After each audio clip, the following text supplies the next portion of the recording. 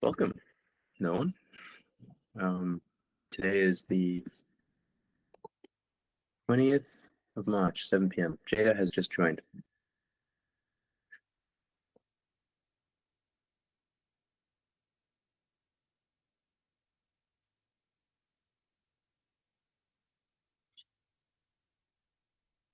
You're always the first one. I'm always the first one. What do you mean? That's How awesome. are you? Yeah, I'm well. I'm well. How are you? Good. Yeah. My goal today is not to interrupt everyone. Oh, you had great interruptions. My goal is also to do that though. Yeah, I feel like I cut in a lot though when it's not needed, but yeah. Oh, your makeup looks good.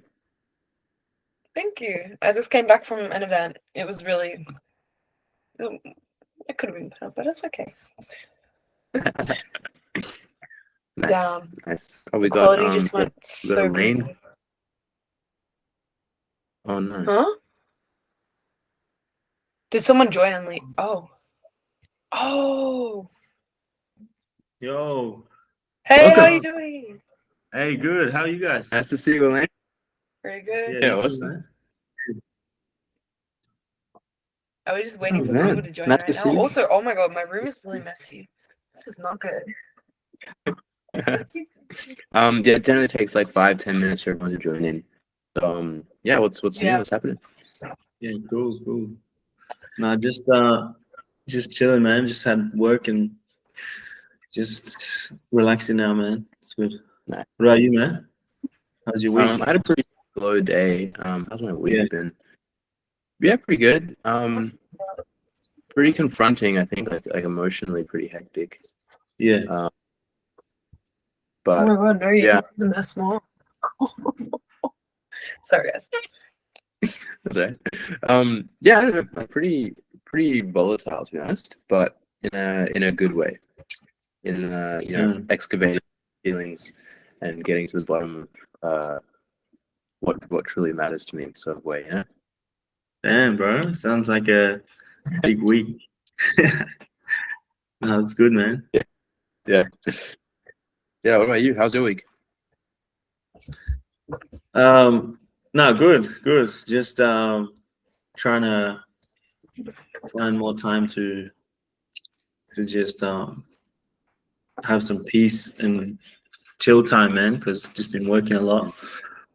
But I feel like when I get home, I just want to relax. But it's hard to like do the creative stuff after work. Where do you work again? I do like editing, for like photo editing on Photoshop, and like for this company, Bad Workwear. I do like photos for them and stuff. But it's different. It's different to like the work I want to do. But Yeah. At least it's still like in the realm of what you're interested in, but then it can sometimes even make it not even less fun because it's like mm, usually what you enjoy, but now it's like monetized and it's not exactly what you enjoy, but in that realm. Yeah, anyway. no, 100%. Yeah, I feel you. That's why I'm trying to just stay positive and just like think about why it's good. It's making me better and think about the positive things. But I can't get like that for sure. Do you think this is like Yeah, no, I an found. important? Sorry. Oh, no, you go. You go. No. Okay. That's fine. All right. So good.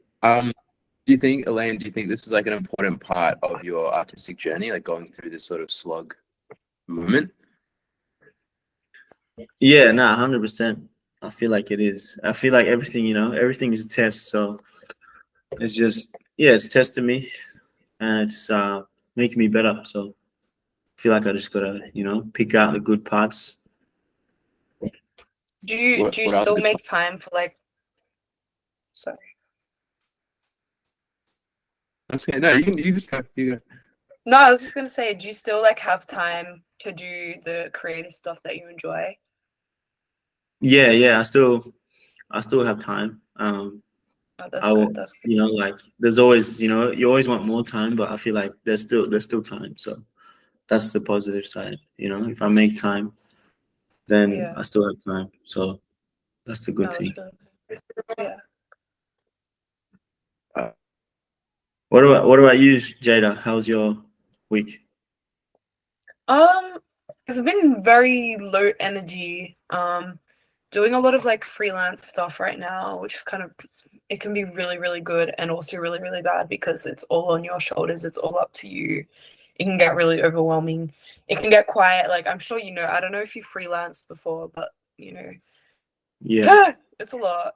Like, yeah, I've no, for finally sure. got some more jobs, like good paid jobs coming up now. So I'm like kind of in the clear. But yeah. Sweet. Hey, Human. Hey, bro. Yeah. Hey guys, so Sarak, man, you back from Hey, come on. America? Yeah, I'm Yep. good, mate. Are you on? Bye. Oh, you're on a bus or a train? Train? Yeah, I'm on a bus. I'm gonna just mute myself for now. I just thought I didn't want to miss it, so I just Oh, jumped in there. nice. Cool. Yep, it's like 5 minutes, 6 minutes in, everyone's joining. Hell yeah. So, Yo, Yo, sorry I'm late. that's chill. Damn. Hey guys, what's up? Not much. well, man. Just having the I'm Teddy. oh, Oh, data left. Okay, 30. Have you guys met Human? I don't know if either of you know Human. I haven't met either of these. Yeah, I haven't met. What's Oh, going you on, haven't man? met Elaine either? Oh, wow. Wow. New friend. Met Jada. Hey Jada. Data. Cool. Hey, how you doing? I'm good. How are you? Good. Yeah, this is so Elaine. Yeah, you pronounced it perfectly, actually. Great. I've got some. I've got ethnic in me, so I usually pull it off. And what you want? It's Hewan. Human. See, the ethnic only goes so far. I think it only applies to the brown. I don't know if it goes. Oh, yeah. My name's just Fantasia, so it's not. Oh, really? Yeah, Oh, nice to meet you guys. I'm Fed. that's it, You guys. too, man. What's got a packed house today? Yeah. Oh, Cloud back. Hey, Cloud. Hey, Cloud. Hello. Hey, Cool. Cool. All right. Well, I reckon we can start. So I'm like every week this happens, and every week this part of the conversation is sort of irrelevant because we end up doing like it just end up flowing pretty naturally. But I'm gonna start this off by sort of saying that I'm aware that people are sort of here to talk to each other, so I don't want to take up too much time going into a like one-on-one in-depth sort of thing unless people want to specifically. So I sort of want to try out this week. If people have questions for me or if people want to go into that with me, then you can invite me into that. But and otherwise, I might just set a theme and then we sort of start to talk about that. How does everyone feel about that? Yeah. Yeah, Cool. Sounds awesome. good, man. Okay, cool. So this week, I mean, last week we had a pretty interesting talk about money. I thought it might be nice to just talk about our experience with money, just so it's more like upfront, because it's as creative people, we're often told and we're often met with the expectation that money is bad in some way. So I thought we could start off this conversation by talking about how is money bad and is it actually true? And like let's give voice to that sort of part of us that doesn't actually like money. Interesting. I mean, I could start off by saying that I don't think money itself is inherently bad, more just the systems that exploit it, you know, for power and for gain. But you still unfortunately need it. And that makes it bad to a degree because it's like, I mean, speaking as an artist myself, it's like not only do you not earn money until a certain level trying to create art, but a lot of people don't know, and we all know, you actually have to pay people just to do it. You're not earning money, you're actually paying people to do it in the first place. And so that sucks. you know. But yeah, I won't go on a whole diatribe, but I think it's kind of nuanced, you know. Interesting. Yeah, you have to spend money to maybe make money. Yeah, exactly. Emphasis on the maybe. Really strong emphasis on the maybe. For Jada and Elaine, I know you guys sort of you guys are in fields like that are somewhat creative. I mean, they are creative. What's your relationship with the melding of the arts and finance? Do you want to go, Elaine? Or No, after you. okay. Well, for me, with the freelance stuff, and I did it all last year when I was living out of home, and now I'm kind of back with family, so it's less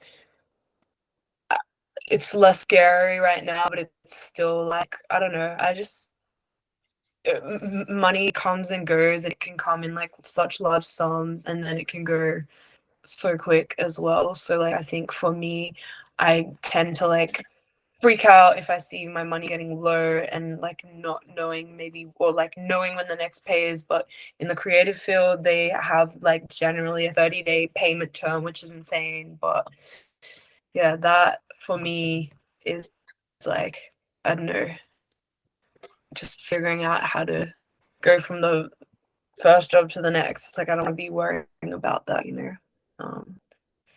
Yeah. And I dropped out of it, didn't I? No, you're good. Yeah, I feel that. Like, I was doing freelance for a while too.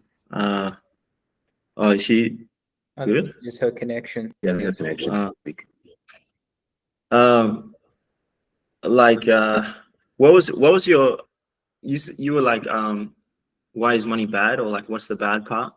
Yeah, what's the bad, like what's the part of you that doesn't like money? Who is that? You know, where's that coming from? I don't know if it's like, if there's like, I feel like just in talking with like the subject of art and money, I feel like that comes in more so, or like it's more complicated, because it's like,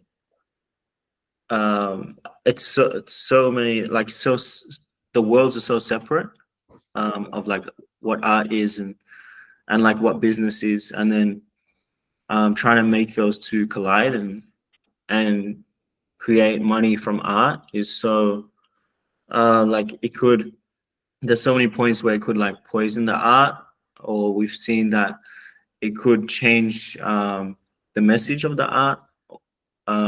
Like, it could change it, you know. Money kind of has that power to change things.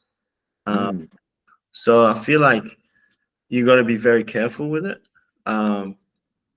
and just know how to work around it and use it. I feel like, yeah, it's up to the person that money is in the hand of. It's not necessarily money that's bad.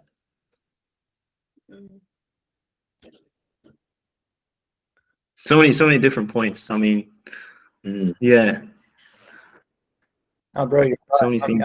I'm just thinking about what you said. Yeah, I think it just comes down to who has it, you know, and it sucks that you need it to live. Yeah. In today's society, you know, Okay. that's the thing. New question. I think this one's a little bit more fun. So you were saying, you know, so many things can change with money, and you need it. And like the language around this is, it sucks that you need it. And so I'm interested to know, like, one, what would it look like if it didn't suck that you need it? And two, what would it look like? What would it be like if you had a lot of it? If you didn't care about money, but you had a lot of it? Like, what would you have you spent time thinking about that, or is it sort of something where it's like, no, like you just don't think about it? I reckon, so right, like, I'm sure, we're all artists here anyway. I don't know what kind of art, but I think I've definitely had the thought of if I had all this money, then I could dedicate as much time and resources as I want to my art. So that would be amazing, and can probably make some of my best work in that circumstance. I feel like. I agree. Yeah. So why is that then? That the idea that having money might ruin art, and that's what I guess is what you're saying. Like having the art need to make money. Is that the Well, is that the I think to go off is that Elaine? Sorry. Yeah, bro. Yeah.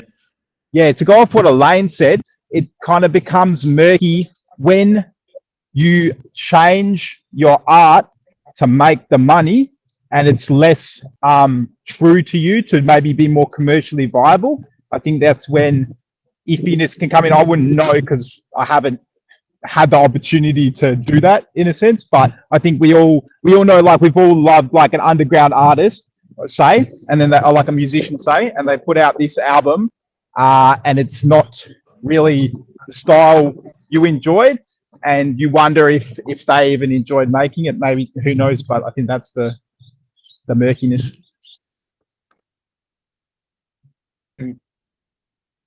Yeah, I was actually so weird that you bring this up. I was having a conversation with my sister about this literally yesterday, and she was essentially like screaming at me over the phone, like, if you're doing this to earn money, you're compromising your art. You're always going to struggle. You're always going to. And I think that that is a universal truth. I don't disagree with that. It's just that I also live in a world where, my dad's on my ass to make money, where, I have things I want to do. If I have to pay my producer X amount of dollars to get the song so that maybe I could. So it's like kind of in an ideal world, it wouldn't matter. But also, I can't help but frame sometimes my objectives with business in mind. I think it's just about that ratio. It's like how much of it is business, how much of it is something you would do if money wasn't in a factor. Oh, fuck. Did I draw that again? Like, Well, your picture wasn't moving, and then we just so yes. oh man, damn. Australian internet, man. Yeah, Australian internet really it just does the worst. It's epic. We love it. This is okay. I'm finding this interesting because I really want to get to the bottom of like how do we navigate this as a club? If we was like an artist union, for example, like a union, like an artist union being like, we are no longer accepting certain certain attributes when it comes to making money or things with other people. You need us, and we have rules now. Like if that was a thing, sort of just popped into my head. What would that look like? What would an artist union actually look like? I think it's, once again, I don't want to A big steal anyone. creative space. What was that? Pardon? A big creative space where they have like all these facilities and these like equipment. That's a good one. It's like a big like center for artists that just want to spend time with the other artists and just like create and things like that. Mm. You can have like a hub where you can discuss ideas or anything like that. Studios, facilities, like I know some of that exists, but from my understanding, not to any substantial degree, and not free, as I believe it should be. And then that right there, that's a contradiction. That's a massive contradiction. So the fact, like the idea that something needs to make money but then still be free, that is just not possible. No, because I'm talking about government intervention versus personal owning a small business, essentially. Yeah. So I guess like, what does it mean for like, why does the government have to be the thing? And like, what does it actually look like if artists treat art as a business, but then not. So because what I guess where I'm coming from is I'm seeing the it sucks to need money attitude permeating a lot of art. But what if it just didn't suck? Like, what if it wasn't just a bad thing? You know, what if the money part of the whole creative process just wasn't bad in the first place? Would that still change the message? Would that, like, what would need to change for that to be the reality? Because yes, we do need money. So why not accept it? Why don't we actually just accept that we need it and then like no longer take the not having it part? But that's just the question, like, because I'm not sort of siding on either one. This is the perspective I'm posing to you guys to at least, to the very least, to challenge what you're saying, because then you know, then we can all just learn from each other. Do you know what, Sirach?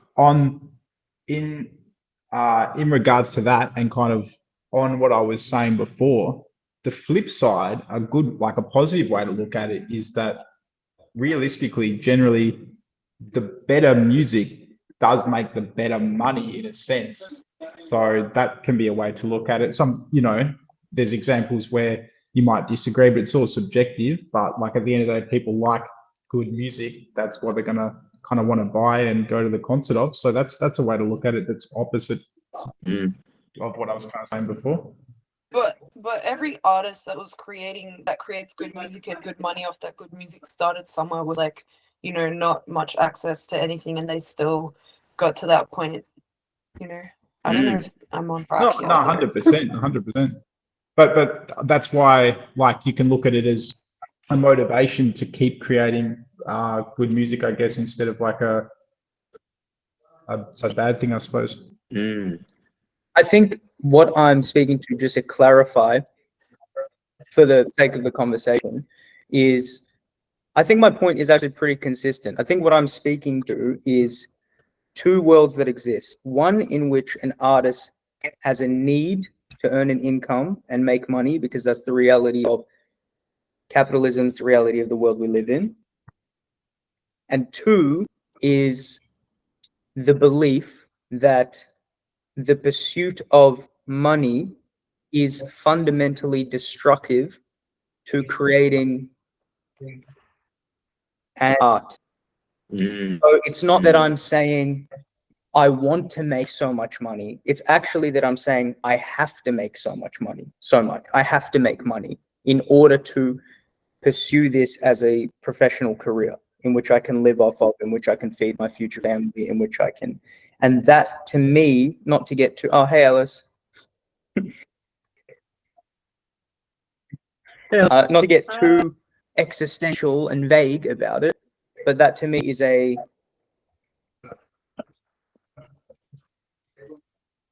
society, fundamental failure in which, in order for this thing to exist, you have to, it's essentially dog eat dog, you know? Whereas I'm advocating for government intervention, communal spaces like Cloud was talking about, things you see all the time in other industries. But art and music and that industry is often neglected because it's not understood, because resources aren't allocated to it for whatever reason. So I hope that is clearer. Obviously, people still disagree. Yeah, I don't think anyone would disagree. But what I take from what Sirach's getting at is that, you know, this is kind of, it is what it is, and so how do we, I guess, make the best of it, or have a positive I think it's take or solution for this? about how you view it. Like your I don't know. For me, one thing I struggled with is a mindset of lack. Like fearing money, you're gonna push some. This is something that really helped me, and like obviously not fully yet because I sort of worked through all this stuff. But like, view money as if you're in a relationship with money. The way you talk about money, the way you think and feel about money, would money want to be around you? Because, you know, I'm scared of money, or I hate money, or it sucks that money has to be a thing.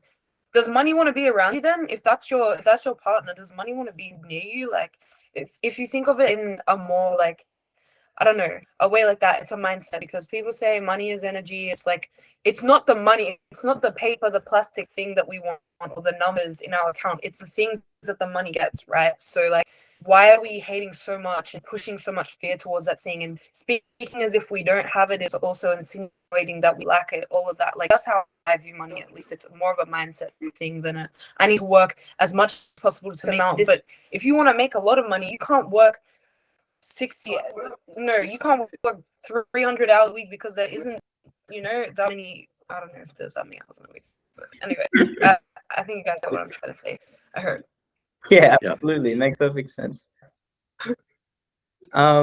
Yeah, I don't know. I think what you're speaking to is, correct me if I'm wrong, is manifestation, essentially, or that sort of mentality, and I do think there is value there. Not even, You sorry, not even manifestation. It's like, in a way, viewing it in a more like energetic way, but also literally just your mindset towards it. Mhm. I notice when I get scared about my money getting low, it gets low. But if I'm not worried, like, there's times where I went to Paris. I was not supposed to go to Paris. I was so delusional, and I was so like, I'm gonna go, I'm gonna do it, and I did it, and the money came out of nowhere. Because let me tell you, I booked my flights like 2 weeks before, missed my flight, was not supposed to rebook another flight. I did not have that money, but the money came because I was like, I'm going to Paris. I have a photo here of me in Paris that I edited. I'm gonna be there. I don't care how, and the money came. So it sometimes you just gotta I don't know. Let me not get into this, Ross. No, Yeah. I hear you. I hear you. I think there is value there. I just still, maybe it's not even a disagreement. It's kind of like a side belief. I still believe that money is inherently detrimental to art. I don't think that those two things are symbiotic. I think that they're symbiotic out of necessity. Oh, hi. Hey. Hey guys, how are we? Good. How are you? Good. I'm well. Yeah. I'm well. Jimmy. Sorry, let me not interrupt. This is interesting. Keep going. Yeah, we're having a semi-debate about money and whether it's good or bad and in art. Oh, I have 2 cents about this. But yes. Yeah, please go on. I was on basically. Yeah. I think I spoke about this with Iraq before, because I worked in a studio that basically they aim to uplift creatives and artists to allow them to reach a level of self actualization. That was the aim, but they didn't have a business model in check that allowed them to really invest properly in the creatives that they were working with.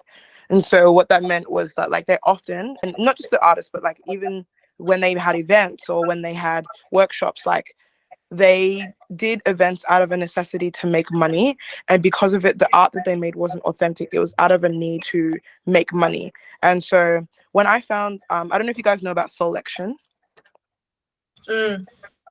No. Mm-hmm. Yeah. So when I found Selection, I did like a massive deep dive on like their business model, and I found that 70% of their revenue was from merchandise. And that for me was like a big moment of like, whoa, like, you need to be able to figure out a model that allows you to create authentically, so that you're not looking at every single opportunity as a way to make money out of fear of lack of security, or fear of lack of money. So that I think that we artists, like, if we can figure that out, like, that's what I'm trying to figure out now. I'm trying to figure it out so that I can share it with other people. But I know for a fact that trying to make money is always at our detriment as artists, because we need authenticity, and when there's a sense of urgency, there's lack of authenticity. I agree completely. It's right. Actually, that speaks to what you were saying as well, which is like finding money.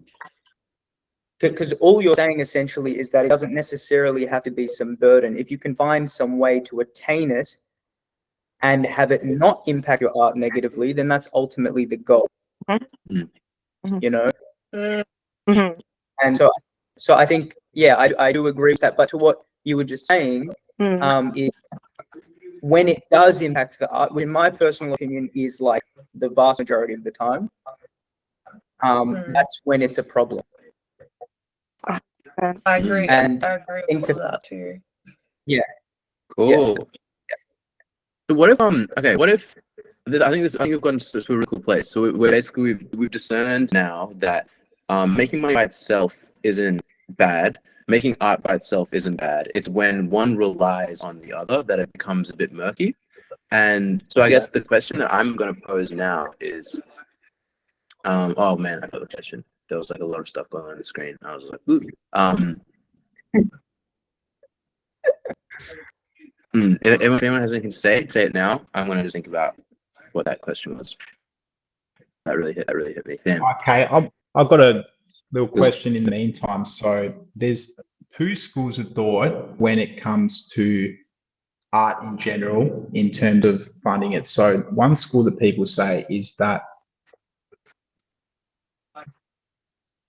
if you have a plan B, plan A is going to work right out. That is to say that you should put 100% into what you're doing, and that's the only way you're going to be successful. Now, me personally, I've always taken the other path of I've always just worked full time, and I just see my music as like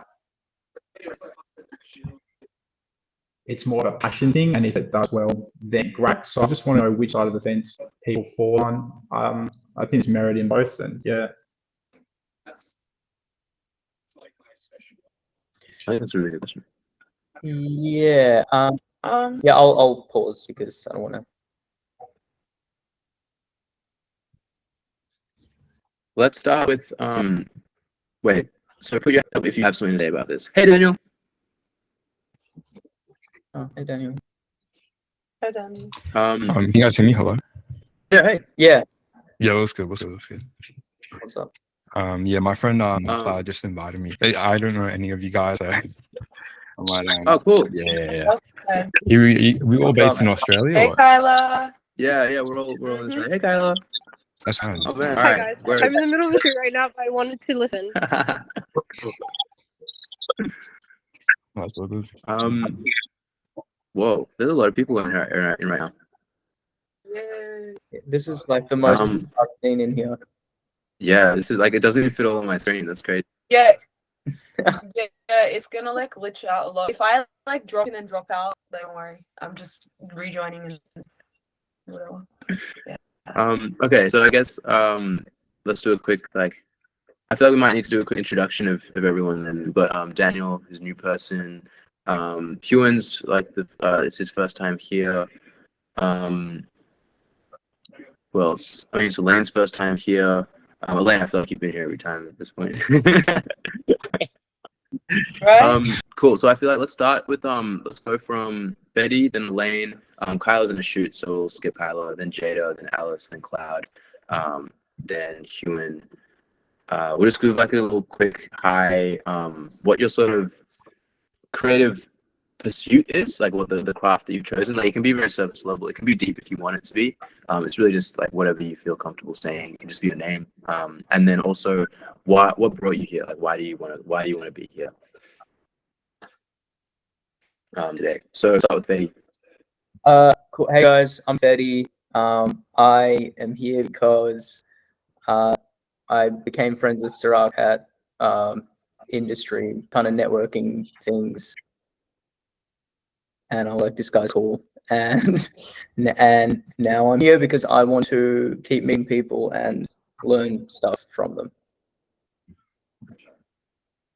Bless. All right, you, Elaine. Hey, my name's Elaine. I do mainly visual arts like photography, stuff like that. And I just want to be able to talk to other artists and create a community, especially locally. And I feel like what Sirach is doing is going to be beneficial for creatives and people getting together. So I'm just here for the journey, talk to people, experience. Oh no. Jada hated that, No. she hated that, dude. Damn. Kyle, do you have a little moment to speak, or you can just shake your head if you can't speak right now. Nope. Okay, cool. Oh. Hi guys, my name's Kyla. I'm but I'm here because I feel like last time I was here, I always gained something of value. So I feel like these conversations hold a lot of value. That's why I'm here. I'm a fashion designer too. So yeah. Cool. Thanks for joining the shoot. That's great. Jada. Hi, I'm Jada. Sorry, just took a deep breath.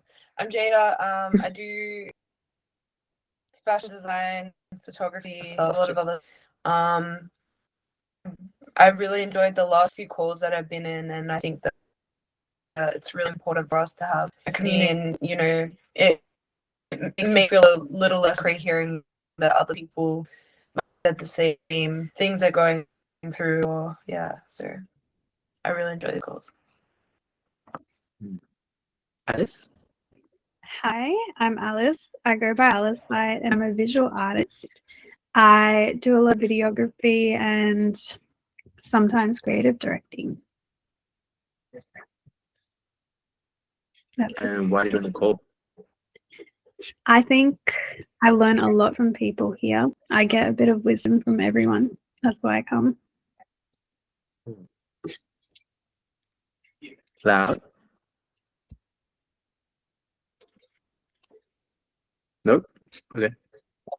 Did you say Shimmy? No, I said Cloud. Oh. No. Sorry, I was trying to figure out how to unmute because I had it all the names like spread out. So the mute button was, I don't know where to find it, but I got it. Really difficult. I got it. It's breaking. I joined this call because I want to be able to connect with other artists and also be on this journey, and just learn more about myself and with the creative process through other people's experiences as well. Cool. Oh, and I do visual art, modeling, acting, and some writing here and there. Yeah. Cool. Thank you for that. Daniel. My name is Daniel. I mainly do producing. I like making anything for rappers, really, in the underground rap community. I don't feel like there's not that much of a community in Australia. In any, like, especially rap, there's like at least like there's like 20 people really. But well, I just joined this call because Klaus sent me an invite to it. I didn't know anything about this, but I think this is cool. I'm just sorry, I'm a bit nervous. I just Cool. have no. Yeah, That's it really. I appreciate you speaking, man. That's, thank you. Well, I took like 5 deep breaths while like muted. That's the first call. Oh man. Yeah, that didn't mean to just throw you in the deep end like that. Like, now speak about yourself. Thank you. Shoot. Sorry guys, I'm driving, so bear with me. careful. I'm Shimmy. I am a DJ slash art, like singer slash rapper, learning how to produce now. And the reason I joined these calls is because I've been friends with Sirac for a little bit now, and every time we have conversations, it's so nourishing. And I knew that would reflect in these conversations. And I also, I feel like it is so important to have more conversations about creativity and like how to facilitate more creativity and self-expression, because I think it brings people to, I think it's a big part of healing yourself. So I want to be around that more. Cool. Nourishing is a good Thanks, Jimmy. word. Sorry, what'd you say? I just said nourishing is a good word to use for it. All right. 100%. Okay, so I guess you hit another like sort of natural full stop moment. So I think since this seems like the main group that's going to be here today, I feel like we should all take a breath, one deep breath, and then just like tone, like ooh sort of thing. You can mute if you want, or you can do it out loud. I'm gonna do it out loud. But yeah, we should all take a deep breath together. If you want. Ready? In through the nose, out through the mouth and nose.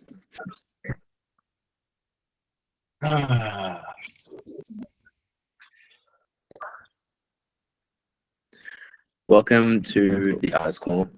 Is there anything anyone wants to talk about, or is there anyone who wants to get dive into like their process, their journey at the moment, or do we want to keep talking about a topic? We can talk about money, we can talk about something else. I really want to make this a space that's sort of collaborative in how it runs, because like we're all here to learn from each other. So that doesn't exclude me. I want to learn from you guys as well. So I want to learn how can I better facilitate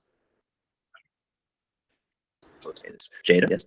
I think, I mean, if no one else wants to start, I do have something really significant this week. So as artists, I feel like we all go through the phases where like we're a bit low productivity or low energy, and I went through one of those. Like it's natural, and I just kind of learned to like ride the waves and stuff, but also I do to do stuff and not put it aside because it is my work. Like I have to get stuff done. So like, I'm just wondering, how people have found that they combat that, or like just any tips and advice, I guess. Yeah. I feel like body doubling. Sorry. No. You want to go? No, I just said good question. Yeah, true. I think I found that body doubling is the best way to get through that, because like you can be from like personal level, like going somewhere with someone who's going to be productive with you, or even going to a place where you can see people are working, and it kind of gets you into your groove because you're like, oh shit, like I got to do some shit. But it's harder if your creative outlet is like something you have to make noise for. So it just depends. It kind of depends, but body doubling is a good way to do it. Like having someone who's there who's really good, like you can bounce off creatively. I find that's really helpful for me personally. Yeah. Yeah, just to add to that, I would say for me, experimenting with your process, whatever that looks like, is usually the solution for me. Whether that's short term, like this is my process last week, let me change one thing, versus constantly working on your process. Like it's kind of vague, but for me, the more I worked on my process, the less creative blocks I had, because actually making the art was easier. Yeah. It was less. This wasn't really. Yeah, no, go on. Sorry. It wasn't really creative. It was like I had a bunch of like custom that I had to get done, and it's more of like a repetitive thing that I've been doing, and I hate doing repetitive things. I like to just do the creative thing. So it was more of like getting into the mindset of like just getting that stuff done. Yeah. Yeah, well, I'm terrible at that, so never mind. I suppose I like think Jada, I'm all good now, but I just wanted to hear on like how people do tackle that. I don't know what. What were you gonna say, Hugh? in terms of that specifically, like I don't know, I maybe just like it might be. I usually just allow it. I'm just like, all right, I just need some time. But Yeah, well, that's what I was originally going to say when I thought it was kind of about a creative roadblock. So I'll say that first. Like for me, I might not be answering the question, but I have an answer for that one as well.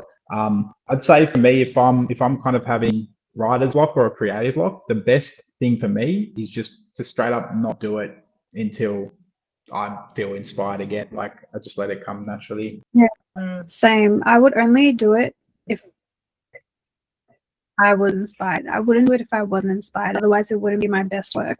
It would be very half-assed, and I don't want to put that out.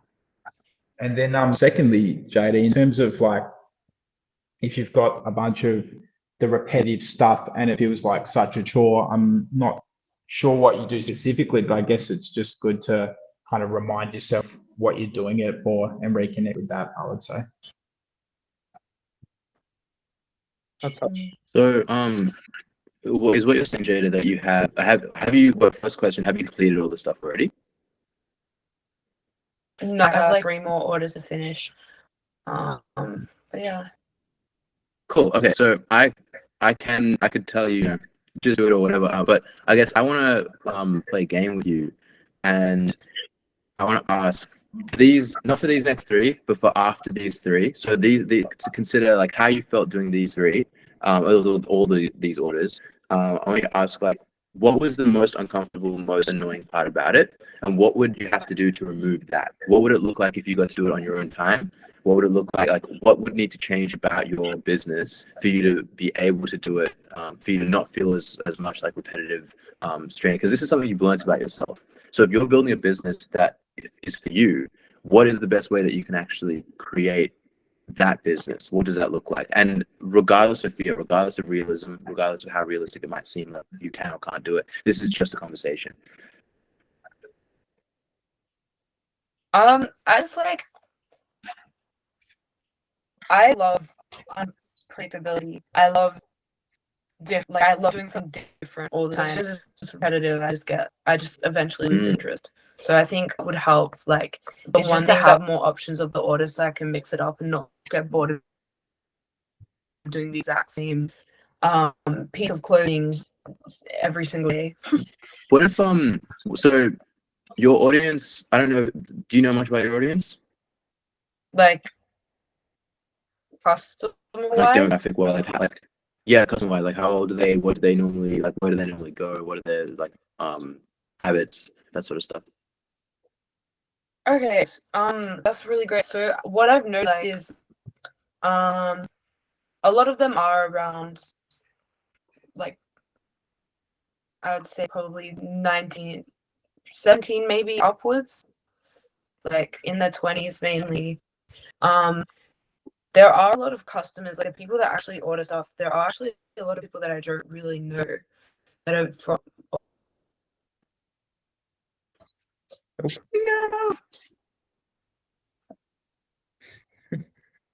Oh man, that sucks.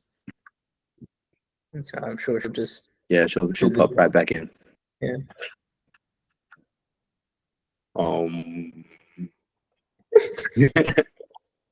And we never saw her again. Yeah. There she is. Hello. Hey.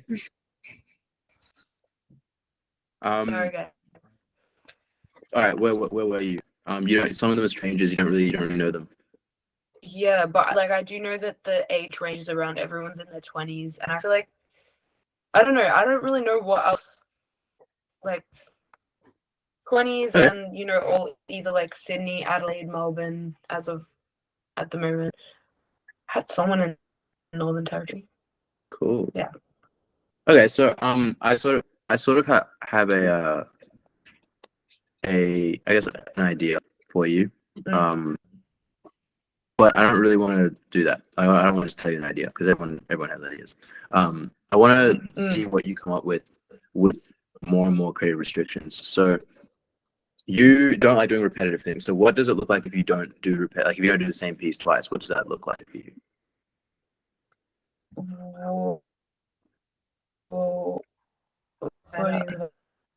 Like you still have the same amount of orders, but they're all different. What is that? What? How do you get that to happen? No, I wouldn't do that. You wouldn't? I would do a small selection of things that are different, just not the same one over and over and over again. So long as there's a bit of differentiation in that like pattern, I'm fine. I will be able to keep interested. But if it's the exact same thing that I'm making, sure, it's great. I'm getting really good at it. I know like without it, that's complex myself to do, I guess. So like just having a few different things that I can switch between, with orders. So maybe like putting those options out there for people. That would probably really help me. Yeah. Cool. Okay. So do you think like Could I just sorry. hit it, Huon? No, you go. Okay. So if you think this like this sort of first season, I guess, or first like drop, I know it's not really a season or a drop, but this first sort of section of clothes that you've made of these people, first like orders, is this? How do you see this? How is this? How are you seeing this in the story of Jada right now? Like, what's this season for you? These pieces are more like it's just something that takes a little less time, that I can get out to a lot of people that they can enjoy, that is not too complex for like it caters to a really wide audience because it's not like one of my really crazy intricate designs that like only really caters to a small audience of people interested in fashion. So like it's that it speaks to a large audience. It's also like, you know, it takes me less. I can do multiple in a day, which is really time efficient, and you know, I can sell it at a decent price where I make a reasonable profit. So, which I can then put into the other crazy stuff that I'm trying to do. So It seems to me, Beta and everybody, that this is the perfect example of like, which is probably why you brought it up, the perfect example of the subject matter, right? Because you've done a thing that's perhaps more commercially viable and less creative, and then it's the good and bad of that is, I guess, giving you the success that you need and getting your art out there. But then there's the boredom that comes with not feeling that true, really good creative energy. So it's really good. yeah, no, that's right on. But like, I think at the end of the day, it's fine. I have, like I said, I got out of that rut today actually, which is really good. But I don't know. I think the good thing is like I have so many other things that I can do. Like it's not just that thing that I'm stuck to. It just, yeah, the repetitiveness of it. I don't know. This helped me a lot already anyway. I kind of know what I want to do now. So thanks, guys. Yeah, how did you get out of the rut? Just out of curiosity, or was it just Just waiting? just allowing it, just, you know, living my life. That's what you really got to do when you're just like stuck. You just got to go out and do stuff. I think For you're me. right. Yeah, I think honestly, like if I could come up with any answer, I think that's probably what it would come down to, is like just kind of separating, standing back from it a little bit within your means. Obviously, you have deadlines and things, but like, and just kind of Yeah. exiting that world for a little bit and then coming back. And then more practically, I'll be listening to podcasts and shit in the background, you know, like, Yeah, no, I always do that. not Put on a yeah, mix, that you- podcast, whatever. Yeah, no.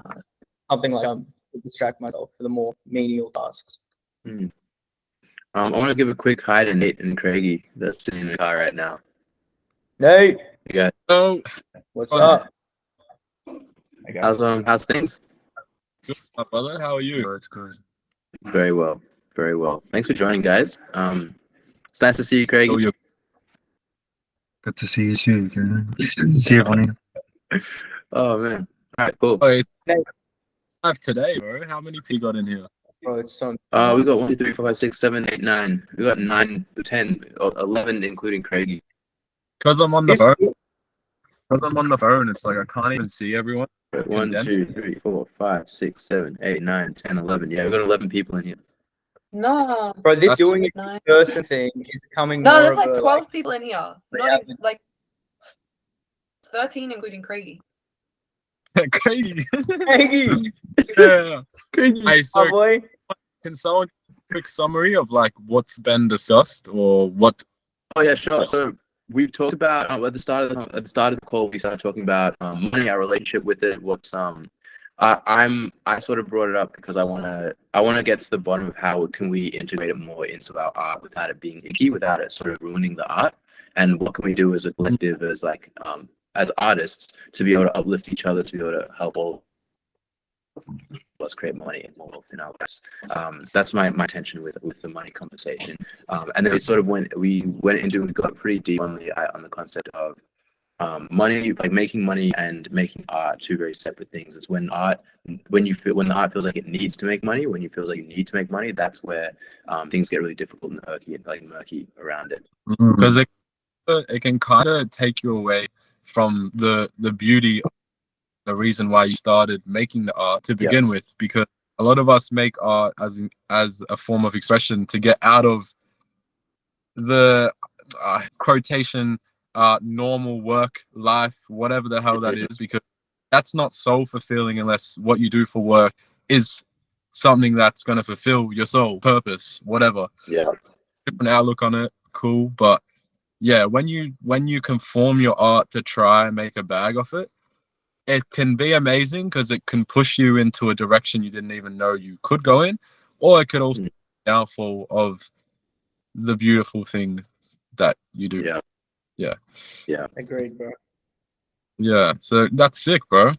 And then we went a bit more into so I think you were sort of there for that. Like Jada started talking about her experience with having a bunch of the same order that she had to fulfill, and just how she just didn't really want to do it, and her way of getting through that was by not doing it until she wanted to do it again. She posed the question to everyone though, about how they go through things like that. Was there anything else?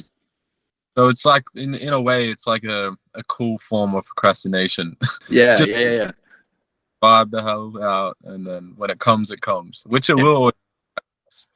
Yeah, that's my philosophy about it as well. Like, But I think it aligns with the conversation about money and all of that, because it's inherently at odds.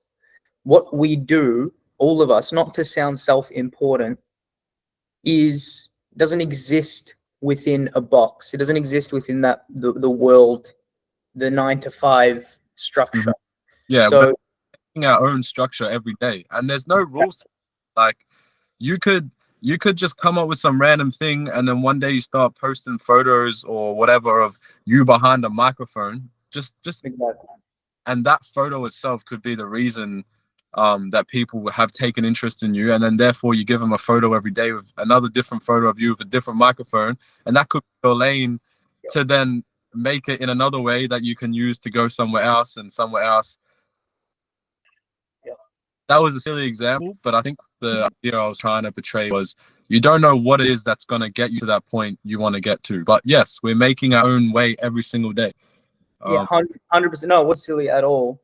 It just, and also you just can't force it. Sometimes you need to wait 2 weeks, God forbid, 5 months before you are hit with that creative inspiration. Unfortunately, in the situation we're in, not to constantly be like, we live in a society, but it's you can't.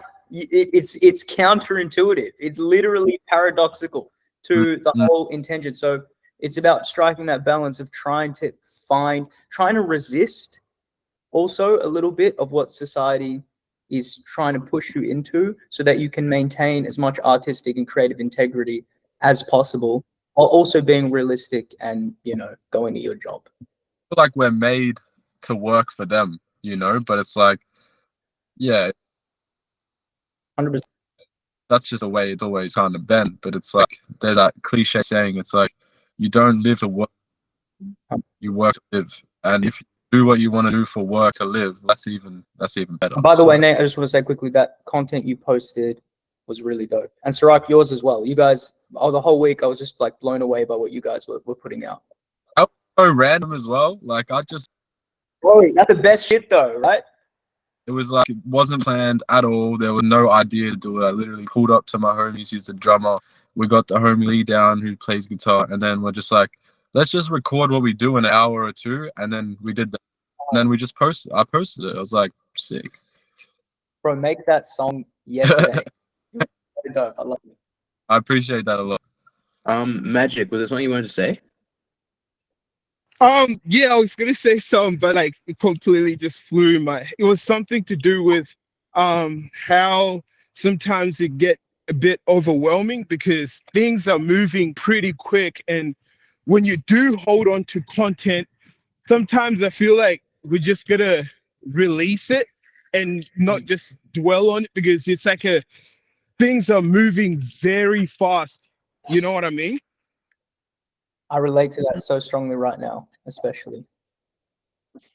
Yeah, it's like it's a bit of both. I don't know.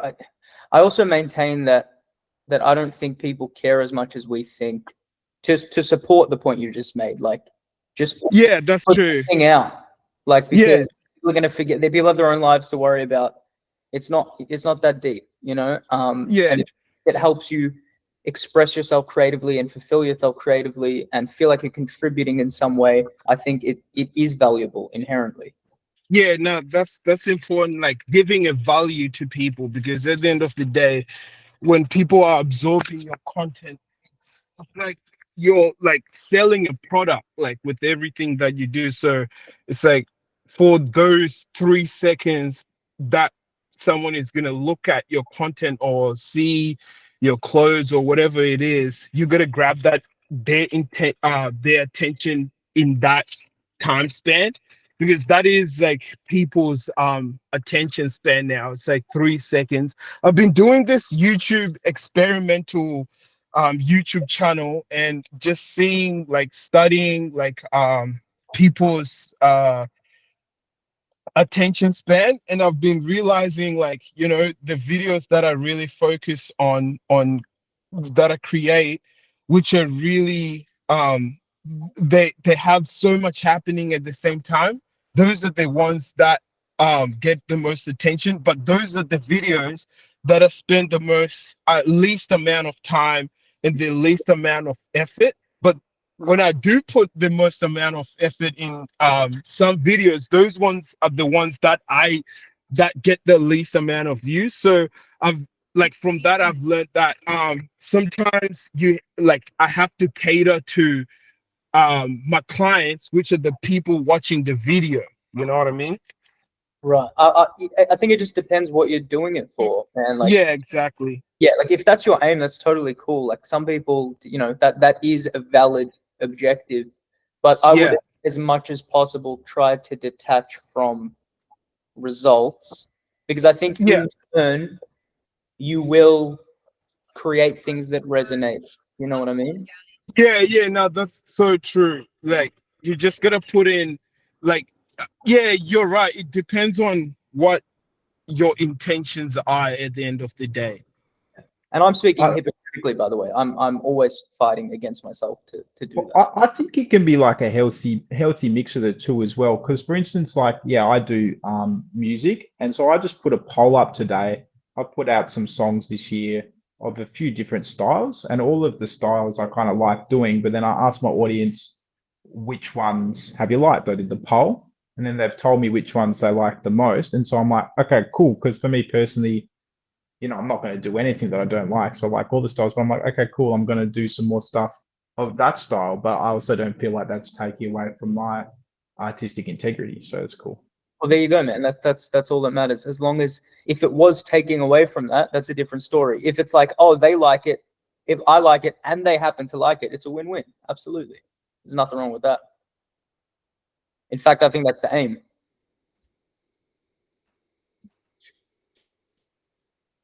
Tarak, thoughts? I'm experimenting with saying less, so I want to see how. So I like your input. I think your input helps a lot. I think when you guide people to like the self-realization, that helps a really big amount. I agree. I agree. Everyone's like, oh, speak. But like, maybe less input, but not no input at all. Yeah, cool. You are the coach, I mean, right? you gotta play with the extremes, right? You gotta go the whole way. Of course. Imagine the whole time just like, no, I can't speak. No. Cool. Okay, well, in that case, when it comes to, I guess I'll share a little bit about my journey with the making art and making money alongside it, but also the idea of like the less, I actually really agree with Magic on this. Like the less you do, the less work you put in, the less effort that you've put in, and the more like flow state you enable in your art, people just tend to like it more. And like I've known that just through like the fastest songs that I've made, the songs I put the least amount of effort into, I do the best. And then the more effort I put into those songs, the more I ruin it. The more I like, because I feel like a lot of that is just due to the fact that I have no idea what is good. I'm a human, and like we like other human stuff. But then as soon as I get into mind territory of like, oh, but this thing could be fixed, and this thing could be better, and this thing could be better, and this thing could be better, then people just feel that. People are like, oh, you were just insecure about all of these problems. Like no one gives a fuck. No one cares about any of this other stuff. You were just there for that like core piece of art that you created, and then everything that you put on top of that is sort of just like, it's a waste of time. Like we could have had this 3 months ago, Do you think so that's where like sorry to interrupt you, bro, just a question. Do you think that the more effort you put into things, you expect a greater result because your expectations get higher because you think I'm putting in, I'm spending hours, hours and hours. This must get me at least to this point of result. When it's like when you make something quick and it's just out of love and passion and you put it out, your expectations are lower. So anything is more rewarding. I relate. I reckon there's definitely some piece around expectation and the result that you get from that expectation. I have a feeling though that it's not actually directly linked in that way. I feel like it's more to do with like for example, a relationship. Like when you put a lot of effort into a relationship without any sort of input back that's wanted or garnered or like or needed, it tends to go very badly. But then when you put very little effort in and you don't really care that much, it tends to just like there's a different sort of attraction. And I find with art it's very similar. I think art is very feminine. Art is very like ethereal in that way. And if you are going into art, like all of your art, just not caring and just sort of accepting what it is for what it is, and just doing not the bare minimum, but what you need to do and not anything extra, and like really being like really understanding less is more. I think that attitude is what goes into. So you could be doing like a piece of art that takes you 6 months to do, but it's a less is more sort of mindset where it's like, all right, I've made this thing. I'm going to sleep on it. What else can I do? There's a little bit more that I want to do. All right, it's not quite ready. There's a little bit more that that needs to be there. Or I want to take away these things. You can still take time. You can put a lot of effort into it. I feel like it's more just that the effort that you do put in to feel easy, and that's sort of the thing. Is like if it feels hard, then you're not really going to get anywhere with it. But if it feels easy, if it comes out of flow, I think that's what I've noticed. That like we time our own product or whatever we're making by tying the energy of expecting results to it. Yeah, like a desperation. It's like mental thing. It's like everything is energy, and I feel like as art, when we put it out, there's a certain kind of a vibe that comes with whatever you're putting out, and it's like if you have spent so much time trying to perfect something, it's almost like married to this little toxic energy that's desperation. Desperation is such a good way to put it. Yeah. Please. Like the desperation of the thing that you're making needs to be exactly what you want it to be. Because like I'm noticing the more that one person or like the more that us as like individuals try to put chess pieces and like try to treat other people as chess pieces and try to treat people as metrics or as dollar signs, it just like people feel it. People are like, no, I'm not getting involved in that. But when, and this is why the slogan of the drive is create momentum. When you have momentum, it becomes really easy to get people's attention. It becomes really easy to get like everything is flowing towards you. So I feel like the desperation is the main piece. It's not so much the expectation; it's the desperation and like the I need it to be this way, and the entitlement of it should be because I put all this effort in. But you put like maybe you put all the wrong effort in. You know, maybe you could have put like 10% of that effort in the right area, and it could have taken you like 10 million times further. Like a trained opera singer be given 50 different opportunities to do opera singing like things, but then they think that the real best industry in the world is bike riding, so now they're going to put all their skill to the side and then just become a like famous bike rider. Like no one cares. Like be the opera singer. Like, do the thing that you're already good at. Like do the thing that you're already really really good at, and then find your creativity in that. Like do what's easy for you, and then if you want to like pursue the hard thing, treat that as like a challenge for yourself. Treat that like working out. Like you don't need to show the world that you're working out. You can just work out, and that can be your own inner challenge. You know, and then when you get to the point where you're getting momentum in that, that's when people just naturally sort of come to you with it. People just be like, oh my god, you're just doing that. You've been doing that for like 3 years now. Holy crap! But if you're just like, hey guys, I'm starting this thing. Everyone, please watch me. Like it's no one cares. Yeah. Well, because That's true, because everything is meant to be fluid with art. That's what I've noticed. Like there's sometimes when I create either like, digital art or music, when I start feeling like, like being too nitty gritty with it, and then that's when I know, oh, maybe I need to take a step back, look at it, give it to my friends to have a sauce, because at the end of the day, I'm making art for people, and there's some pieces that I make for myself. And sometimes I have, like, what I've learned in the past is I have to make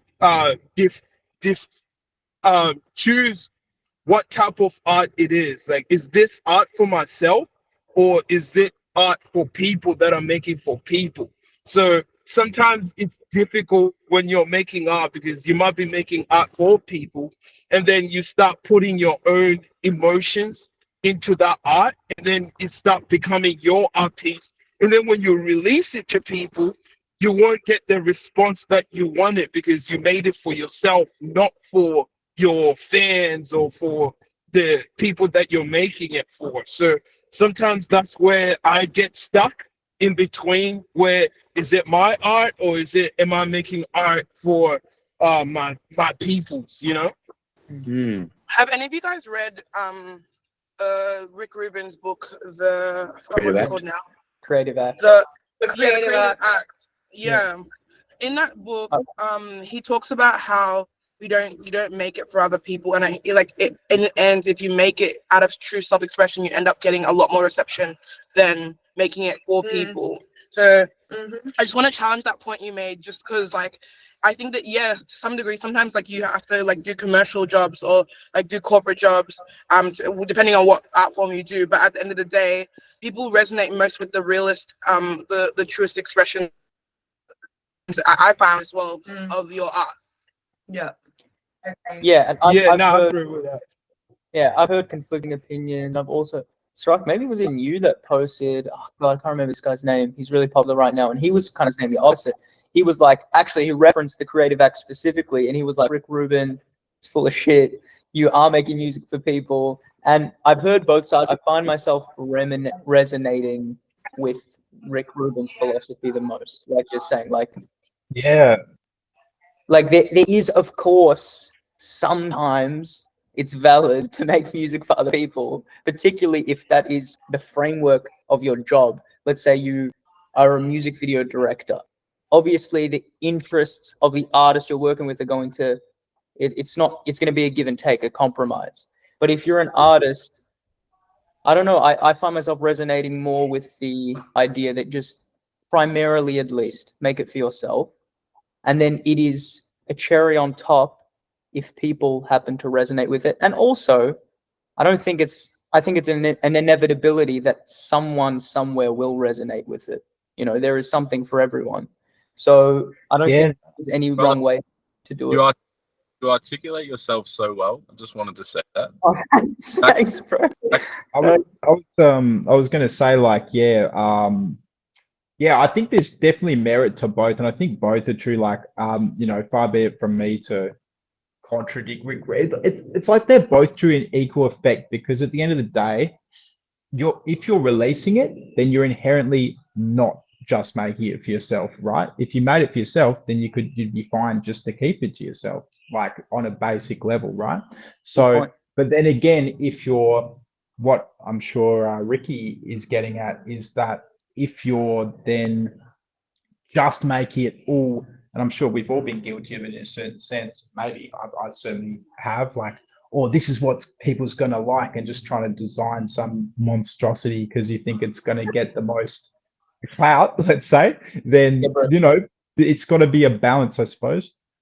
Yeah, and I'm definitely guilty of doing that for a very long time. I talked about it last time we were on. Yeah, definitely I relate to that. But that's also why I've taken such a radical shift, almost like as an internal protest to that mentality of, like, I'm so done with making things for other people. Like, but I think you're right. I think that whether it's 1% or 15%, there will always be an element that is kind of hopeful that people will enjoy it. As long as that's not the majority percentage in the ratio, in my opinion. Yeah, I mean, it's because it sounds stupid, but, like, yeah, again, like, if it was purely for yourself, why did you even put it out then? You want people to enjoy it. I think that's such a valid point. I want to raise a question, and this is like a really open-ended question. It can be something that you don't answer, but just ponder on, or answer. I'd be interested to know what people think. who is yourself? You know, like and I mean that in the sense of like when I make art, I'm making it for the self. I'm not making it for me though, but I'm making it for me because I'm recognizing my vessel as one of like a certain type of person and one of a certain percentage of the overall self, like the overall soul that we all are. So like when we make art inherently for ourselves, what we're really saying is we're making it for the section of humanity that we take up, and we're putting it out for other parts to resonate with, you know, like, to be magnetized to. So, like, who is the self? You know, who is that? And That was a and, thank you. I reckon that the same. Oh shit! Sorry. It's okay, you Gone. Oh, I was gonna say. Okay. I was gonna say maybe that self is like so esoteric part of yourself. Right, like You know you, what I'm saying? like the energy around it, or The part, like the it's part like that the most people motive, understand you, like, you know, like, yeah, right. the part that maybe most people, like the people who are kind of like you understand, maybe. I don't Your know. essence, That's your how I essence. would view self as. Yeah. Jimmy, you were gonna say something? I feel like one thing that I've realized is we are all Yeah. yeah. Can you hear me? Hello? Oh, awesome. Something I realized was that through creation, I realized that a lot of people are reflections. We're just reflections of each other in different ways. And so in that, I've learned to kind of enjoy and honor the intersection between how I create and when I create myself and when I create for others, because there is, for me at least, when I DJ, there's a massive intersection and I feed off of the crowd. So when I'm in that point, I'm like, yeah, I am DJing for myself because I'm self-expressing, but I'm also feeding off the crowd. I'm like, okay, well, this is a little pocket of like they love this Afrobeat style. Let me play them my favorite song, like in really honoring that intersection. Because I think there is more intersection than we realize, but it just sometimes feels like one or the other. Yeah, I agree So completely. Yeah, I think that's super true. I tend to personally, I don't know about you guys, I'm a very black and white thinker. And like, I really need to force myself to get out of that, because the reality is, as cliche as it is, there's usually nuance somewhere within all of these points. And I think it's just about reminding ourselves of that, you know, because it's very easy to get trapped in. And to Hugh, and what you were saying is like I do that with content too. It's like, oh, this content works really well, so let me do this content. And I'll be setting up the camera and I'll be doing it exact. And then I'll go to record it and I'm like, it's not hitting the same, because the issue was me thinking the exact frame and caption of the content was why it was successful, not the essence of the content in relation to the artist that was doing it, you know? So I think, yeah, it's important to remember that, because otherwise we get stuck. I'm very guilty of that. Yeah, well said. I guess on the black and white thinking part, that's when I went to therapy, that was like one of the first things that my therapist addressed. They're like, you're thinking very black and white. It's either this or that, and like everything in life is gray area. It's not, I wouldn't say like usually. I'd say like literally everything. Yeah. And the more things that I sort of come into contact with, I still have black and white thinking all the time, but I'm now at the point where I see black and white thinking and I actively like, but what's the third option? And what's the fourth option? And what's the fifth option? And I just force myself to think of something. And that's where I always like pose questions that can be annoying sometimes, but that's where like just as an example, bringing it back to that conversation of money, when people like, you know, like needing money is, you know, icky and annoying. What if it wasn't? You know, what if we still needed it and it wasn't icky and annoying? What if we still needed it, it wasn't icky and annoying, and it was fun? Like what if, you know, like forcing yourself to think through these things, even if you don't get anywhere with it, at least opens yourself up to like new options in life.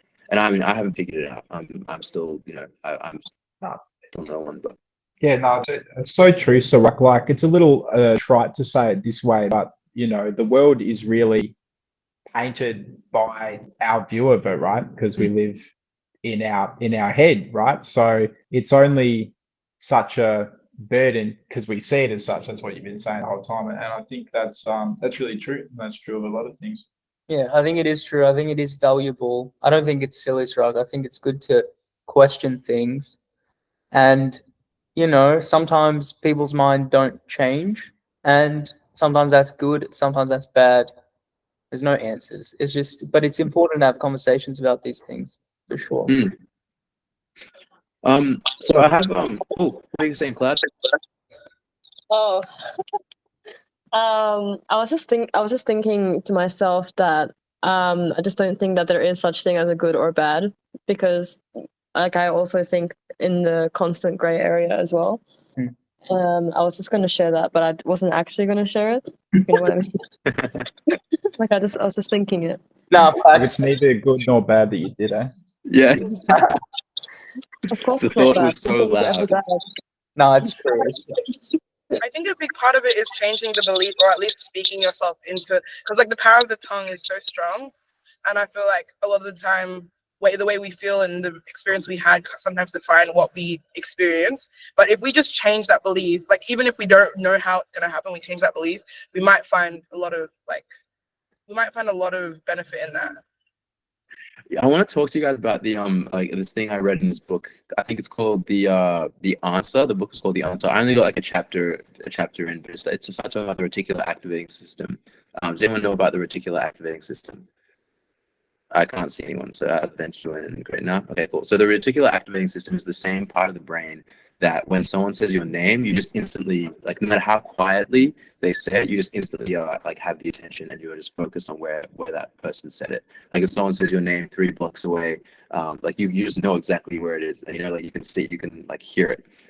That's the reticular activating system. It's also the same system where if you have a meeting in a certain building and you know where it is, you don't know where it is, you will just instantly know how to find signs to get there. You will know how to get there if you were in a rush. Like if you only have 5 minutes to get there, and it's on like the 33rd floor, you will just find a way to get there. You'll see all the signs, you'll see all the opportunities. But when the reticular activating system, or the RAS, that's what people sort of refer to when they're talking about manifestation. It's like you have to put the thing into your brain so that you can have the attention of what to do with that, or like have the what's it called, the view of the possibilities, or the view of the possibilities, the opportunities that can come from that thing that's in your brain. But if you don't have it in your brain, if you don't have the awareness that it could be even possible, then you're not going to see any opportunities for it. So if you have in your a strong desire to go and skydive, you're instantly going to be a lot more aware of every single opportunity to skydive. If you have a strong like desire for a red car that is a certain brand, you're going to see it all the time. You know, that's the reticular activating system. So I wanted to just bring that up just so you guys knew about it. There wasn't too much of a reason, but I also I've been testing out this sort of theory that I want to try out with someone. I'll explain the theory first. I'm just going to like hit during that come to a blind. It's called the good bad swap, where when I was quitting smoking, one of the things I noticed was that my mind thought it was really good, and my body thought, like, my body was just like sort of quiet. I couldn't hear my body, and my body obviously you know it's bad, but there's a my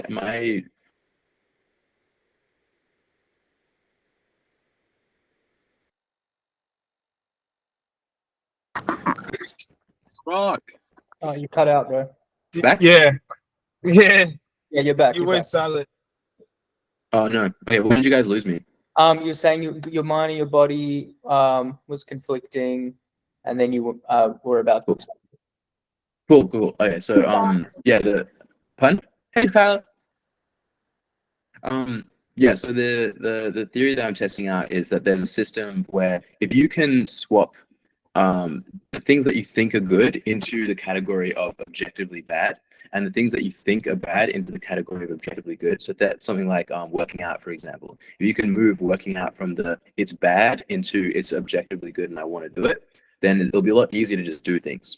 Same way with the example of smoking, I smoked for a few years. I wasn't like a heavy smoker, but I mean I was like fiend, but I was I wasn't like as heavy as The some. immediate flip. It's relative. It's relative. Yeah, it's relative. Yeah, like I was only a fiend for a short amount of time. I'll put it that way. But I was like really heavy into it, and trying to quit was really difficult. But I realized that the way that I had to quit was by observing that I thought it was good and I knew it was bad. So how do I think that it's bad? How do I get it to the point where I just don't want to do it? Instead of wanting to do it and feeling like I have to not do it, how can I want to not do it? And that's where I came up with the theory or the idea of the good bad swap. So I started looking for opportunities to see it as bad. And every time I smoked from that point, I would just let myself smoke. That was the whole point. It was like I'll just let myself do it. And then every time I did it, just how can I not like it more? How can I not enjoy this? What's the way that this isn't actually good for me? And on the flip side, I'm doing the up. Oh, hello. Did you find the answer? Because if you got it, bro, tell me. Yeah, no, dude. Like I now it's gotten to the point where like my body is so loud when I have like an opportunity to smoke a cigarette. It's just like we hate that shit. Word. Like it's just so like it's just like visceral. Yeah. Like my throat closes up. Like it's just disgusting to me. There's no and the best part is like I can still do it if I want to. If my body doesn't have that reaction and I really want to do it, I can do it. And it's just another opportunity for me. Like no, I don't need to do it. Like the last time I smoked a cigarette, I smoked like half of it because I was like I don't want this. And that was like a year ago. It doesn't feel the same. It's not like okay. An example would be. Let's say when you're a kid, you really love sugar, and some people still really love sugar. I mean, I still love sugar, but when you're a kid, you're like fiending for it. But now it's like you can say no to a lolly because you just don't want it. You can say no to something really sweet because it's just not really what you need at that moment. Whereas if you're a kid, it's just like all the time. So sort of like that. You want to treat it like you're a kid with candy and you've grown up and now you don't have to eat the candy, but you can still have it when you want it. I think that's like the true meaning of quitting is like you don't have to not have it. You can just have it when you want it. You can have it when like it's available if you do want it. Like the control it has over you rather than actually quitting it. Yeah. Quitting yourself, you're eliminating the control. In a sense. Yeah. And it's eliminating the desire. So it's like the control comes from the desire. Something I think that could go with that. I've read this book.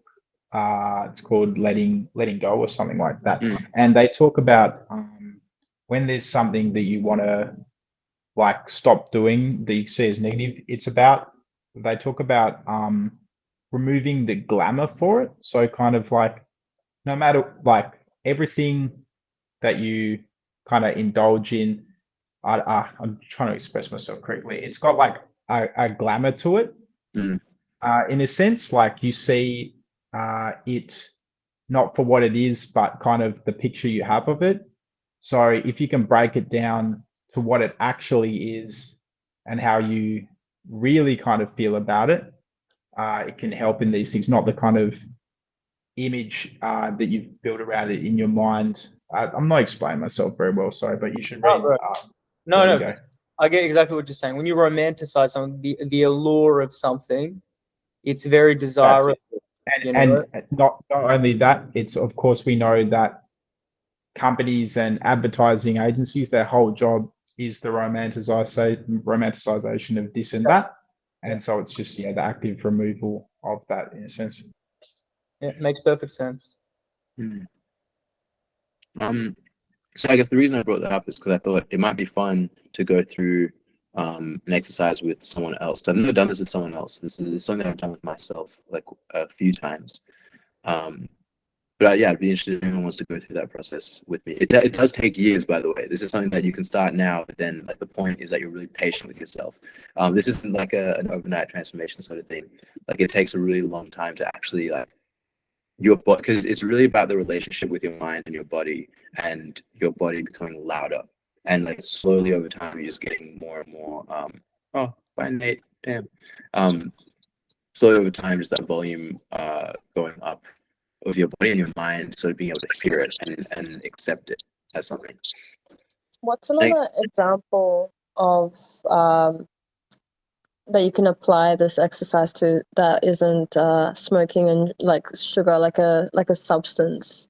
Like Yeah. what is something else Like that so working out, like on the flip side, like something that you think is painful, you think is bad, and flipping it to the objectively like you want to do it, like feeling good. So that for me right now, when I'm doing this working out, I want to exercise every day. That's my bad good swap, if you will. Like in my mind, working out is like a drain. I don't want to do it. I just like it's not as fun as not working out. But at the same time, now the more I don't do it, so it's opposite. I'm letting myself not do it, and I'm just being aware of what happens throughout my day, throughout my week when I don't do it. And the more I do that, the more I'm like, I can't keep doing this shit. I can't not work out. This is hell, Like this is really uncomfortable. Like my body's stiff. I'm tired all the time. Like I just want to do some push-ups right now. Like that. I actually just want to do it. Like it's almost like you have to sort of reverse psychology yourself a bit. You have to be like, no, okay, don't do it. Don't do the good thing. Don't do the thing that's good for you. See what happens. And then like really watch it. I see you, Shimmy. Have a good week. Yeah, I was gonna suggest even smaller examples like getting out of bed like at a time that you would prefer rather than sort of sitting there and just like doom scrolling or something. Mm-hmm. Yeah, okay. Like something, Yeah. something a bit more intimate, something a bit more personal, like even just making breakfast, lunch, and dinner. Like that's something I struggle with to just consistently do. Just eat 3 meals. Like I usually just wake up too late to have breakfast, and I'm like, oh, I may as well just wait till dinner now. You know what I mean? Mm-hmm. Well, okay, I would argue that that's like the whole breakfast, lunch, and dinner thing isn't actually good for you. Yeah. There's a lot of there's a lot of science saying that like a lot of meals is not good. Fasting is actually much healthier.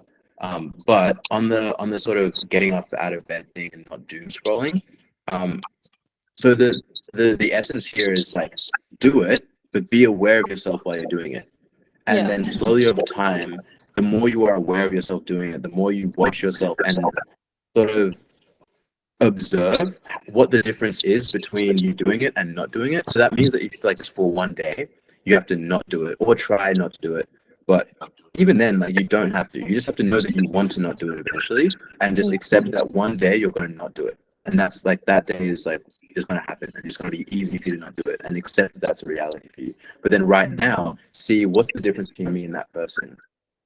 And you can see, okay, I wake up, I feel this way, I do this, and then I do this, and then you start to observe yourself. And the more you observe, okay, I roll over, I tend to really want to do this when I do this, I tend to really want to do this when I do this. I grab my phone, it's right there, I like look at it, blah, blah, blah. What happens if the next day my phone's on the other side of the house and I wake up, oh, well, now I just don't get out of bed for another 3 hours anyway, and I don't want to, like there's, you'll see patterns, and the more that you see those patterns, the more opportunity you have to just sort of experiment with small things in your environment to just change and be like, all right, well, what happens if I don't do this? Oh, this thing happens. What happens if I don't do this? What happens if I do this instead? What happens if I do this? What happens if I do this? And eventually, like the practice of doing that, the more you learn about yourself, the more you sort of get to the core reason why you like wake up and just scroll, because that's a symptom to a deeper problem. That's not actually a problem. The waking up. I was going to, sorry, Sirach. I was going to say that that's great, especially in the terms of the kind of like negative behaviors as such, because when you're doing that, when you're smoking, whatever, it's kind of an escape in a sense. So you don't want to do it consciously. So even the being conscious of it, I could see that as really helping, right?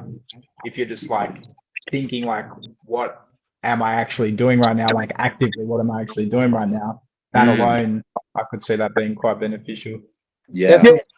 That's crazy because that's actually how I also, because I was a heavy stoner. Like everyone knew me as a weed smoker, right? But then when I started having to actually realize every action that I'm doing, and also what helped me stop smoking weed was I wanted my license back. I wanted something. So I was visualizing constantly me driving every day. And smoking just became like a inconvenience to me being able to drive. So that's how I was able to beat smoking. I made it inconvenient to smoke. Or like even when I do want to smoke sometimes, like cigarettes or whatever, I'll make it really inconvenient for myself to do that thing, or I'll make it really difficult for me to smoke weed or to smoke cigarettes. I have to make it difficult for myself to not want to do it. Like that's how I did it in my case, at least. Can I just say you all killed that? Absolutely murdered that. It's really interesting. I relate. I relate as well. Like my thing was food, just overeating, and Yeah. I had a lot of problems with my stomach. And I think the way you put it as an inconvenience is really what helped me. I'm still working on it, but like it kind of flipped a switch a little bit, because it's like, if I eat this thing, no matter how much I want it, I'm going to regret it. You know, I'm going to have Yeah. indigestion for 3 days. So it is now, it's an inconvenience. It literally is going to make my life harder. So I think when you think about it like that, it definitely is really helpful. Yeah. Okay, guys. Yeah. I don't know if you guys can see it, but if you I don't know where you would see it either actually. Link to chance with him in the call. You go to did everyone instant see- messages when you click the dots. Wait, what? Oh, wait. Okay, so there's yeah, in the chat, I sent a link. If you guys want to go to that Cloud, do you want to be the sort of test dummy for this? Sure. Yeah. It says request. You need a request access. Oh, do you need to request access? Yeah. Didn't I'll have be to. test dummy. Pardon? Yeah, I'll be test dummy. Cool. Okay, so in the link in the chat, I put this thing called the whiteboard. I'm just trying it out. I've never actually used this before, but it should work fine. Just I click want to it? make pardon? Oh, Yeah, just okay. click it. Yeah. So good. So I'm doing making sort of a 2x2 grid. The top two blocks have good and bad in capital letters, and Wait, the bottom two have. I have to install Jamboard. Oh, it's a phone. Oh yeah, you guys are on phone. All right, there must be an easy way for me to do this. Maybe I could just share my screen will not do well. I mean, I can join on my computer. See if that works. I'll do that.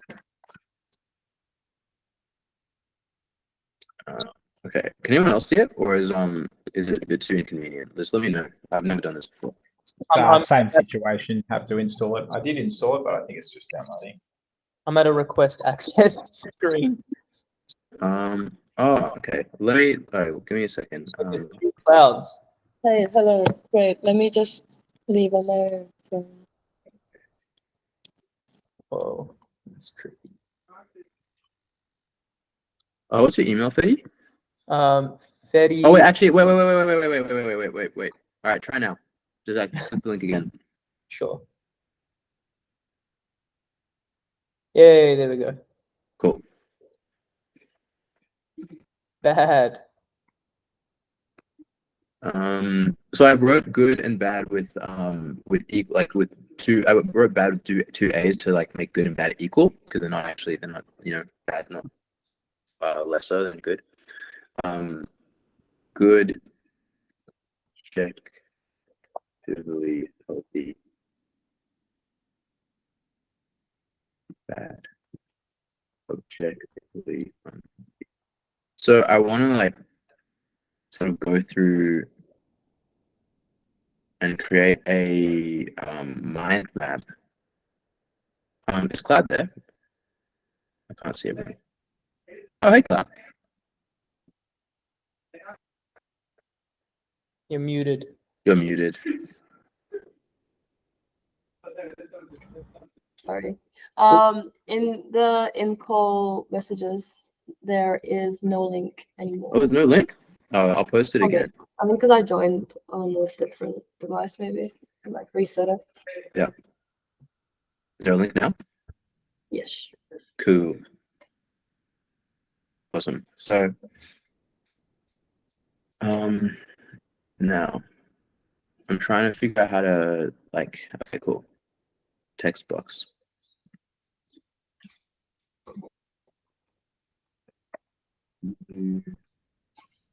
Find pleasurable about doom scrolling in the morning. Not that I wake up in the morning. So. Doom scroll. Actually, yeah, I should clarify that. Doom scrolling when you wake up, and then what do you find painful about not doom scrolling when you wake up?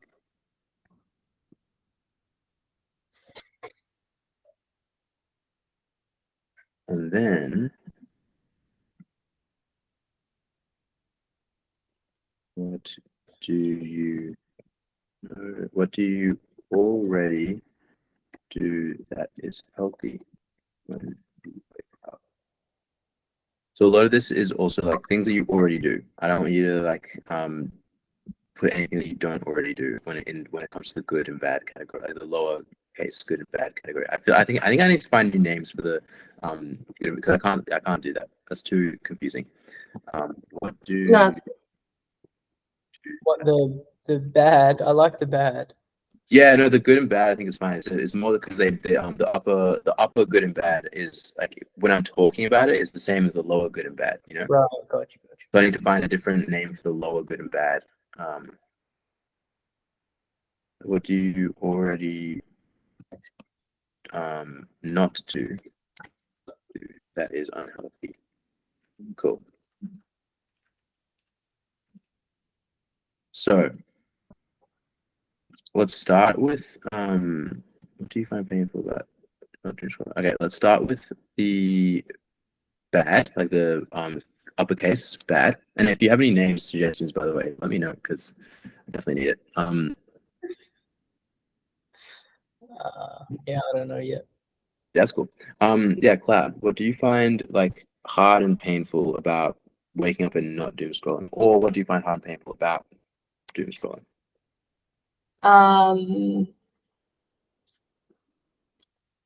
What I find hard about doom scrolling is that generally when I catch myself doom scrolling, I do stop, or I just kind of adjust how I'm looking at my phone, like because I get sore back, so I have a memory foam pillow, so I make sure I'm always at the edge, and then I position myself in a way that it's more pleasurable for me to be doom scrolling. So I'll be holding my phone like on my face like this instead of looking down, because then with the neck and shit. Now I forgot what we were talking about. Okay, cool. So I put sore back as one. I don't know if this is relevant because I also doom scroll, so this is very applicable to me personally. Yeah. I feel like I'm wasting my day, you know? Yeah. I never do it long enough to feel that way. I just wish I did it less. Yeah. Well, is it in tandem with waking up late? You know, because for me, it's like if I wake up at like 10, which already I'm also a late riser, so I know that might not be late for you, but it already feels late. And then I'm spending another hour from waking up scrolling. So by the time I actually get out of bed, it's like 11. And I'm like, fuck, where did my day go? So do you guys set limits on your phone for like the amount of time? Like I think on iPhone you can do it. I do it on my phone. Like I set a limit like till 9 o'clock. My Instagram says like in locks and like all the other ones. You can do that? Yeah, I you can do, do that. Tony, but I always end up just violating them 9 times out of Same. 10 and just doing it anyway. So. Yeah, I used to, but now I'm like really religious with it because, like I find that, like I used to convince myself that, oh, I'm doom scrolling because I'm getting more content ideas or like, you know, Yeah. yeah. Me too. But like then I ask myself like an hour later, what was the last 5 videos you watched and what were they about? You know, and I'm like, to be honest, I can't remember what those videos were. You know. I watched a really interesting rice cooker recipe video. That's Yeah. my whole shit is people making recipes of things that I'll never cook ever. They just order Uber Eats instead. Yeah, no, doom scrolling is really dangerous because it is kind of like crack. Like because you are like, I mean, not as like, but like I'm just saying, like because it releases dopamine in our brains. So like every time we do it, we're constantly getting a high from it. So it's like, you know, it is like a drug. So like, Yeah. you know, I would recommend like, you know, all of us to try to use that feature if you do have an iPhone, to use that feature that does limit your like your social media intake. 100%. Androids do it too as well, by the way. Idea. I'm so sorry, guys. On that, I have to head off. It was really nice meeting you all, except for Sruk and Cloud, who I have met on several occasions at this point. Nice to meet you, Fetty. I really enjoyed your input today, man. You Nice to too. meet Man. you. See you guys. Catch up. Yeah. Thanks, bro. Oh, and then there were 5. No, 5. Cool. Okay, so we sort of touched on, I'm in the bad category, like the hard and painful aspects of it. There's sore back, feeling like you're wasting time. Then there's in the good, pleasurable category, there's getting content ideas. What would you say is something in the like objectively good category of doom scrolling, like something that or not doom scrolling that you've already sort of experienced? Anyone else got ideas? Well, this is your thing. You got this. Oh, right, my yeah. thing. Yeah. Okay.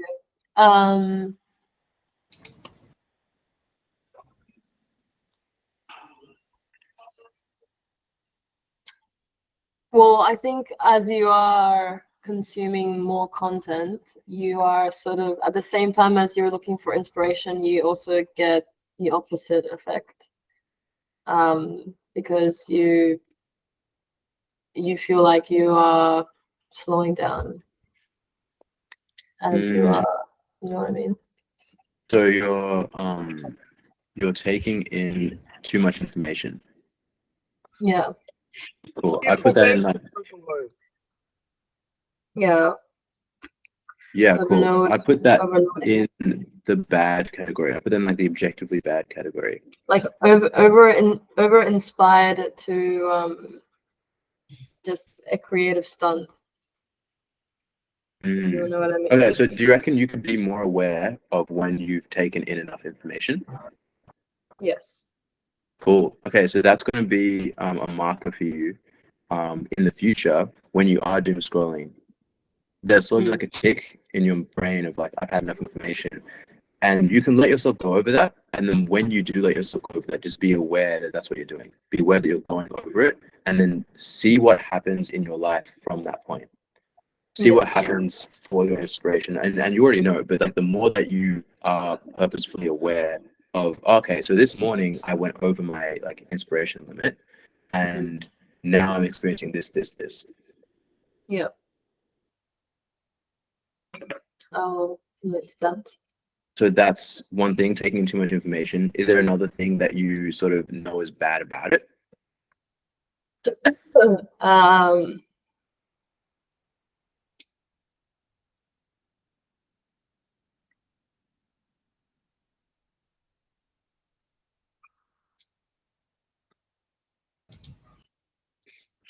Not my immediate.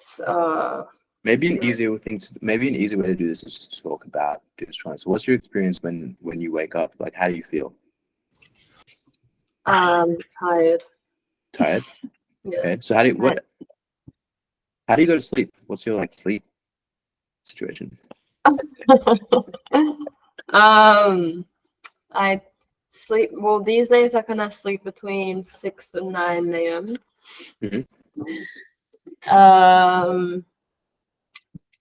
I try to go to sleep when I feel like I've sort of achieved something.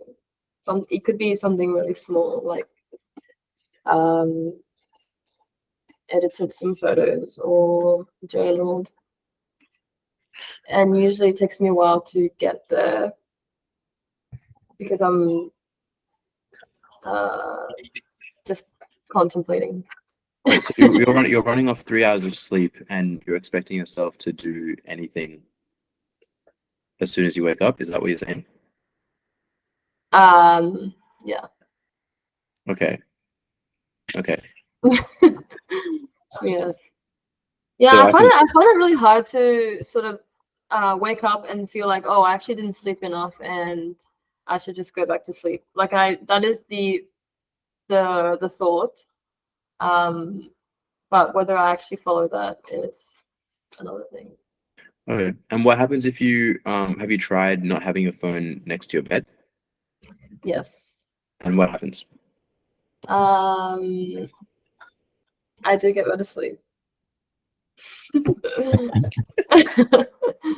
Yeah. Okay. But yeah, then- like a lot, like these days, I have been getting a lot more phone calls as well. And I used to have my phone on Do Not Disturb. I used to have all my notifications off, which was for the better. But then I started getting complaints from people saying that I'm too inactive and I never pick up phone calls and all things. Who are these people? Friends, family, also job related things as well. Yeah. Yeah. Daniel, you want to say something? Oh, well, I think it's like really important to, just take time for yourself, like as important as like family and, career and these things are. It's like, it's got to be time for yourself. I think that's really important, right? Well, yeah, I feel like I have too much time to myself, if that makes sense. Because even though it is time for myself, I don't know. I think it's also that's a very relative statement because I do enjoy what I do, but then I never, I don't know, like what is time for myself? You know what I mean? Like if I'm watching, say, a movie I enjoy, I'm not necessarily, I can't just watch it and not be taking in ideas or like applying it to my life and generating thoughts, if that makes sense. Mm. Yeah, like my mind is constantly working. That makes sense. Even if I'm at a park, I'm like, oh, I love nature. Let's take this as an opportunity to journal in nature because it's such a nice place. Mm-hmm. Yeah. That kind of go off track. Sort of, but not really. Like I think it's all relevant. Yeah. We're learning something. Yeah, I'm sort of learning how your brain works a little bit. So I'm noticing that there's just like inspiration is like abundant for you. Yeah. You see it everywhere. Mm-hmm. Sure. And that can sort of be a challenge because it's crippling sometimes. Yeah. Okay. So when you have your phone in the morning, it's like, do you all right, on the days that you've not working, like you've gone back to sleep, gotten enough sleep, and then not doom scrolled, what's your experience been with inspiration then? Does it change? Does your relationship with it change?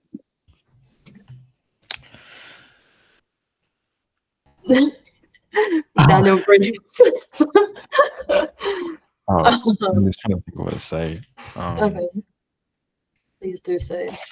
I don't know. With doom scrolling, is this like doom scrolling is like just being on your phone, right? Just for like a long time. Is that it? Yeah. Yeah. I don't know. Like, I feel like I just keep distracting myself. Really, like when I get up, I'm on my phone, like it's like the first thing, but like I just don't. There's nothing really good about doom scrolling because I barely get any content that's like really like motivating. Mhm. But it's like a lot of funny stuff that pops up, so it makes me want to scroll even more. Yeah. I feel like it's kind of really bad for me. There's nothing really. I just thought of just in a sense of, this is just a thought I had because I do all this exact same thing. I get zero sleep because I'm up watching YouTube, and this is something I've just realized about myself, Daniel, listening to you say that, right? So with the funny videos, Yeah. what I've noticed is just now thinking about it, I actually watch so much funny videos almost 24/7 that I'm actually not really finding it funny anymore. Like, Yeah, it's like a point where it say just dies out. I've desensitized to myself, even if it is something hilarious. It's just like, it's like if you drink so much that you can't get drunk anymore, type of thing. Yeah. And yeah, I don't know if that's on topic or not, but Nah, I get what you mean. yeah, just made me think about it. Yeah, it's like the drug, like, you know what I'm saying? You get so used to it, like, you know, like when I was smoking weed, you smoke a lot of weed and then you don't get high anymore. And then, yeah, you're right. For real. So I guess what I want to do is I want to identify like what is the good element of this, because there's a reason you do it, Clap. So there's a reason you doom scroll. So what is the part that is good, that you sort of like, what part feels good about it? If there's anything. If there isn't, then awesome.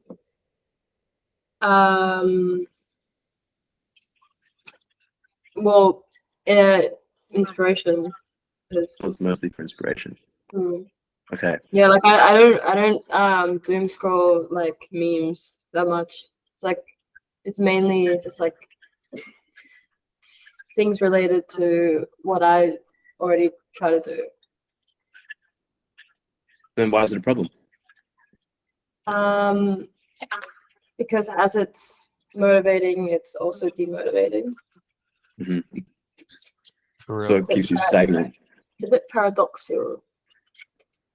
Could be that thing of like, just like you two were saying before, of, you know, you've hit your inspiration limit, you can't actually take in any more inspiration. So whilst, okay, yeah, it's not just stupid memes, it's something actually relevant to what you're interested in, so constructive in that sense, but the human mind can only hold so much. So at a certain point,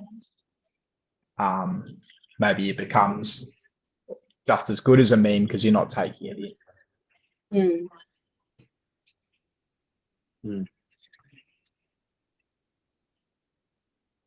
So it's mainly inspiration. Okay. So is it inspiration that you use? Like, do you use the inspiration?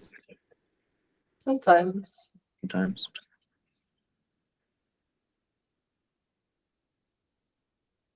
When do you? I take down notes. Okay. And I guess try to recreate it, but with my own sort of sparkle. Yes. Okay. So you sort of, you need to have. So would you call it doom scrolling? Like what makes it doom scrolling for you? Is that it's too much? Well, yeah, just like the crippling aspect of it. Like I don't know if it's an ADHD thing or not, but just sort of going. So you get all these, you get motivated, and then you keep consuming more and more and more, and then you sort of become demotivated, and you're like kind of stuck mentally. Like you don't know how to proceed or get out of it because you've sort of outdone yourself mentally. Mm. Perhaps, what if, because like in terms of the exercise and going off what you guys were saying of Sirach, you were saying about so first recognizing that point of when you've had enough inspiration and it's like on the limit, then if you can keep thinking about that and realizing that, you'll come to kind of realize maybe it's an amount of time or an amount of videos or ideas, and then maybe you can, if you just do it for that amount of time, that amount of videos, you might find that you get the peak inspiration that you're looking for and stop the over doing it problem.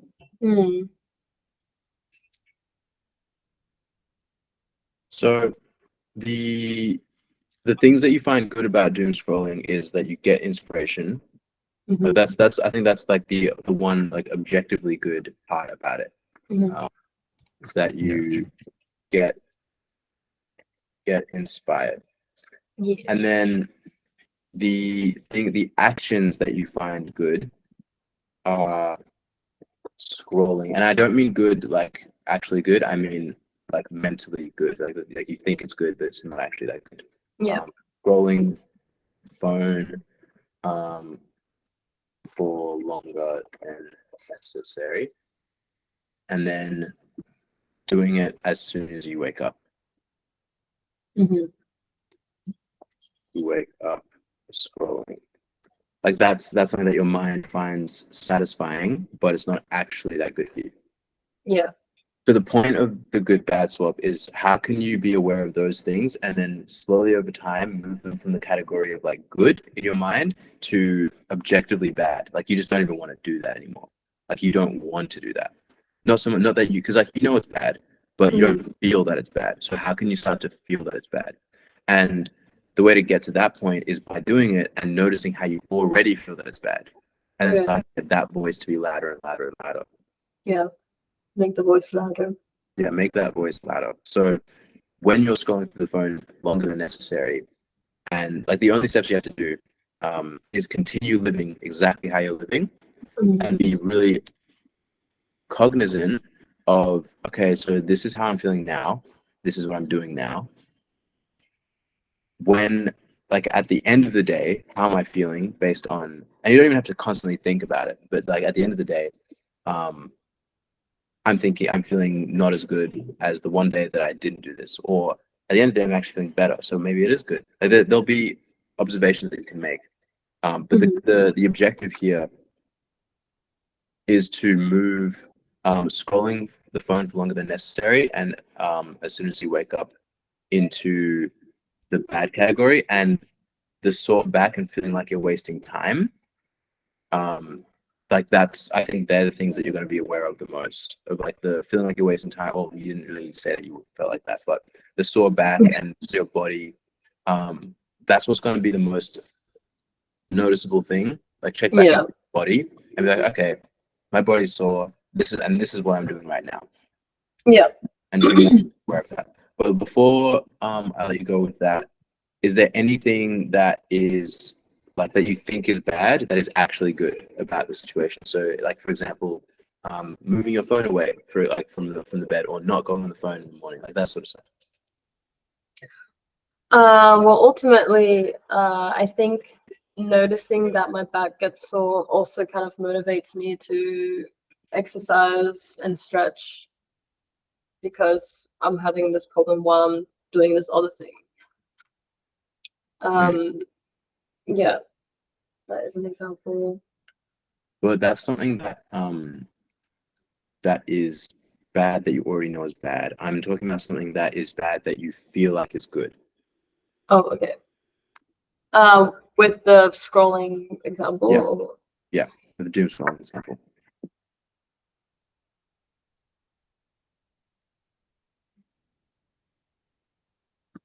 Something that is bad, but it's good.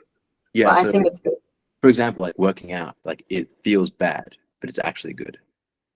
Yeah.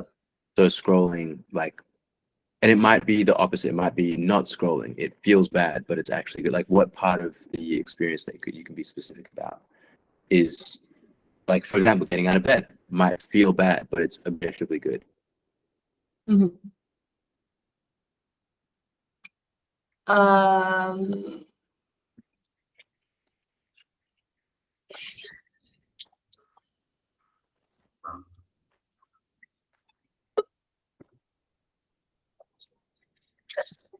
You take your time with it.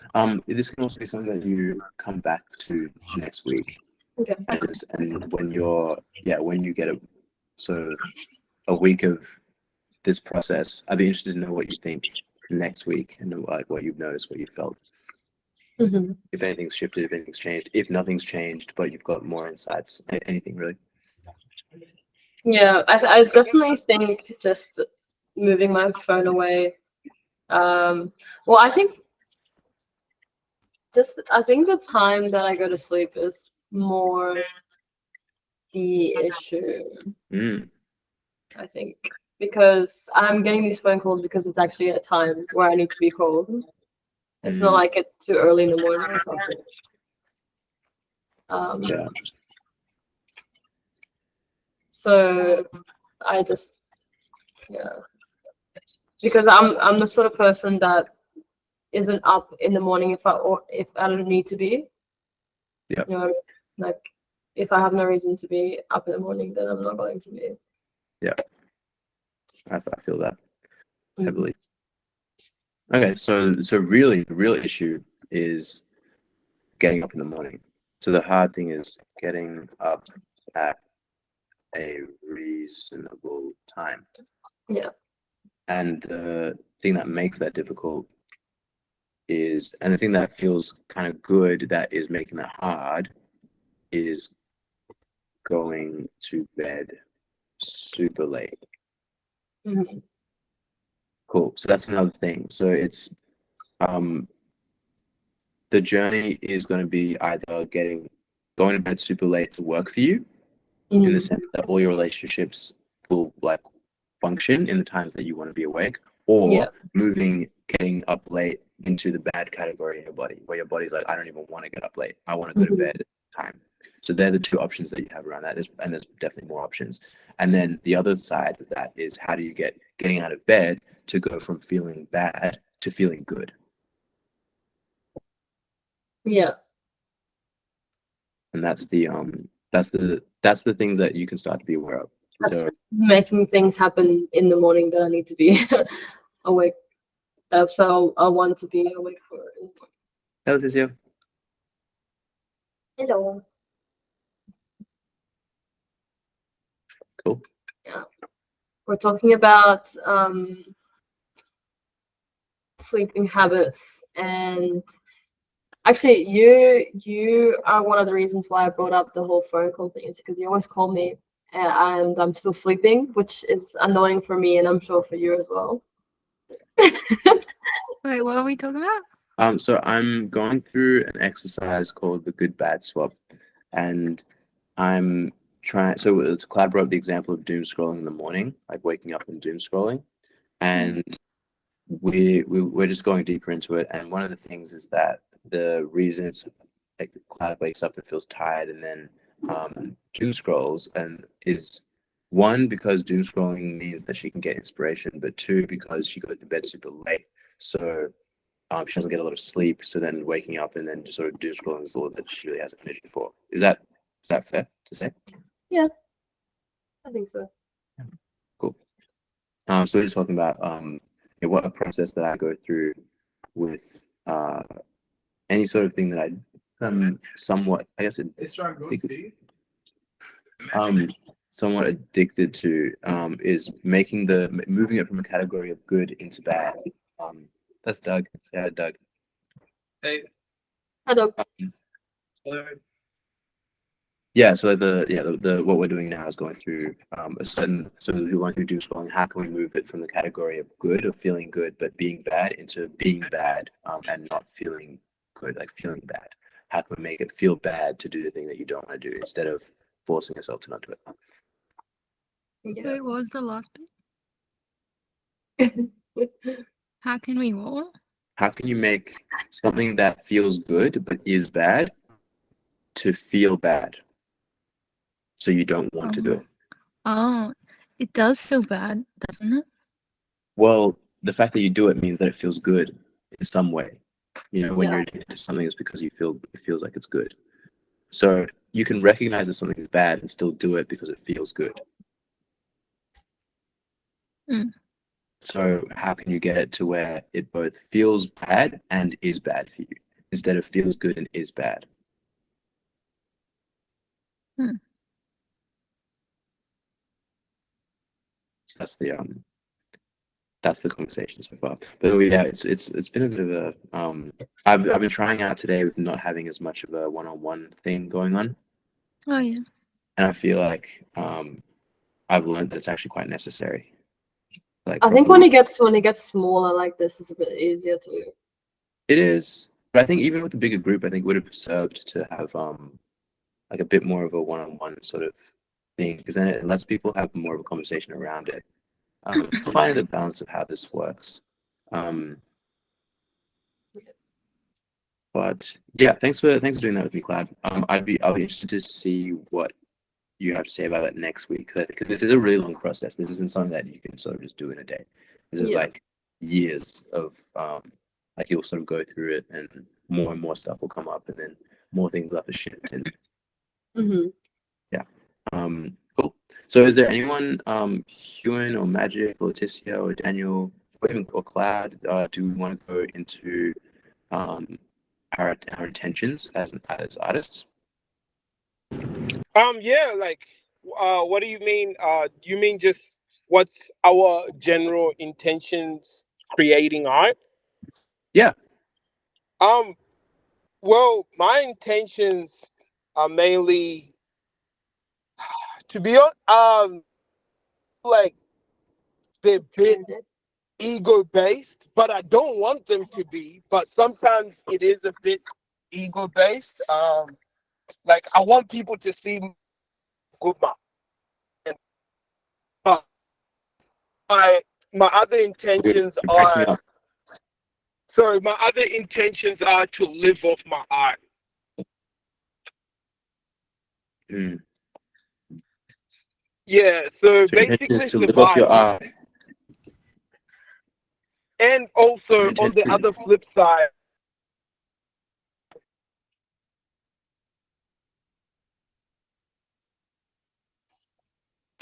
I'd say living off your art, but being proud of the work that you made as well. That makes sense. Like, because I have friends that like. go thing.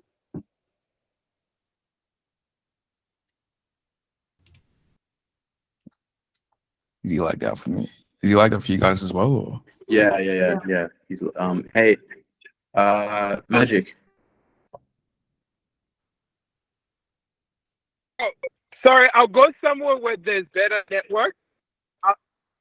Yeah, sorry, give us one. Gonna go in with work. Daniel, do you want to go into? We'll work with Daniel for a second. Yeah. I was just saying that because I have friends that like a rapper friend, for example. Yeah, he makes a good amount of money, but like he doesn't like the stuff that he puts out, because the stuff that is making him money is like stuff that he made at like, like let's say 2021. He rapped on the song. It was like a trend thing. It was like a 1 month, 2 month type of trend, and it died out. But people really like that song. But like, it's like him, like he keeps listening to it, or like he just doesn't like it anymore because it just sounds so like, how do I say it?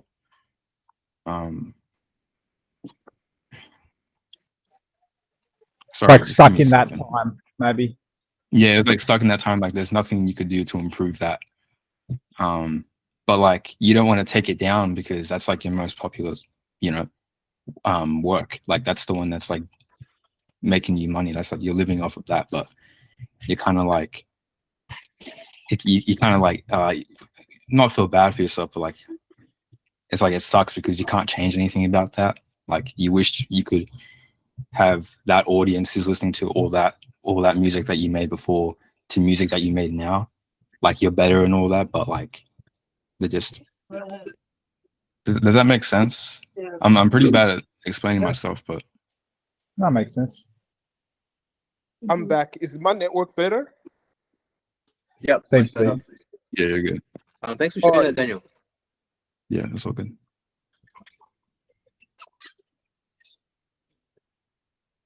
Yeah. So we sort of have like Yeah, two but things at the same time right now. yeah, sorry. No. Magic. We're just going to we're gonna go deep with Daniel for a second. And then we'll Okay. come back to you. Okay? Cool.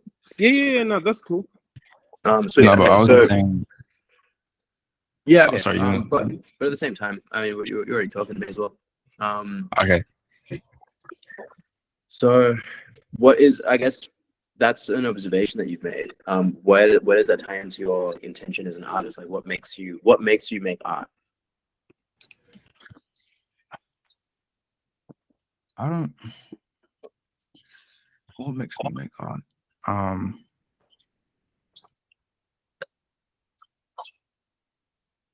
That's a really good question. Like I don't even know how to explain it. I just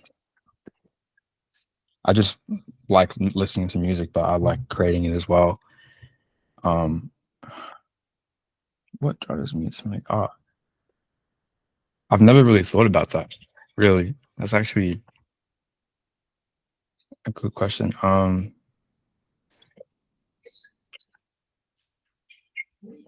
drives me to make art? Could you give me a reason what drives you to make art? Sure. I specifically make art to change the way people think. I want to make art that makes it easier to live inside your body. That's my intention when I make art. How can I make life easier for people that listen to it? Like you make stuff for people to like relate to or something like that, or Not necessarily relate to, just I don't know. I see people's minds as, and this is one of many intentions, by the way. And the intention can constantly change. It doesn't have to be like a set in stone thing. But I see the mind as sort of like a jungle, or like it can be very tangled, or it can be very easily flowing. And I think sound is just one of the things that can untangle it. And words are also one of the things that can untangle it. So feeling understood untangles emotion. There are some sounds that just untangle how you think and how you see the world. So I'm really interested in creating art that just gives people a perspective shift. yeah. My intention is also to just create a feeling of like awe as well. That's another thing. I just want to make a feeling of awe in the listener. Yeah.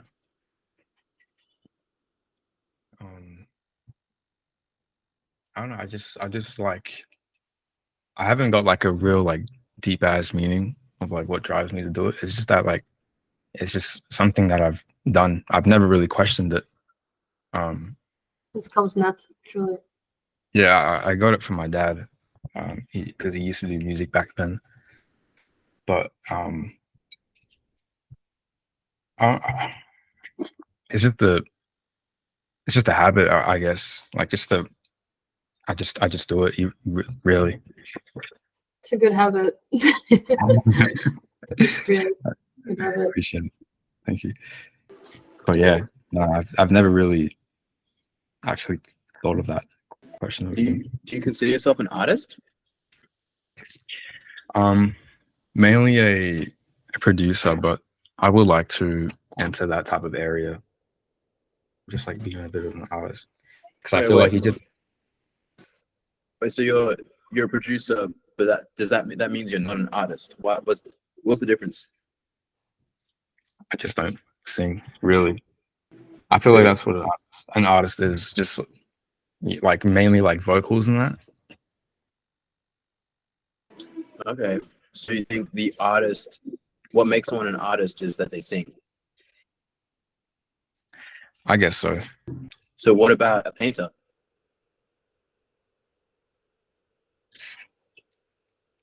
Get me there. I'm sorry, but yeah. What makes a painter? A painter, right? I don't know what a painter, right? He's an artist. Is that it? Yeah, like what makes someone an artist? You know, because an artist is not just a singer. You know, like a singer is a singer. Yeah. But what makes a singer an artist? What makes someone an artist? And why wouldn't you consider yourself an artist? Sorry, I dropped that Well, my network. That's cool. For context, Daniel, you're on an artist call. So like yeah, that's a good point. That's a good point. I just never called myself an artist. I don't know. I just like to do music really. I guess you could say that, yeah. I'm creating art, I That's guess, like, right? I guess that's on the road to just knowing your self-worth and getting to the point where you are proud of your work, is also realizing that your work is art.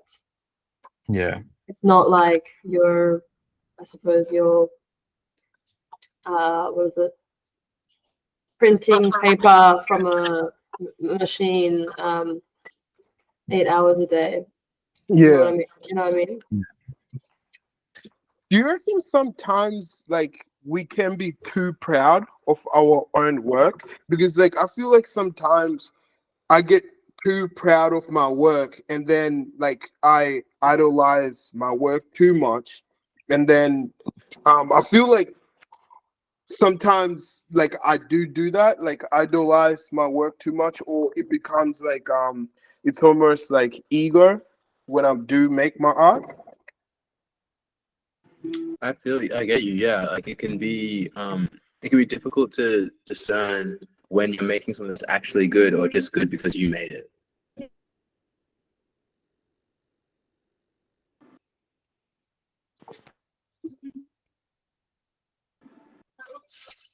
Um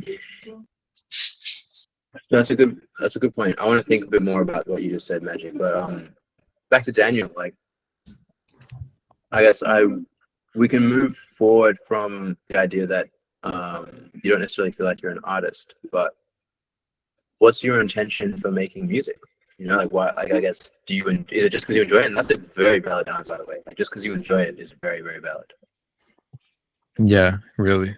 I just enjoy making it. Do you I've put it never out to really. people? Sorry. Do you release your music anywhere?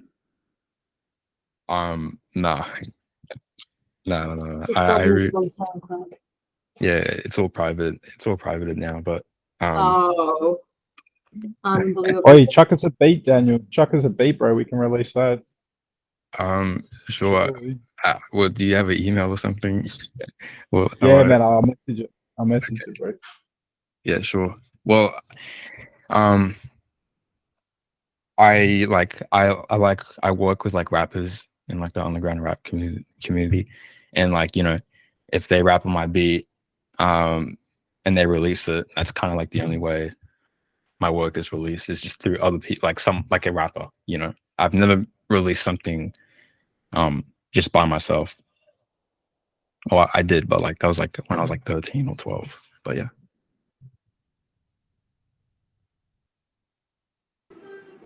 Cool. I think that's really pure. I really respect that. For sure, man.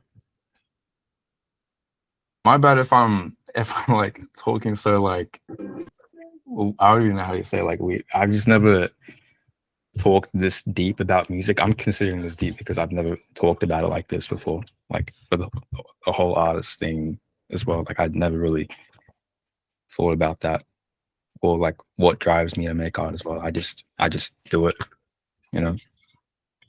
I mean, there's pretty much always a driver. I have a sense that because your dad like introduced it to you, it probably has a lot to do with just with family potentially,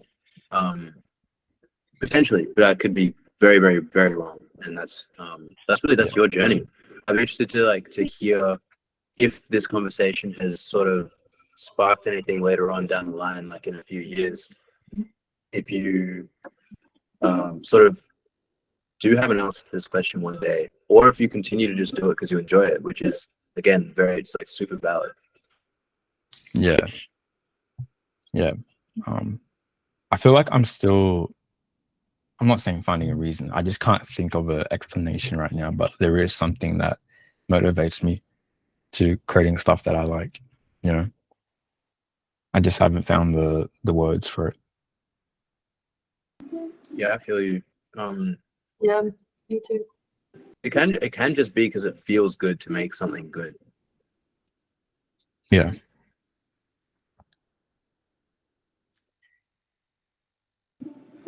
Cool. I reckon that's that like that doesn't we don't need to go too much deeper on that. I think we're at a pretty good point for that, Daniel. But next week or any other time if you want to come back, you're more than welcome, and I'd love to hear any new insights you have or just your perspective on art and creativity. Appreciate it, man. Yeah, sure. Is this like a weekly thing? Yeah, every week, Wednesday, 7 p.m. Okay. Yeah, right. Do I have to pay for this thing or no? Okay. Yeah, right. Yeah, because no, I was just $2. I was just on the computer and then I saw Cloud sent me a message like just out of nowhere, just join this. And I'm like, yeah, no context. yeah, but I love that you just trusted that. Yeah. Yeah, nah. I need more people that does that. Please. So just do it. Yeah, but I think I might be back next week. I just want to keep getting to know about you guys and that and what you do. Hell yeah. Yeah. Thanks for coming, Daniel. All right, Magic. Yeah, I'm here. Cool. All right, so you sort of dropped out when we were talking about your intention and everything. So I wonder, is it okay if we go back through what's your intention for like as an artist? As an artist, I feel like I've multiple intentions. I guess like the first one is like I was saying before, I don't know if this one is a bit egotistical or whatever, but like the first one will probably be like, I want to show the world what I can create, you know? But I feel like that's changed with time, because before it used to be more personal based. It was more, I want to make music for myself and that. But as I became more of a musician, it became more of like, I want to show people what I can do, and try to help someone who has been, in similar situations through storytelling and like through like even art and all that. Hello? Wait, hang on, sorry. That's cool. Yeah, we can hear you. Oh, you could hear me, I couldn't hear you. Yeah. So that's probably two of my intentions, like when it comes to making art. Well, so your intention is to show the world what you can do and to express yourself through storytelling so that other people can resonate with it. Yeah, or like they don't have to, but if they want to. Yeah, if they do. Yeah. Okay, so and also, sorry to cut you off, and also to make timeless music, like music where you don't really have to feel any type of way, like you don't have to feel happy or sad. Just timeless, like making timeless art that it could mean anything. Like it could mean, be happy or be sad or whatever it is. Like just making timeless art. Those are probably my three intentions. Okay, so you want to make timeless art. So timeless being to you music that can fit any sort of mood. Yeah. Okay. Okay, and do you feel like you do that? I've recently actually I've been making a lot of that kind of art, but I feel like I haven't been making it for people. Like, I mean, I'm making it for someone to hear, but I'm not releasing it or anything. Like I'm just sitting on it. Like it's just there, It's just music that's just sitting there. But like I feel like I'm yet to find purpose for it. But at the same time, it does have a purpose. Its purpose is to be timeless, but I just have to find the right way of doing that, of like, of presenting it to the world. Okay, so you feel like the art part's cool for you, you just don't know how you want to present it to the world. That's just it. Presentation is mostly like one of the things that I find really difficult. Okay, so and what is your like what's challenging about it? What don't you like if you do you have an idea of what you want for it, or do you just have no idea at all? Um, I do have an idea, but then it does come to like that thing where I then start, doubting myself or thinking, oh, this is not that good and whatever, whatever. And then that's where I kind of end up just stopping. I make this great art, or well, I think it's great for myself, but I make all this music art. Then I get to the point where I'm like, actually, it's kind of shit. Why did you like? Then that ego part where I was like telling myself, oh, this is mad, whatever. Then it kind of kicks in and being like, bro, you're kind of just, you're kind of just putting yourself on. You know what I mean? I get you, yeah, like you the self-judge comes in. Yeah, this self judge comes in then. So it's almost like you create something really awesome and then like, it really resonates with you. So therefore you feel like it would resonate with other people. And Yeah. then when you get to like a bit longer, like a bit further on in the process, or is this while you're still making it, or is it after you've made a song? This is after I've made it, after I've finished it, and then I've listened to it a couple times. Like I was liking it, and then like I'll go do something, come back,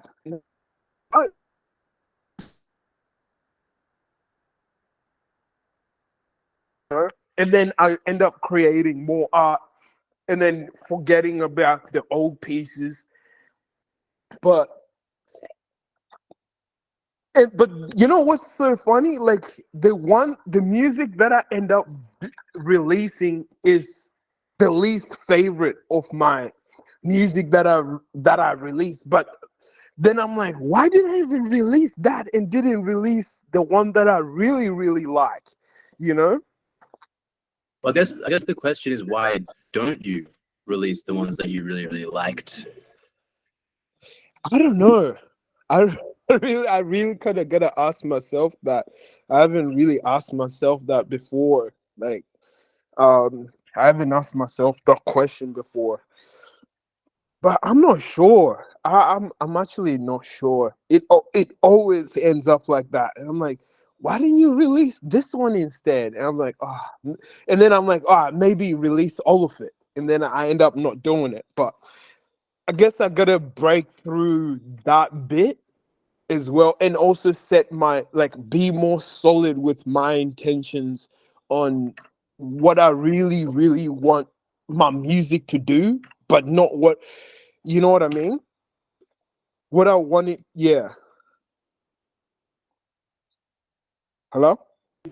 Yeah, I don't really know what you mean. Like, what do you mean by what you want your music to do?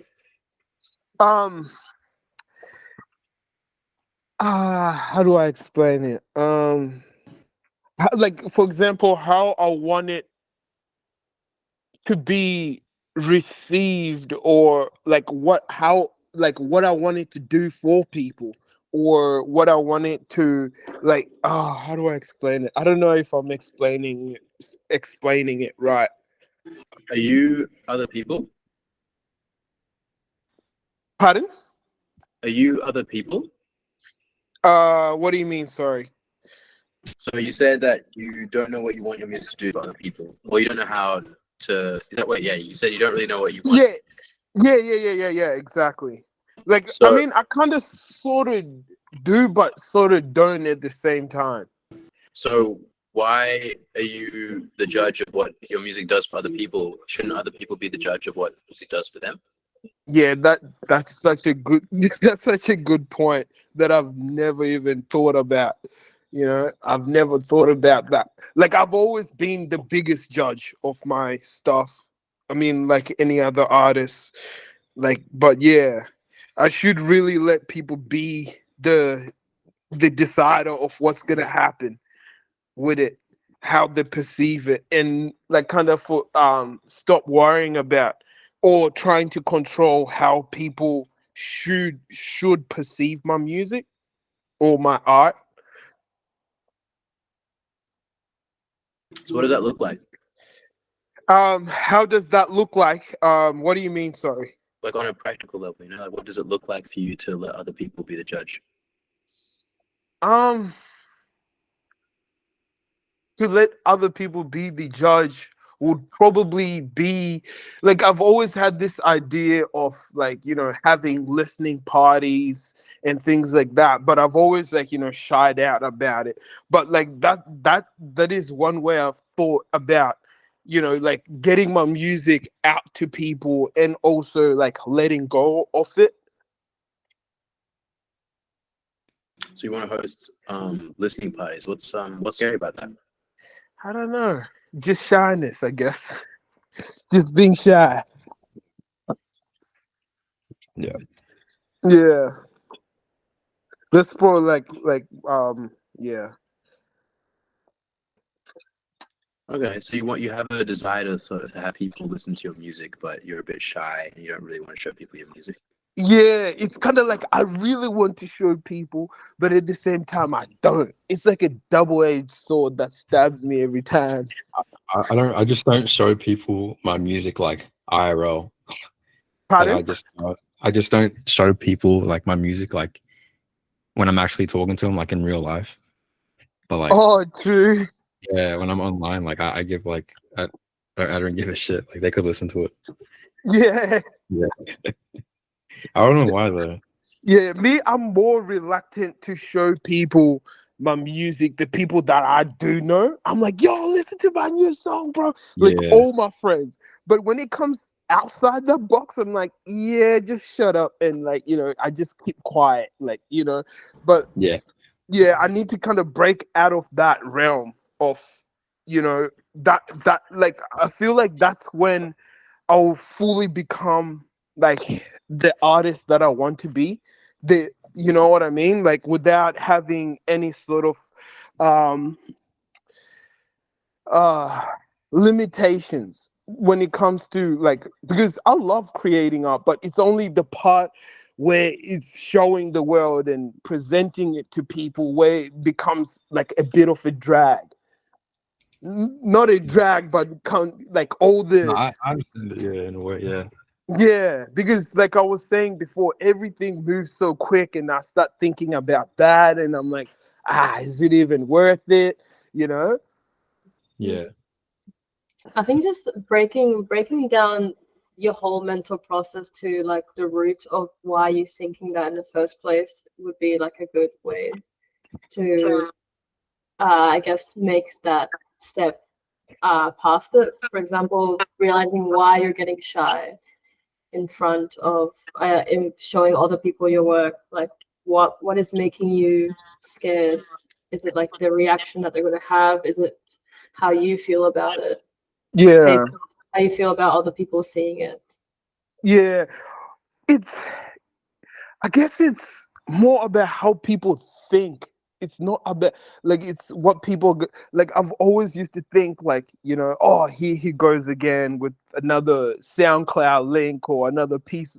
You know, like those kind of thoughts, they just start bombarding my head. And I'm like, you know, I guess it also ties in on the doom scrolling because I'll see so many posts and I'll start thinking, oh, my art or my music will end up just in that pool of like, you know, of just dooms, you know. So that thought also comes in my head. And you think it loses meaning to you if it ends up in the pool of doom? Pardon? I You feel think like it I feel loses like yeah, it loses its value. Like that's what I always think, you know, like my music will lose its value if I do end up letting it go like that. I totally get that. It's confronting to just be another person. Like when you're Yeah. an artist, like we don't feel like just another person. We feel like we're unique snowflakes. Yeah. And whether we are or aren't, I don't know. But it is really confronting to put your music next to everybody else's music. Yeah.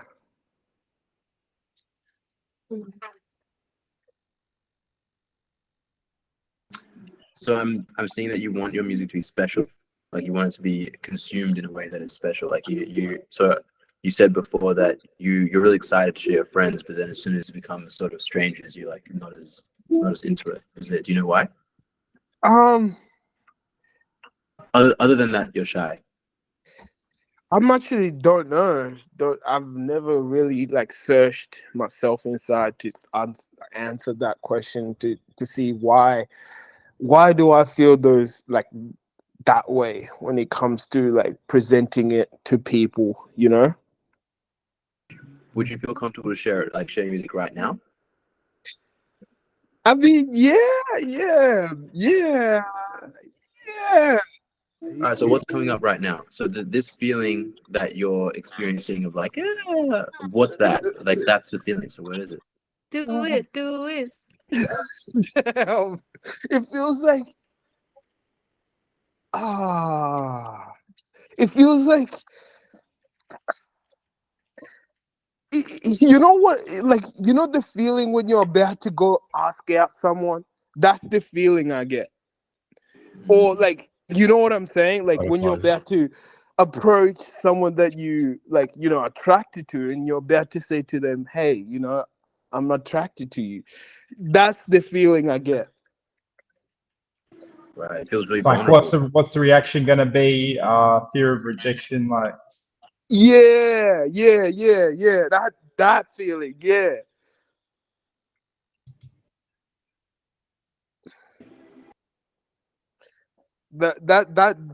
That's what most mainly pops up like whenever I want to, like, you know, share my music or my art.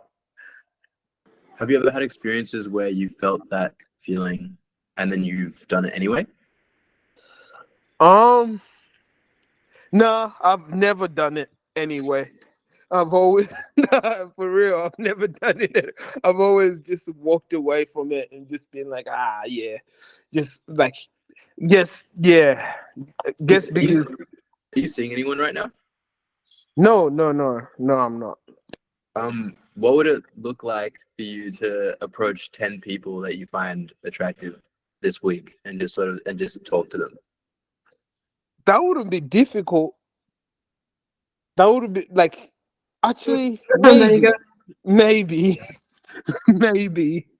Actually, I changed my mind. Maybe it might be difficult. Your immediate reaction was yes. You felt very confident in that reaction. But then you yeah, started thinking it. It feels like there's two magics going on. There's two people inside magic. At any given point. that is a very good point. I always have that. Like, you know, I'm always like, yeah. Then I'm like, nah, actually, I changed my mind. Like, I really gotta get over that or decide or have one like ultimate decision from both sides of like, of myself. What if you don't need a decision from both sides? Like, what if you only need the decision from the first one? Because so far you've been trying to make a decision with both sides, Yeah. and that's gotten you to where you are now, where you have a bunch of music and you don't release it. Yeah. So what if the only voice that matters is the first voice, or what if the only voice that matters is the second voice? Like, what happens in both of those realities? Mm. Oh, true. Oh, like what happens in both those, like, because what I've realized with like even mostly like how I just move, I end up like having two options of doing something, and then I just end up not doing it, and then that's always the the disappointing option, not doing it, or like sometimes it's a feel like it's FOMO, I guess. Like anytime like I want to decide something, then I'm like, oh, but maybe this could also happen. So maybe you should wait until you get both sides of the story, or like both sides of like the information of both things that you want to make a choice on or a decision on. And that's worked how many times? Pardon? Yes. That much. That's not an amount. That's that's None. Okay. So if you can be aware of the fact that listening to both voices and waiting longer than the opportunity is there for generally means that the opportunity leaves and you can't do anything. Yeah. What's the opposite of that? Wait, say it again. What's the opposite of? Opposite of waiting, like having an opportunity come to you and then second guessing yourself and waiting for a different opportunity or something else to happen.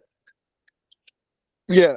Or the opposite of that would be just reacting, just reacting to it, like reacting to situations before time runs out, I guess, or And why are you taking afraid? action.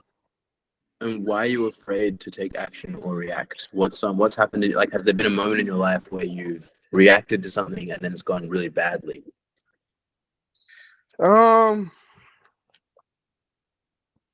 Actually, I mean, not that I can think of, but mostly I'm a person who like I observe a lot. So like most of my daily, I'm always like observing before I do anything. I always observe. So maybe I might need to start doing like some exercises which set me more like let myself more uh free, or trusting intuition, I guess. Like I've always never trusted like intuition. I've always been like a person who overthink things or like really want to think something through before I go with it. But it's also been like like it also becomes like a negative if it's done too many times. So what, do you have a limit? Like, is there anywhere, what's an example of something that's worked for you in terms of an opportunity that's worked out for you? Never mind. Oof. How's everyone feeling? Yeah, feeling good. So yeah. Can we get a chord, Letitia? Yeah.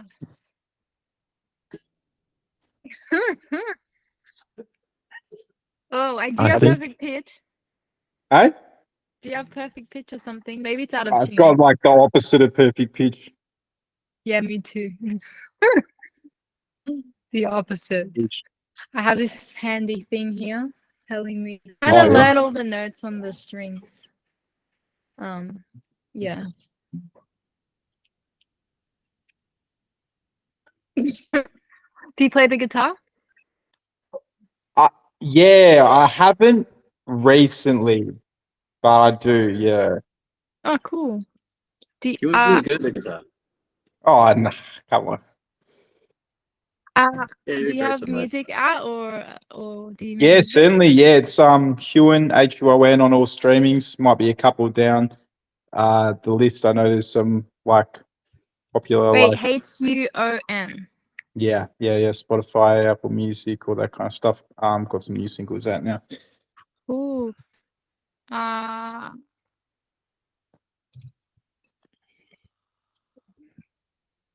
Is this? I don't know if this is you or not. Is that you? Yeah. Oh, cool. Followed. Yay. Thank you. Do you have music out? No, I don't. Soon, one That's day. okay. So does YouTube not count? Oh yeah, like I have some stuff on like Instagram and stuff, but not on streaming. Oh, that I was counts. about Yeah. to say, yeah, That's like counts. I really fucked with that one live cover that you did. Was it a cover or an actual song? Oh, did you see that? Yeah, Claudia put me on. Are you Claudia's friend? Yeah, you Daniel with the curly hair and the brothers. Do you know Lorenzo? Oh, it's you. Hi, I can't see. Yo, put your camera on. Yeah, put the camera on. I would have recognized you. I just didn't recognize Vous sans cool. What's your Spotify name? I'll give you a follow too. I don't have Spotify. Like I don't have anything released out on it. Oh, okay. I'll follow you on Instagram. I already follow you. Me and Daniel got a song dropping soon. I haven't Are even you sent you friends? the- Are you friends with Daniel Ewan? No, I'm not. Nah, I That'd be just sent me a beat like 10 minutes Yeah. ago. Oh, I mean, hell yeah. you know, I definitely think we could be friends. You know, we're definitely fellow artists. So Yeah, we're cool. yeah, Oh, definitely. cool. Fucking Are with the you vibes right now. Ewan? Oh, and Daniel. Are you both not in Melbourne, or are you in Melbourne? I'm still in I'm in Alice. Melbourne. Oh, you're still in Alice. Cheers. Yep. Damn. Come I'm back, guessing come- everyone here is come in to Melbourne. Yeah, no, Yeah. all the music, like everyone that I talk to from Australia, music related, is like in Melbourne. I don't know. I feel like that's where like the whole music scene's at. Yeah, come Yeah. over. Yeah, come. Yeah, it is. There's also Oh, a bit of a scene in Sydney and like a tiny one in Adelaide. Yeah, a little bit. But it's all just real rappers in Adelaide, so no. What type of music do you guys make, Letitia? And is it Sirac or Sirac? Sirach, like if you think of the word Iraq, this. That's a hard name, I can't lie. Thank you. Yeah, what type of music do you guys make though? I make I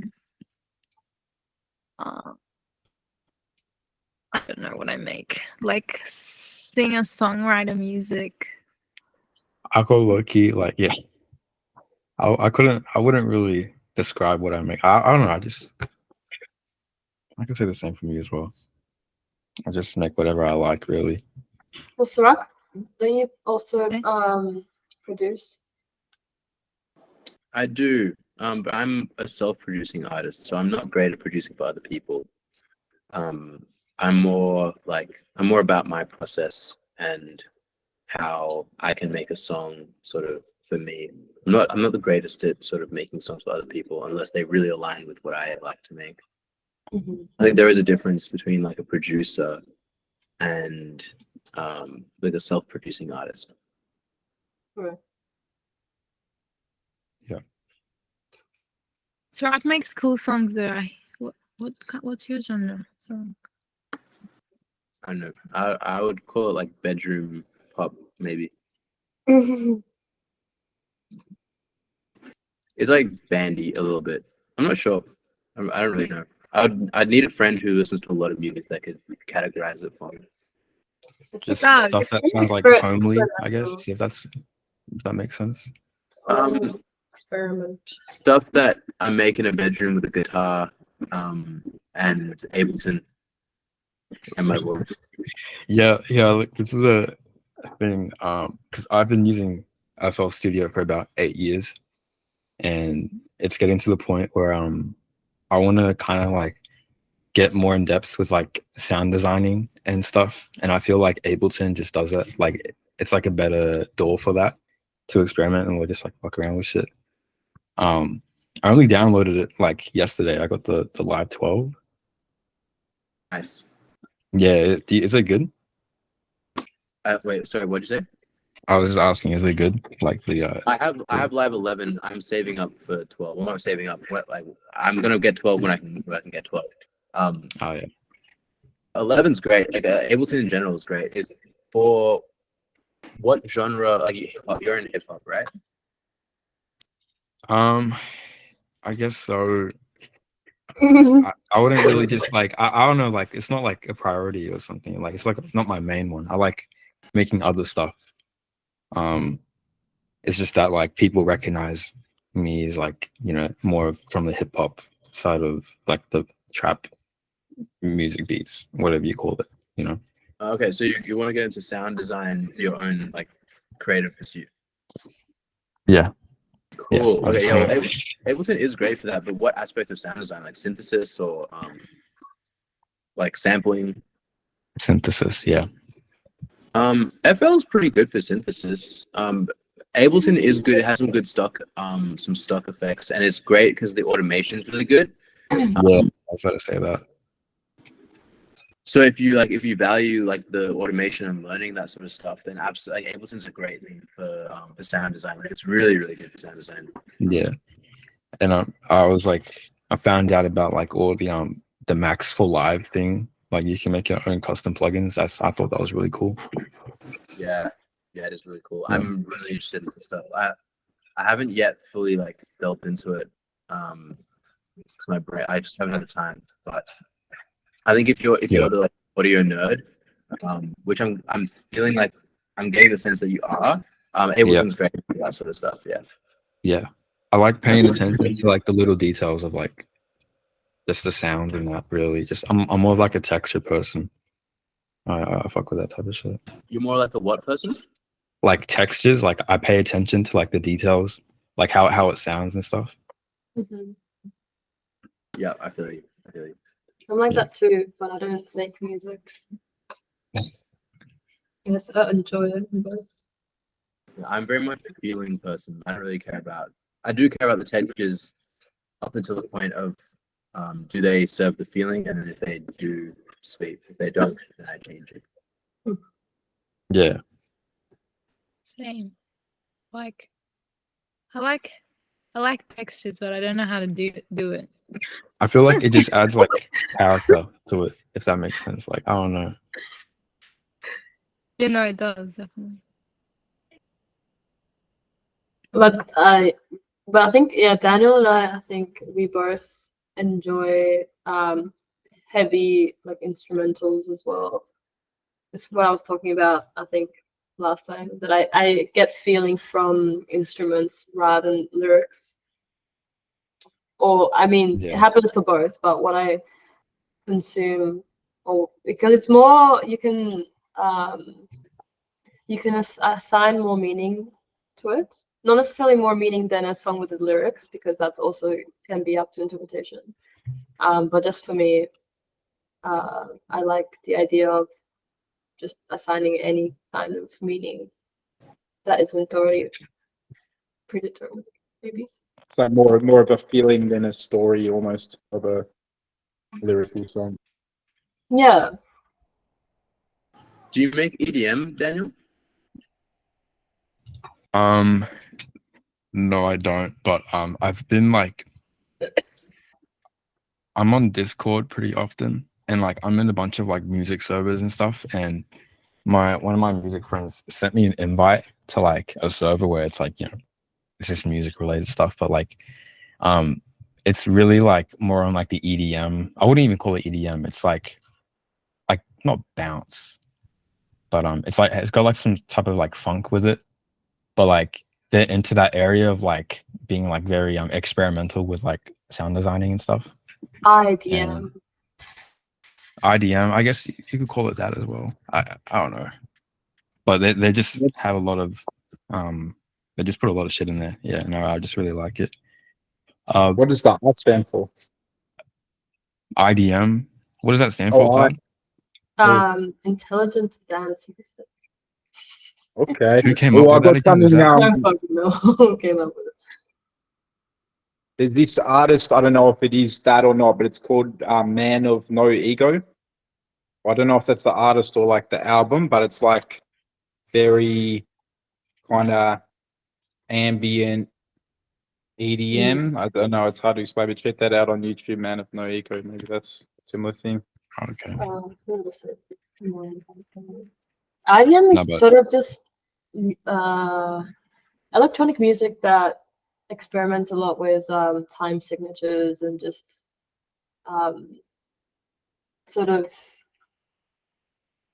I guess, more like the lack of flow, if that makes sense. Or it doesn't really follow a particular pattern, but it does at the same time. Kind of It like the follows jazz of EDM. like the pattern is not following a pattern. If that makes sense.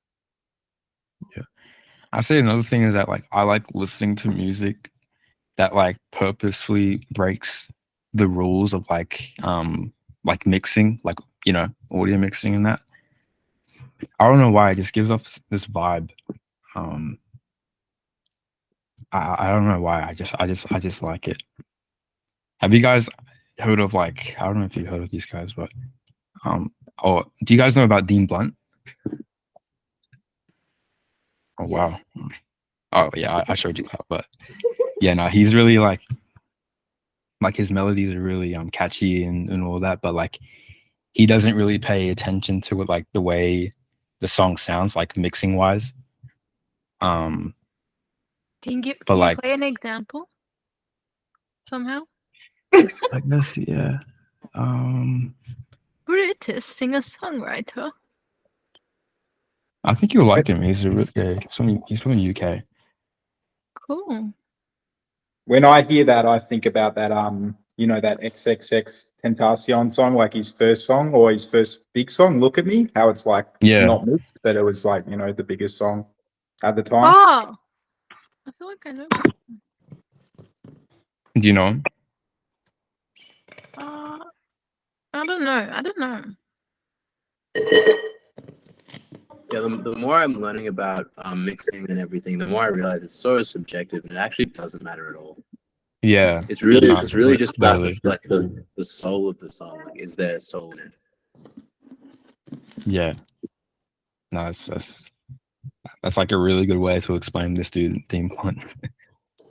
Because there's like some songs where it just sounds like completely like it was like passed around like 28 iPhones, like it just lost quality. But I like that sound as well, and like the way like the melody and all that. Just he's like really minimalistic. I like that. Oh, I Less like is more. that. What song do you recommend? I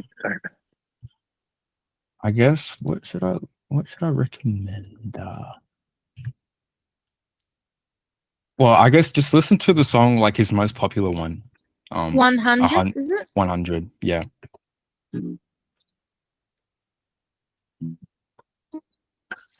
Cool. And another thing as well, like he barely sings in his songs. Like if you look at the lyrics, there's like only like 20 words or something, 30 words. He just lets like the music speak for itself. Cool. I prefer that. It's Well, the what right type of stuff do you guys listen to? Yeah. What did you say? I was saying, what type of stuff do you guys listen to, or like just gain inspiration from? My favorite artists are Lizzie McAlpine, Dodie, Tiny Habits.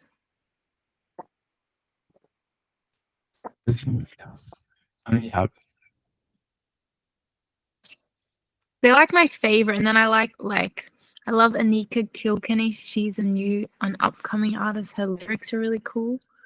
Oh yeah. I like Leith Ross. Her lyrics are really cool. Yeah. They're all like singer-songwriters. It's all about the words. And then the Tiny Habits has really cool harmonies. If you need like harmony inspiration, the harmonies are out of this world. Yeah. Dodie, I have like this one song. What is it? "Erase Me" by Lizzie. yes, Couple nights. Jacob Collier is in that song. I love. I was about to mention Jacob Collier. Yeah, Yeah, he's crazy. that guy's a music freak. Yeah, he's insane. He recently released a new plugin that's free. Everyone should jump on it. Yeah, it was he recorded all of the sounds from like his concerts and that, because like all the crowd control stuff that he did. Yeah, I was in it. I was there. Where were you? In Melbourne or? I went to his Melbourne show, so I don't know what I sung now, but I sung something. He made us all sing. It was cool. Was it recently? It was like last year or last year or the year before. I don't remember. I think Wow. last year. Yeah. Yeah, but he's cool. I like his music. Yeah. Oh, I also like Olivia Dean. She's very different to all the other artists that I mentioned. She's like sort of R&B. I don't know about R&B. She's not R&B. She's a little bit of R&B soul singer songwriting sort of, but she's not like full on R&B. She's just cool. I love her, like her as an artist, her vibe and her personality as well, and then her songs just match that, I think. So yeah. Yeah, that's cool. Yeah. I didn't even know that you were into music. I thought you was just like a Studio B, or something. Yeah. I've always liked singing, and sort of songwriting. I've always like done it like in my own time, sort of thing. Yeah. But I got more like recently. I got more into it, like over like dance and stuff. But yeah. Do you still dance? Not as Or, much. like- I was gonna go to a class tonight. Someone come with me. Is that what you're calling me? So like, is that your I your can't remember donut what I plug? told you, but yeah, I want to go to a club. Sultan is bringing his fast dates. Did you say dance class tonight? Yeah. But it's 10 p.m. Like I'd be down by it, so it's getting on. Oh no, it's too late now. I meant I was gonna go. Ah, yeah, no, I get you now. If y'all want to come with me to one at another time, I'm down. I want to get back into it. Is it jazz ballet? I was gonna do like commercial to begin with, I think. I can do that. Yeah, I bet you can. I'm already sold out, so I'm fine. It goes straight to commercial.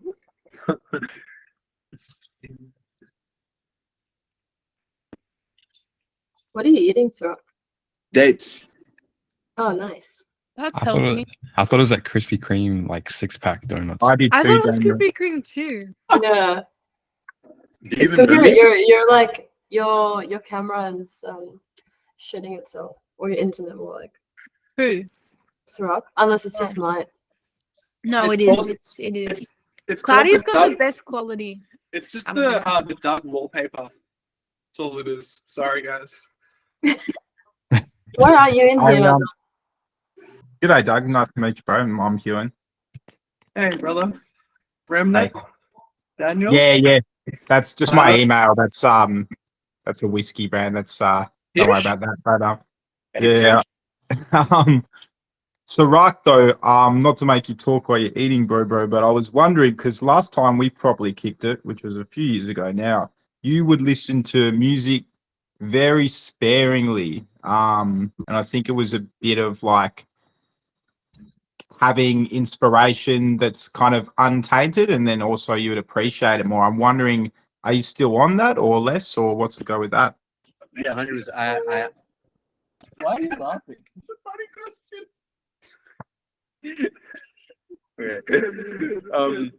Yeah, so yes, the short answer is yes, I am still on that. I don't it's gone to the point where like music, you know, when you if you don't have coffee for a long time, actually coffee's a bad example. If you don't have sugar for a long time, like a little bit of sugar is a lot of sugar. Like when you don't have What? What are you doing? Too much sugar. Damn, all right. Thanks, Doug. No, but then same thing with music. Like when you don't have music for a long time, a little bit of music is a lot of music. And now I really, really, really appreciate silence. And it's almost to a detriment. Like there's just and not so much silence like nothing happening at all. Silence like nothing artificial happening. Dude, what are you doing? Standing this time. All right, yeah, fair enough. I should stand up. But wait, sorry, one second.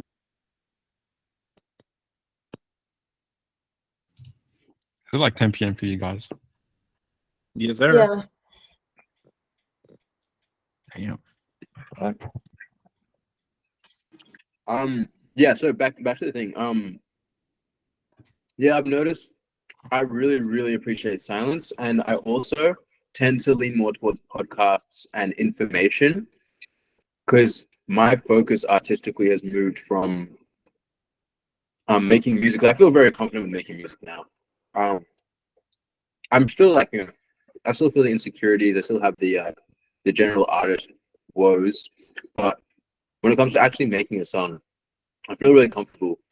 I know what I want to do. I'm never really at loss of inspiration. But when it comes to other parts of my life, I'm an artist, so I don't really know how to structure things very well. I don't know how to like manage my finances. I don't know how to like create more wealth and more practical. I don't know how to get more habits involved and set things in stone a bit more like in a more orderly way. That's what I'm focusing on now in my life, and music detracts from that a lot because music is just sort of like a thing. I already feel good most of the time. I don't really need music to make me feel better. I already sort of enjoy my thoughts. I enjoy the way my brain works. I don't need music to distract myself from anything. What I don't have, or not even that I don't have. Oh, wait. That's I'm opposite of you, man. Okay. How? I have music playing right now. Yeah, I know. Yeah, I'm playing. Doug has music all the time. Yeah, all the time. Yeah, I don't listen to as much music as I used to, for sure, as well. Yeah, but the way I do things isn't for everyone though. Like, I wouldn't necessarily recommend it unless you specifically feel like you have too much music in your life. Like the reason I stopped listening to music is because I noticed that like it wasn't really helping my brain at all. It's just detrimental. But I'd be interested, like, what makes you curious about that? Are you thinking about trying that? Well, I found it to be very interesting. I kind of have been trying it inadvertently, like not really trying to. I've just at a point where I only listen to music at the gym to kind of get me going. For the most part, I'll check out some new songs from certain people here and there. But because what I did find was when I was listening to music all the time, like as a rapper and a singer, I'd always like find it subconsciously influencing my music a little too much to where I'm like, yeah, I wasn't really happy with that. But it hasn't been a conscious decision though. However, like, no, I was just really just wondering. I was just wondering because I remember we talked about that one time. Another thing that I would add to the no music listening thing is that you really, if you do it for an extended period of time, you get to be really aware of how life is a song and the world is a song, and it's really joyful in my experience when I have those moments of presence. It's especially apparent on public transport because you get like the whole frequency spectrum. You get the bass, like the rumble from the vehicle you're in. You get conversation like with the mid range. You get like squeaks of cars. You get like I don't know, just like any sorts of things. And you sort of notice just how like when something's going, like a sound will sort of travel and it'll end, and then something else will sort of flow up from it in a completely different area. It's like, oh, it's all 3D. It's like, this is a really good mix. And I'm like, I've literally like had thoughts where I was like, wow, this is a good mix. A symphony. Do you know what? This just made me think of this, Sirach. The only time I can remember, so I was on a train a couple of months ago. It was like the only time in recent memory. I think my headphones had died or something. So usually I'd have a podcast on, occasionally some music, but it was dead. And the whole thing, it did just inspire me. And I wrote a little poem, which I've never even written a poem before or since, called Train. So it was definitely like, yeah, a nice experience to experience it. Yeah, yeah. I think like not having other people, like a bunch of other people's art. I think especially as artists, like I think we forget that we're not artists. You know, like we are artists. So we have to like sort of there's a like in the same way that at least when I'm learning about a lot of business owners, they don't really spend money where they don't need to. In the same way that we shouldn't really give our attention where we don't need to. They put their money into their business. Like we have to put our attention and our creativity into our art, not other people's sort of like, not just taking other people's art and just taking it in and experiencing it and having like all of the opinions formed from that. It's like, what happens if you completely remove that for a little while and then put all of your attention and like, because you're going to be bored, what happens if you put all that attention and energy into your art? What happens then? You know, like you're going to end up writing things that you've never written before. You're going to end up with new perspectives that you've never had. You're also not going to stop being inspired. You're going to be more inspired, because being inspired by other people's art is essentially giving yourself permission to look and copy them. It's saying that you need other people's art to be good enough. You need other people's art to like hear a chord that you would never come up with yourself. But that's not necessarily true. Like you can. It's still very possible for you to come up with any lyric or any sort of flow or anything if you just sort of challenge yourself more. And if you give yourself Nah. patience. Yeah, no, 100%, bro. That's kind of the reason I ask, because that's why it interested me at the time and still now, because not even to like to blow your head up or anything, but just your music, it was very unique. It's like the most unique music out of any of my friends. Do you know what I mean? Like, I got a lot of great artist friends, but your songs had this very unique original quality to them. And then when you mentioned that you weren't consuming much to influence you, as it were, I'm like, okay, that makes sense. Well, I'd say your music's pretty unique as well, Human. I think whatever you're doing is working. Thanks, man. Well, I feel it's more unique now that I happen to be listening to less. So this testament. True. Yeah. I mean, that's the thing. Like a lot of being an artist is like being insecure about who you are, and I think the more that we can let go of the insecurity and accept that we are everything that we need to be, and we don't need anybody else to really be ourselves. That's where a lot of the freedom can come with expression. Because the more I go through this process, the more I realize like the ideas of other people and other people's opinions of me, other people's sort of judgments of me are detriments to me. Like any sort of attachment I have to another person's thoughts or another person's way of me living my life is going to make my life more difficult. Like the ideal is to have people that have their own direction and are going and flowing with that, and they can question you, but not necessarily tell you what to do. And I feel like a lot of art, metaphorically speaking, is telling you. It's like, yeah, this is like, I'm doing this and I'm doing this, I'm doing this, or I'm this and I'm this. There's not really a lot of this. I mean, there is a lot of art, but there's not much art that, I'd say there's less art that asks questions and gets you to think about your own life. It's very, like, a lot of art is very like self-centered, self-obsessed. And just telling a very selfish story, but not in a bad way, but it's not necessarily in a helpful way for artists. And again, that's where I come back to the idea that we have to remember we're artists. We're not artists. We're not people that consume art and like that's separate. You know, like art is part of our lives. So we're not people that experience art and is like, wow, that's crazy. You know, like that's cool that they can create that. It's like, no, you're listening to a song and you're like, oh, I wonder how they did that thing. You know, you're analyzing it as well. You're not just a consumer. You're just a passive consumer.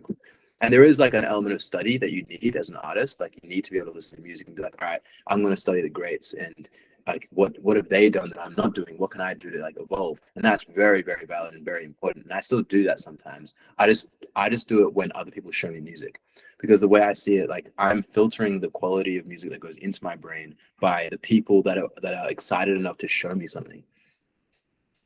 Because then it's just like I'm gonna hear it when other people are really excited about it. So then, I want to make music that people are excited about to show people. So why would I not? Why would I not just listen to music that other people show me? You know? Oh yeah. No, 100%, man. And I guess in a way it comes back to that you like when you were talking about the good bad flip or whatever the term was, it's like it's the intent with which you're listening to the music, right? So are you just purely indulging, or are you doing it to learn this and learn that? I think there is definitely a point of just indulging and just listening as well. I don't want to say that it's like Oh, of course. No, of course. Yeah, that has to be said, because otherwise, if everybody had this mindset, we'd be out of a fucking job for one. yeah. Yeah, it did get me questioning the validity of art. Oh yeah, what were you gonna say, Leticia? I actually don't listen to music that much. Indulge. I don't know. Yeah, you're very analytical. Yeah. I listen to only the same artist that I like on repeat to analyze, which is probably not great, but Well, you know, it'd be interesting. like I don't enjoy music that much. I feel Yeah, like me maybe neither. I just don't enjoy life that much. No, as in like I love music, but I mean like when I'm going like out to the clubs or whatever, like Yeah. people Yeah. like, yeah, they love the music so much. I'm just like, yeah. That's cool. Yeah. I'm the same. I think that's really, and that's because you're an artist. Like you're not really there to just consume passively the music. Like music is a visceral part of your life. You have a very specific desire when you listen to music, and the artists that you love are the artists that give you that desire that you love and that you want to make. It's almost like you're here as Leticia to be in existence as the person that really obsesses about these artists, so that you can create a better version of what they're doing. But if you're filling your brain with all this other stuff, it's like, that's just a waste of your time. Until it's not. Until you see value in listening to it for your art. Until you see it, and if you don't see it, then you just don't need it. I think I do see value in it sometimes, but I just don't love it. I've just noticed that I don't love it as much as other people. I think perhaps a good analogy, Letitia, I don't know if this is on point or not, but like if you're a magician watching another magician do a trick, right? You're not gonna have that wow amazement factor. You might more so be thinking, okay, how's he done that technique? You know, that the analysis, because you know, in a way, music is like a magic trick in a sense to someone. You know, any like skill, you know, is like can be awe-inspiring to the people that don't practice that, I guess, you know. Yeah, that's such a good analogy. Yeah. Thank you. That's a really good analogy. It's like really good actually. Yeah. And I feel like I'm that too when I go see magic. I'm like, how did they do that? You're probably just quite like an analytical like person in general, perhaps. Yeah. Or it's, you know, like an actor or a director. I know, especially because like I do some acting and you know, I've got some friends that do direction and production. When they're watching the movie, it's half about, oh, look at that shot, you know, it's not like encapsulated in the story. I don't know. It's normal though, you know?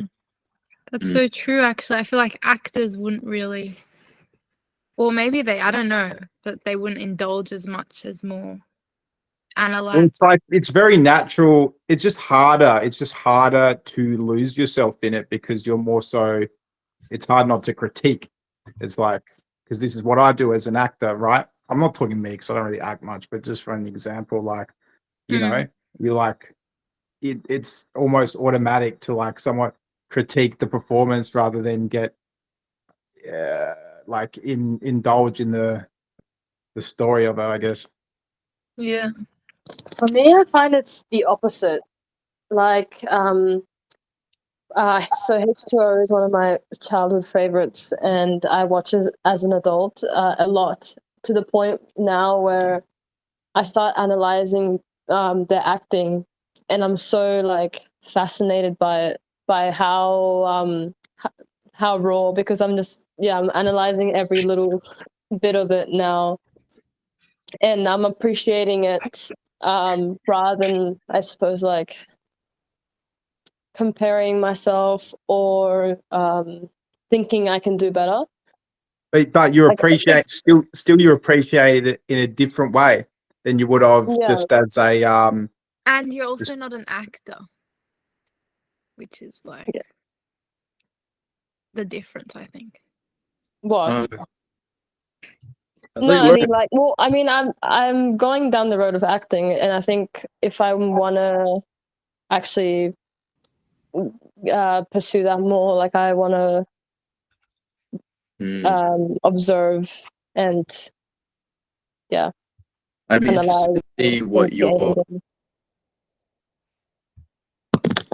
I'd be interested to see what your perspective on this, Cloud, like is when you've been an actor professionally for a while, because I feel like there is a difference between like I think when you first start listening to music, you're analyzing the excitement is there when you're analyzing it. At least for me, there was a lot of excitement with analyzing it. Like, oh wow, like how do they do that thing and this thing, and like this is really interesting, and oh man, I wish I could do something like that, or that's really fascinating that you know they're using this sort of motif or this sort of theme or this sort of feeling. How do they get that feeling, sort of thing? But then slowly over time, it just becomes a burden where it's like you can't let go of it. Like you can't let go of the analysis. Like you want to just be able to enjoy a song, but you can't help it but notice they were probably like thinking this when they said this, or they were probably writing it this way, or like this thing, like I don't know. For me, it gets really deep, and like I hear lack of what's the word?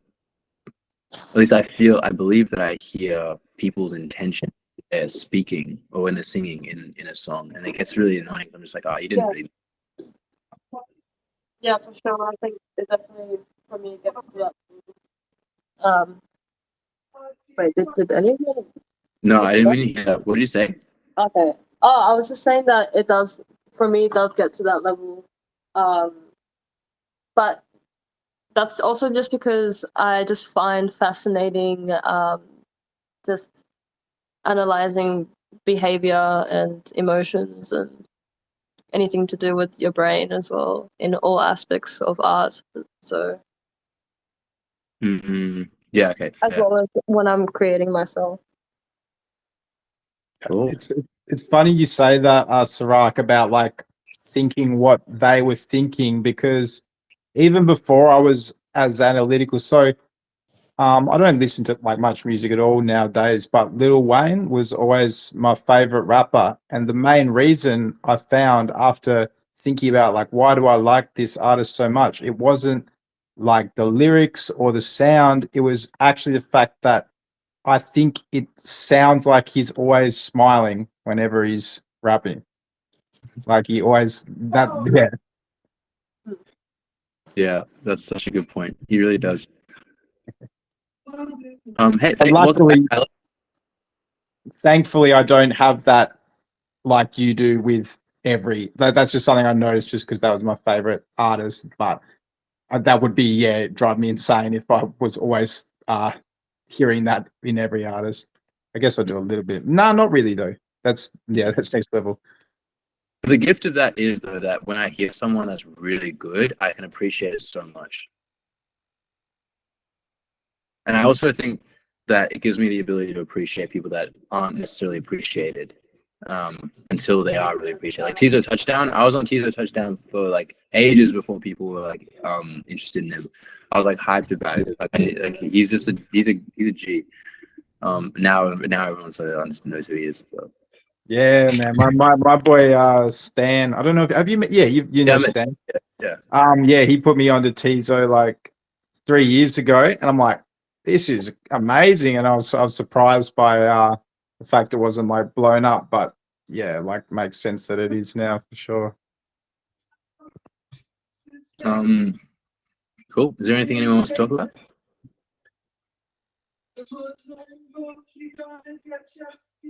I got nothing really. This has been really cool though. I'll definitely try and tap in next week. Yeah. Cool. Anyone want to go into their intention?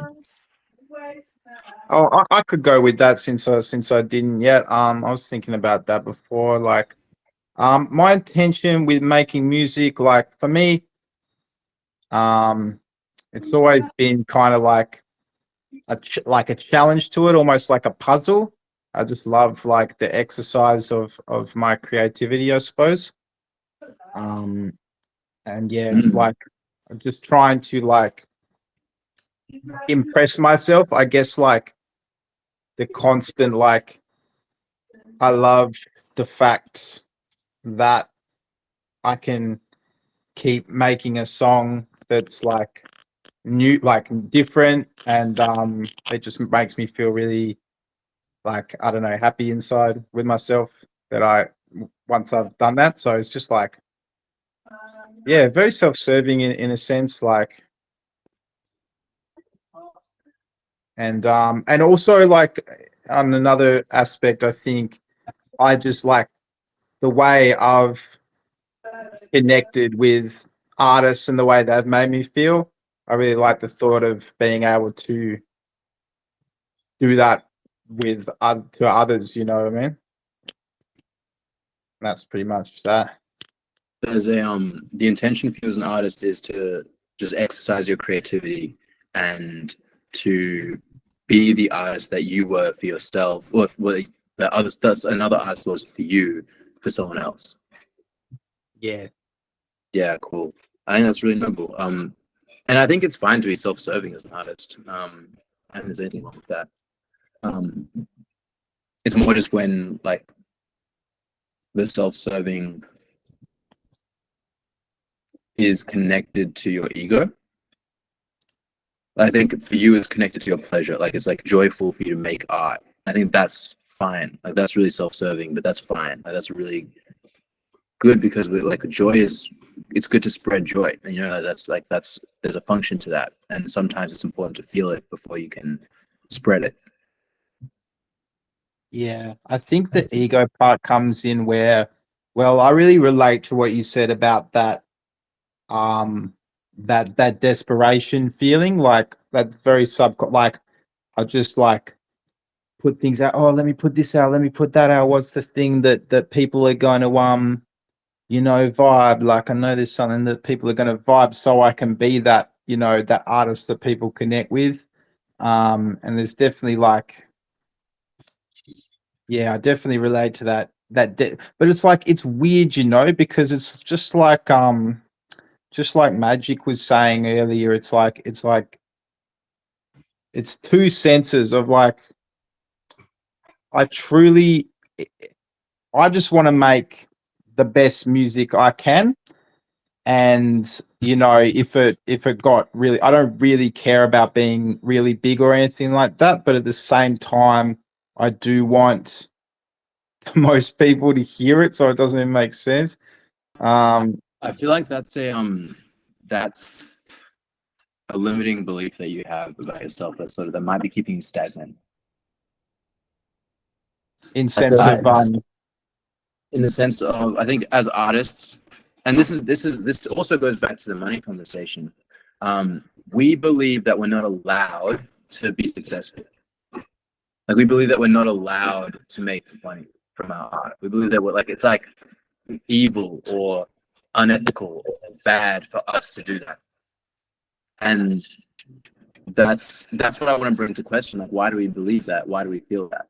You know what, Sirach? Do you know what? Like, truthfully, I don't think it's bad or I'm not allowed. I think deep down, I don't feel this consciously, but I think deep down, I feel like I'm not good enough to achieve that, honestly.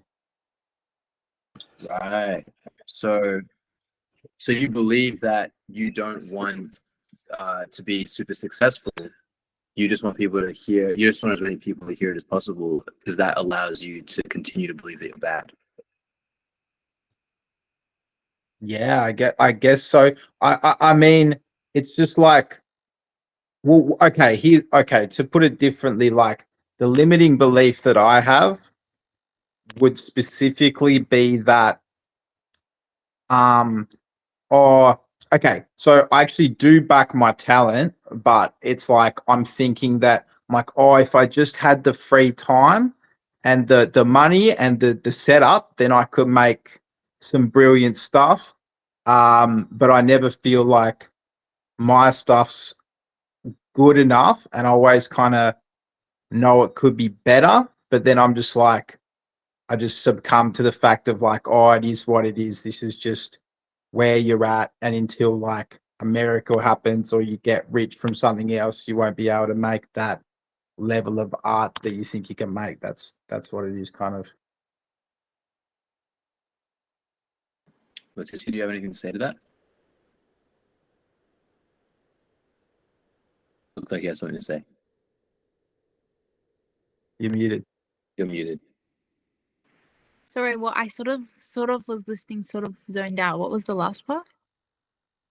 I was just saying that I just kind of have this like belief that, or like excuse that, like I'm just not happy with the music I do make, even though like I like it at the same time, but I'm just always thinking it could be better if I There are just other like people better than you. Is that what you think? no, not really, because I don't see art as a competition with other, because it's all subjective. So I think it's just different flavors. It's just more the sense of I could do better in relation to myself if I were in a different circumstance. That's basically it. Mm. So what is that circumstance? I just don't feel like I have the free time enough to spend on my art, but it's not even that. It's more so the combination of like the free time and like a recording setup and like a quiet room to myself where I can record these sort of things. I totally feel you. Like the environment is so important for making music. I struggle with that all the time. Like I know I want to be obsessive. Like I don't want to just have like a day, or not even, sorry, a day's fine. I don't want to have like a few hours and to make a song or to make music, and then not be able to make music for another day, and then have another few hours here and there. That's like hell to me. Like that's too, like my brain would not enjoy that at all. I would rather 6 months of not making any music at all, and then 6 months straight of just making music every single day in a place, like, and just only just focusing on it, obsessing over it, and just like being able to do whatever I want. But it is hard to get to that point without like the. 100%, man. I feel like if I could give myself those 6 months, or even a month, or even a fortnight, I feel like my I'd just be making what I want to make. But at the same time, I don't really make any steps towards achieving that. So that's why it's kind of just like a limiting belief kind of, I don't know, situation. Yeah, I'm noticing like you have the idea of like, I'm treating music as a hobby, and I just have a full-time job. But I'm sensing that you don't actually want to do that. Yeah, that's not really what you want to do. It's not like you don't really believe that that's what your music deserves. No, yeah, correct. Okay. So in the same way, like, the good bad swap thing, I would question for you, like, what's something that you're thinking is bad about making music your full-time thing that you need to move over to good, and what's something that's good about having it be a side thing that you need to move over to bad?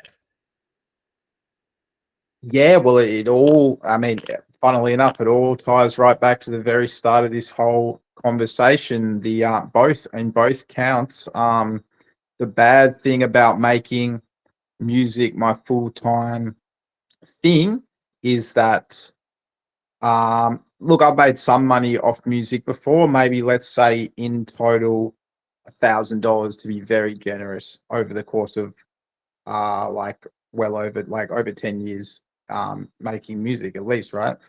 And so the bad fear is like I'm going to be homeless. You know? Yeah.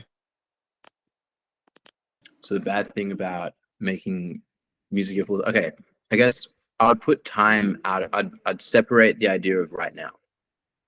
I'd move it to like some point in the future, because I guess the fear for you is that if you did it right now, that you would be homeless. Because yes, you probably would. You have no like foundation behind you of how you could support yourself. So Yeah. I guess the real question is, how can you make more time for music whilst still having all your needs met? That's the real question. Like, what does that look like for you? Yeah, and that's a great call. And like for instance, like yeah, it's not not a right now thing, but if I wanted to achieve that, like I could like work my job part-time and then have like a day for music, or alternatively, really it's just completely freeing up my Saturday, which is already pretty free, and just being in the zone that whole Saturday, because it's like I actually do have the time, and then I just essentially waste that doing I don't even know what I do of a Saturday. So really, I did have that time all along. I'm just not taking advantage of it. Do you think if you took advantage of that Saturday, you'd end up over time creating more time throughout the week? I'm not sure about that. I'm not sure about that. Yeah, true. Cool. Oh, What do you think well, actually, that if that started producing really good results for me, then I'd probably be motivated to do the other thing I was going to say, which is maybe taking like going to part time and freeing up another day, in the week. Cool. So you do already have the time to sort of work towards creating more of your art. Yeah, basically. Cool. All right. Well, is there anything else getting in the way? Like, what stops you from doing that this Saturday? It's just the sense of just like getting some. See, I was about to say getting some gear, but like my housemate's got a good mic. I could just use his computer. Like I could definitely just do that.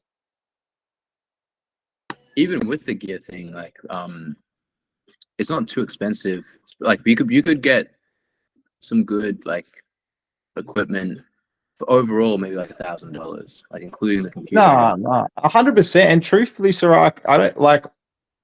That's all just like excuses. I don't even need gear. Like if I could make work on a song on the guitar and then teach myself how to play that really good and just play that clean onto my Android camera, I'd be well happy if I did even just that. That'd be amazing, dude. I'd love to see that. I'd love to see you playing more guitar. Yeah.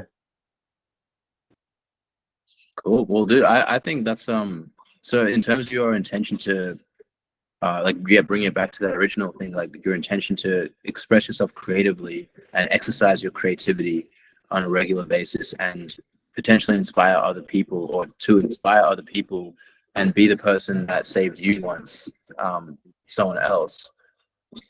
Does freeing up your Saturdays like make that intention more real?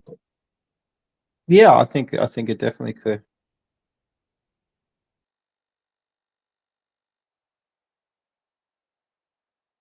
Is there anything that you think like, no, it's a dumb idea? Man, no, not really, man. Not really. Alright, I'm back. I was going to get something. What's up there? What are you guys talking about? Man, I'm freeing up my Saturday, bro. Sorry? I'm freeing up my Saturday to work on music, dude. Nice. Yeah, cheers. That's exciting, man. So, what does that look like? What's going to happen when you do that? What's going to happen if you free up your Saturday? Well, I'll get a good chunk of time to work on some music. And realistically, like probably won't be the whole Saturday. I'll just do it till I hit a brick wall and get sick of it. But like overall, I think I'll be making some good quality music that I haven't felt like I've had time to. Oh yeah. Can you guys hear the drums? Yeah, I heard that. A cymbal, perhaps. Okay, cool. Cool. Do you feel pretty complete with that, Ewan? Yeah, man. No, totally. Cool. If you come back next week or if you come back again, I'd love to hear about how that goes. If you have any observations, anything that worked, that didn't work, what you've noticed with Bring Up Saturday.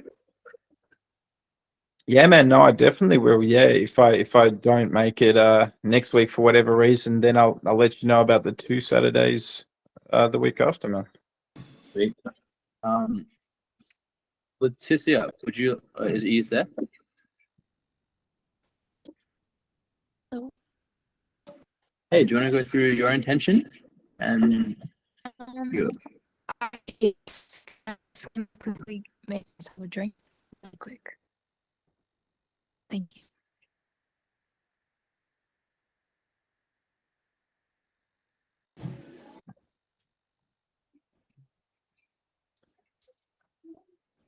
Let's all quickly wait for Leticia. Enjoy that low res drink there, Letitia. That laggy ass drink.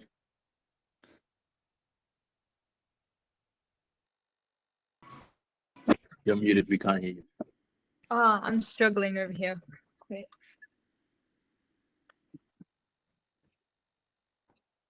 What are you making? It's this coconut pistachio drink. You get them from Cheaper by Miles. If anyone wants to go there, they sell like food that's expired or past the use by date or food that isn't like popular, so it's like really cheap. So if you're poor, I would recommend going. And I haven't tried the pistachio one before, but I'm curious.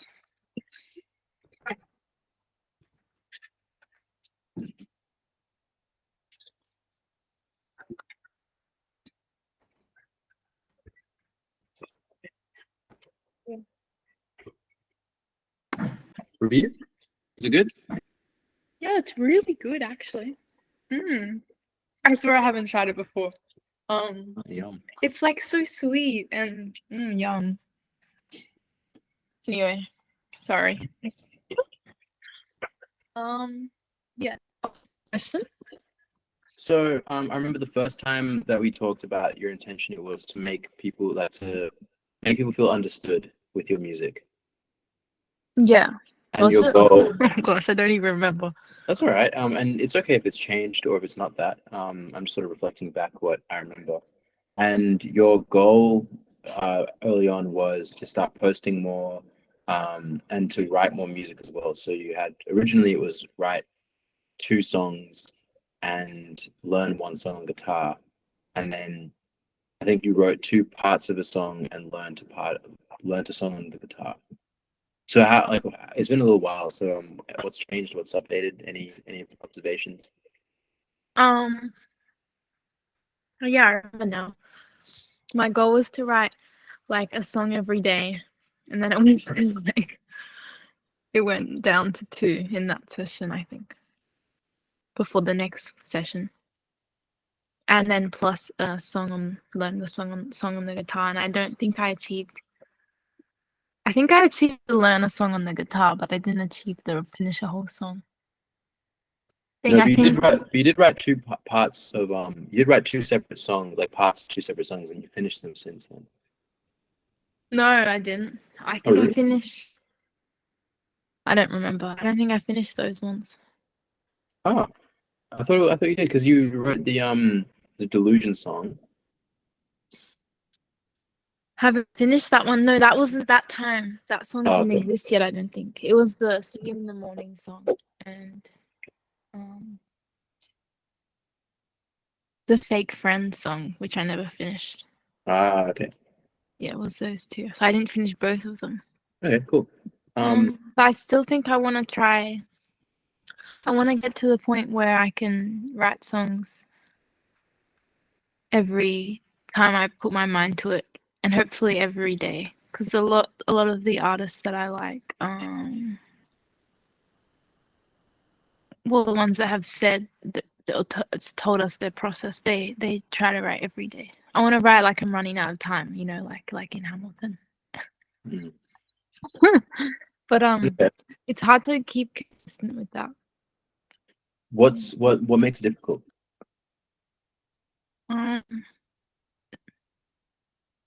I think so. I think that sometimes I lose. I like having these calls because I like connecting with people. It inspires me. Jamaican fish curry. Talk about Jamaican fish curry. Yum. Don't mind us. We're just gonna eat while you talk. Like today, I really struggled to do what I planned to do, and I feel like let the whole day go to waste, sort of. And I think I just lose my purpose sometimes, or something. I get really unmotivated. It's so different. Life's so different to school, you know. I used to, you know, when you're like told what you have to do, it's just so much easier to just do it. But then when it's all up to you, I'm like, oh, what the hell should I do? And then I get overwhelmed. So you feel like you don't have enough structure in your life to be able to know what to do every day. Yeah, because at the moment I'm only working 2 days a week, which feel is that. really cool. But then, and when I'm working, I hate like even in the two. No, sometimes I'm working more than 2 days a week, but like my set days of work are 2 days a week, and they're like 9 to 5. And yeah, on yesterday I'm like so excited for today because I'm gonna be so productive, and then today comes and then I'm like I feel a bit stuck. Oh, I don't know what it is. Do you write down what you're gonna do? No. How many things did you want to get done today? The thing is, I didn't know what I wanted to get done today. Oh, okay. Well, there's your first problem. You just want to get something done. I wanted to finish the Delusion song 'cause it's almost finished. I wanted to post that video, which I posted, and I finished editing. Editing. I wanted to finish editing it, and I finished editing it. I wanted to do like some theory stuff. I have like this book. Well, I have this like PDF thing that I printed out, and I want to like go through that, but I haven't been bothered to get up and go get.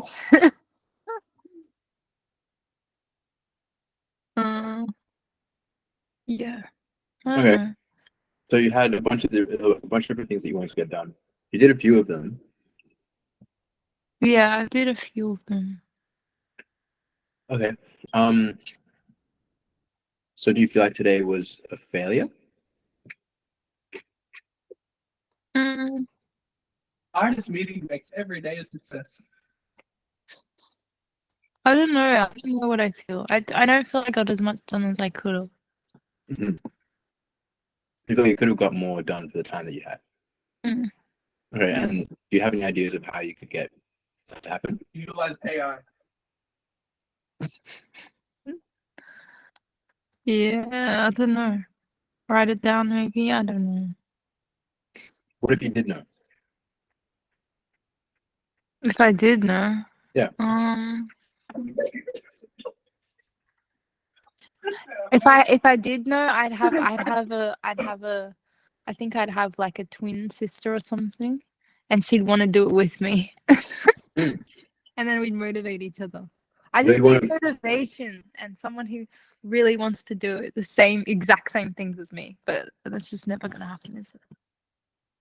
That's not true. That could happen. So you identified that a lot of the reason you don't do all the things because you feel really unmotivated and like you want to do it with someone. Yeah. Okay. And yeah, and someone who like shares the same goal or whatever, so then we can Yeah, me I feel the same figure it way. out or something together. Yeah. Mm. Literally, just you want someone to do stuff with. Yeah. That's bad, but No, it's yeah. not. No, it's not. Why is it bad? Um, cause I can't wait around for someone. I have to just do it. Sure. Like that's what society tells you. Yes, but if there was someone who like there's someone in the world who hasn't met you yet, that they want exactly the same thing as you and they don't have it. You guys haven't met Mm. each other. So Mm. what do you need to do to meet that person? You know, like where does that person hang out? If they're exactly like you in the sense that they want to do the thing that you want to do, where does that person hang out? Probably in their room too. I don't know. Okay, so in their room. Well, you're on an artist call, so I guess there's definitely potential to meet someone on here Mm. as things progress. Yeah. But I see your dilemma. You go to exercises? Like, don't you go to workouts? I did that today, which made me feel slightly better. Do you know anyone who goes to those things as well that also makes music, or like do you ever talk to the people that go there Go where? that you work out with? No, because I always go somewhere different. Yeah, but do you ever like talk to the people that were there? Yeah, I said hi to the trainer, and that's about it. And then I mind my own business. Does it scare you to talk to the other people that go to the class? Mm, not today. No, I wasn't scared to talk to them. I just didn't talk to them. You think the person, like the friend that you want, would be at those classes as well? Mm-mm. Ideally, but not necessarily. Ideally, this imaginary friend would want to do everything I wanted, but yeah. Okay. So what stops you from like talking to the people that go there? What stops you from going to those exercises every single day just to see if you can meet that friend? I don't think I'd meet that friend at the gym No. because I think um I'm more likely to meet that friend like at a gig or something. Do you enjoy going to gigs? Gigs, yeah. Okay. You said ideally they do everything with you. Yeah. So the hardest thing that you do is get up early in the morning and go to workouts. So wouldn't you want a friend that does that? Like if they can do that, then they'll probably tick off everything else. If they can do that, you meet them and they make music and they play guitar, and they sing, and if they do all that stuff, if you meet them at a gig, they might not want to do that workout with you. But if you meet them there and they do all that stuff, like they're perfect. True. I don't know. I don't think I saw any musicians today. Did you talk to everyone? No, there weren't that many people because I went at 5 a.m. Hey, Letitia, what does a musician look like? What do they look like? I don't mind what they. Or what does a musician look like? Do you know what I mean? That's true. I should just ask them all every time I go. Are you a musician? Are you a musician? No. I don't know what a musician looks like, but I don't think most musicians go to a workout class at 5 a.m. I just really doubt it. Yeah, I well, work most- out every single day. Sirac's working out too, you know. So I mean, True. I feel Okay, like I'll I ask feel like next. I'll ask next they have time. headphones. So like if What they did have you headphones or earphones, that might be a great indication they're into music and could potentially be a musician. True. But Okay. also, even if they don't wear headphones, like I don't listen to music, so like both you don't know what a musician looks like. You can't judge a book by its cover. Mm.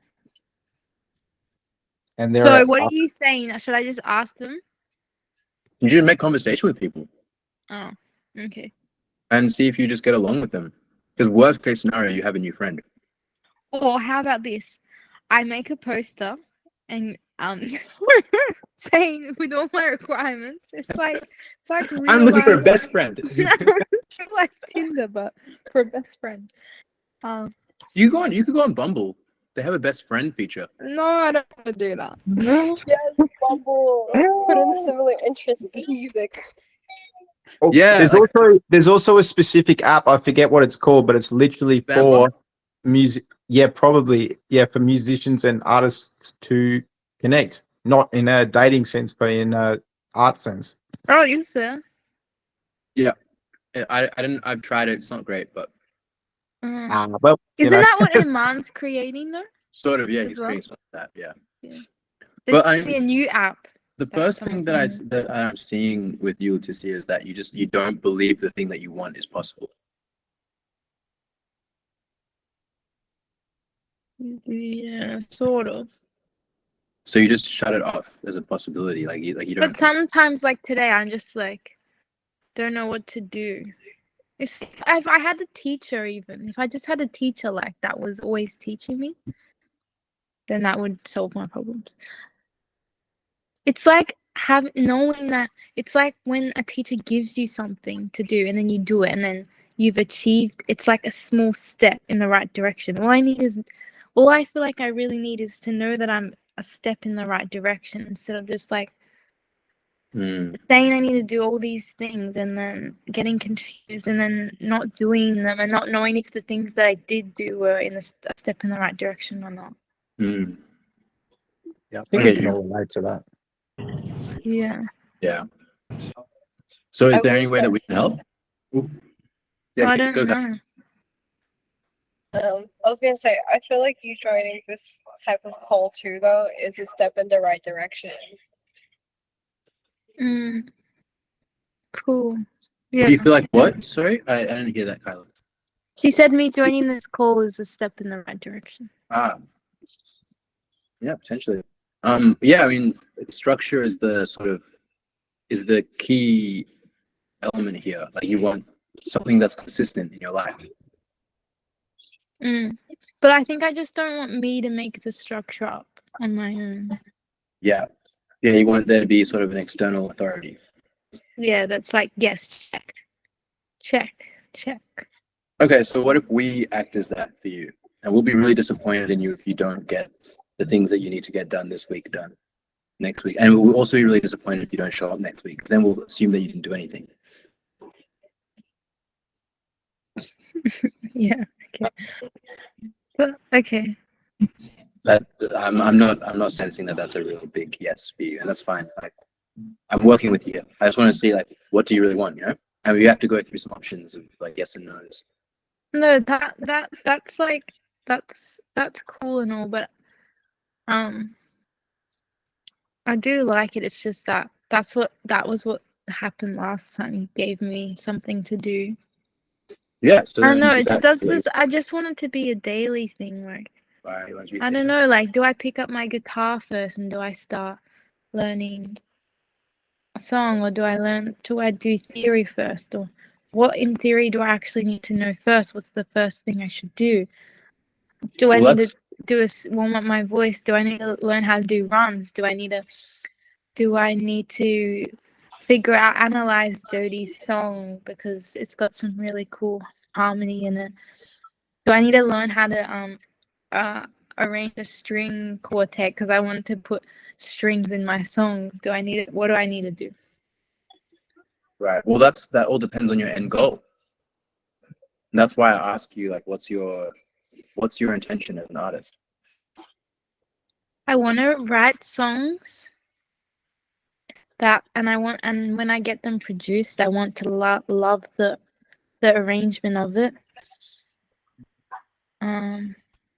Hey, Letitia, I don't know if I'm off base on this, but all of those things you listed, do you think that those are all probably things that you feel like you need to do to get where you need to go? Yeah, to some extent, I do. So does it matter what order that they happen in? No, it doesn't matter what order they happen in. It's just that which one's more important, like because or how do I manage my time because I can't actually. I don't think there's been a day where I do them all. But you like, yeah, fair enough. Do you absolutely need to do them all, or can you save some for tomorrow? Even though you want to write, like you don't have time left.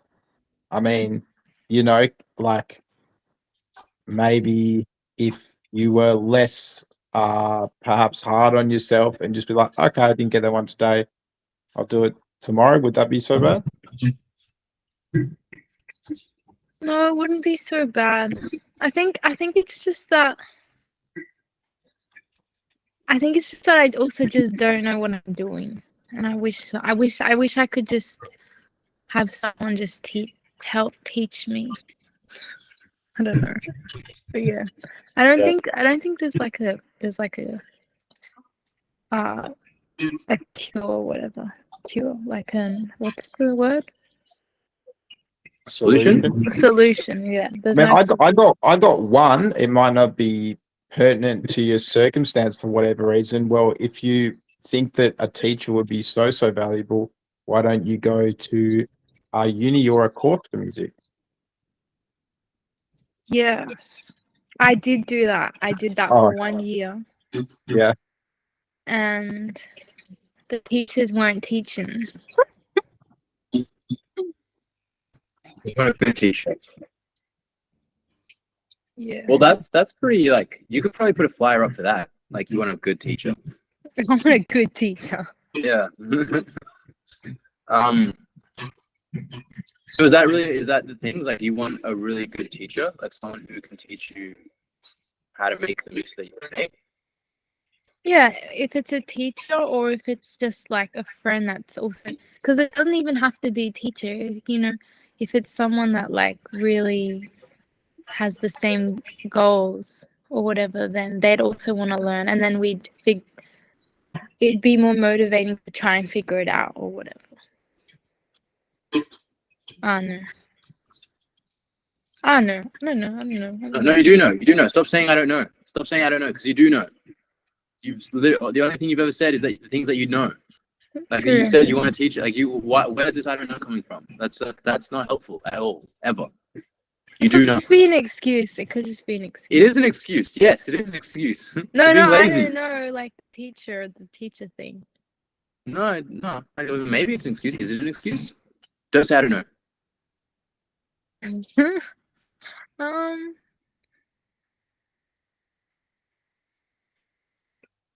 Because you could also just say that it doesn't have to be a teacher. It can be a friend. You just want someone else to work with you. You just don't want to do it alone. That's what I'm getting from you right now. Yeah. Yeah. That's valid. Like, why is that a problem? I don't know. Oh, I mean, yeah. It's the person that you want to make music with in Melbourne. Sure. Yes, they are in Melbourne, and they live in Brunswick. And they live in, oh, perfect. All right. Well, all you have to do is walk around, knock on every door. No, I'm kidding. So they live in Brunswick. Cool. All right. Well, what can you do to meet that person? I guess that's not me. So I'm go to bed. Are you going to bed? Oh, I'm dead. Thanks for dinner, George. So I go on door knocking. Maybe I should do the flyer thing. Yeah, maybe. There's probably someone who would see that flyer and just be like, "Oh my god, this is the type of person I want to be with." I'd be down to do the flyer thing with you. Really? Like, as in you'd make one for yourself? Yeah. I got a good suggestion as well, Letitia. I don't know why this didn't come to me before. So on the idea of gigs, right? I feel like even better. Have you ever been to an open mic night? I have been to an open mic night. I mean, I feel like that's a pretty ideal place to meet that sort of person. Yeah, no, you're right. Maybe I should go to more of those In Brunswick? in Brunswick. Oh, they might. They'd probably travel from Brunswick. You travel from Brunswick. Yeah. So. Yeah. Okay. Okay. So, you're gonna make a flyer? Is that? Yeah, with my face on it. Wait, should I put my face on it? Yeah, probably. Yeah, probably should. But you'll get a lot of inquiries if you put your face on it. Yeah, maybe the wrong inquiries. Yeah, you're gonna have to sift through a lot of people. Yeah, I don't know. I don't know. Not to be biased, I feel like open the mic night's better than flyer, just for my 2 cents. I agree. I agree. The Cool. fly Well, thing just seems fun. It's like you know, when you those bottles, what are they? The messenger in the bottle, Message. and then you chuck it in the I mean, ocean by and all hope for means, the do the best. flyer. why not do both? Like for fun, why not? I think it could be funny. Like it could be really. You put a flyer up, like put your phone number on it, like and cut the bottom so people can take it off. You just get a bunch of random calls, like, hey, do you want to be friends? It'd be a pretty great story if you guys do end up making some good Yeah. music. Yeah, that'd be an amazing story. Yeah, that's funny. I would go around putting out flyers with you, and I'd make it from like my art stuff. Yeah, let's do it then, dude. Yeah, let's do it. Let's do What it. day? We can make the I got a flyers new computer, together. so yeah, come over because I got a new computer now. I can run like Illustrator and Blender and shit. Okay, cool. Sounds like a date. Yeah, it always. Cool. Cool. So, what's making a new friend that wants to do all the things with you gonna do for you? I'm in disbelief that that friend exists, honestly. But hey, I don't know. It's a limiting so belief, Letitia. Yeah. So, what would it do for you if it turns out like this person really exists? Oh my god, if this person exists, then we could become a duo. And it would be more fun. I think it would be more fun. More fun too. To like improve and learn and keep each other accountable. Mm. Maybe. I don't know.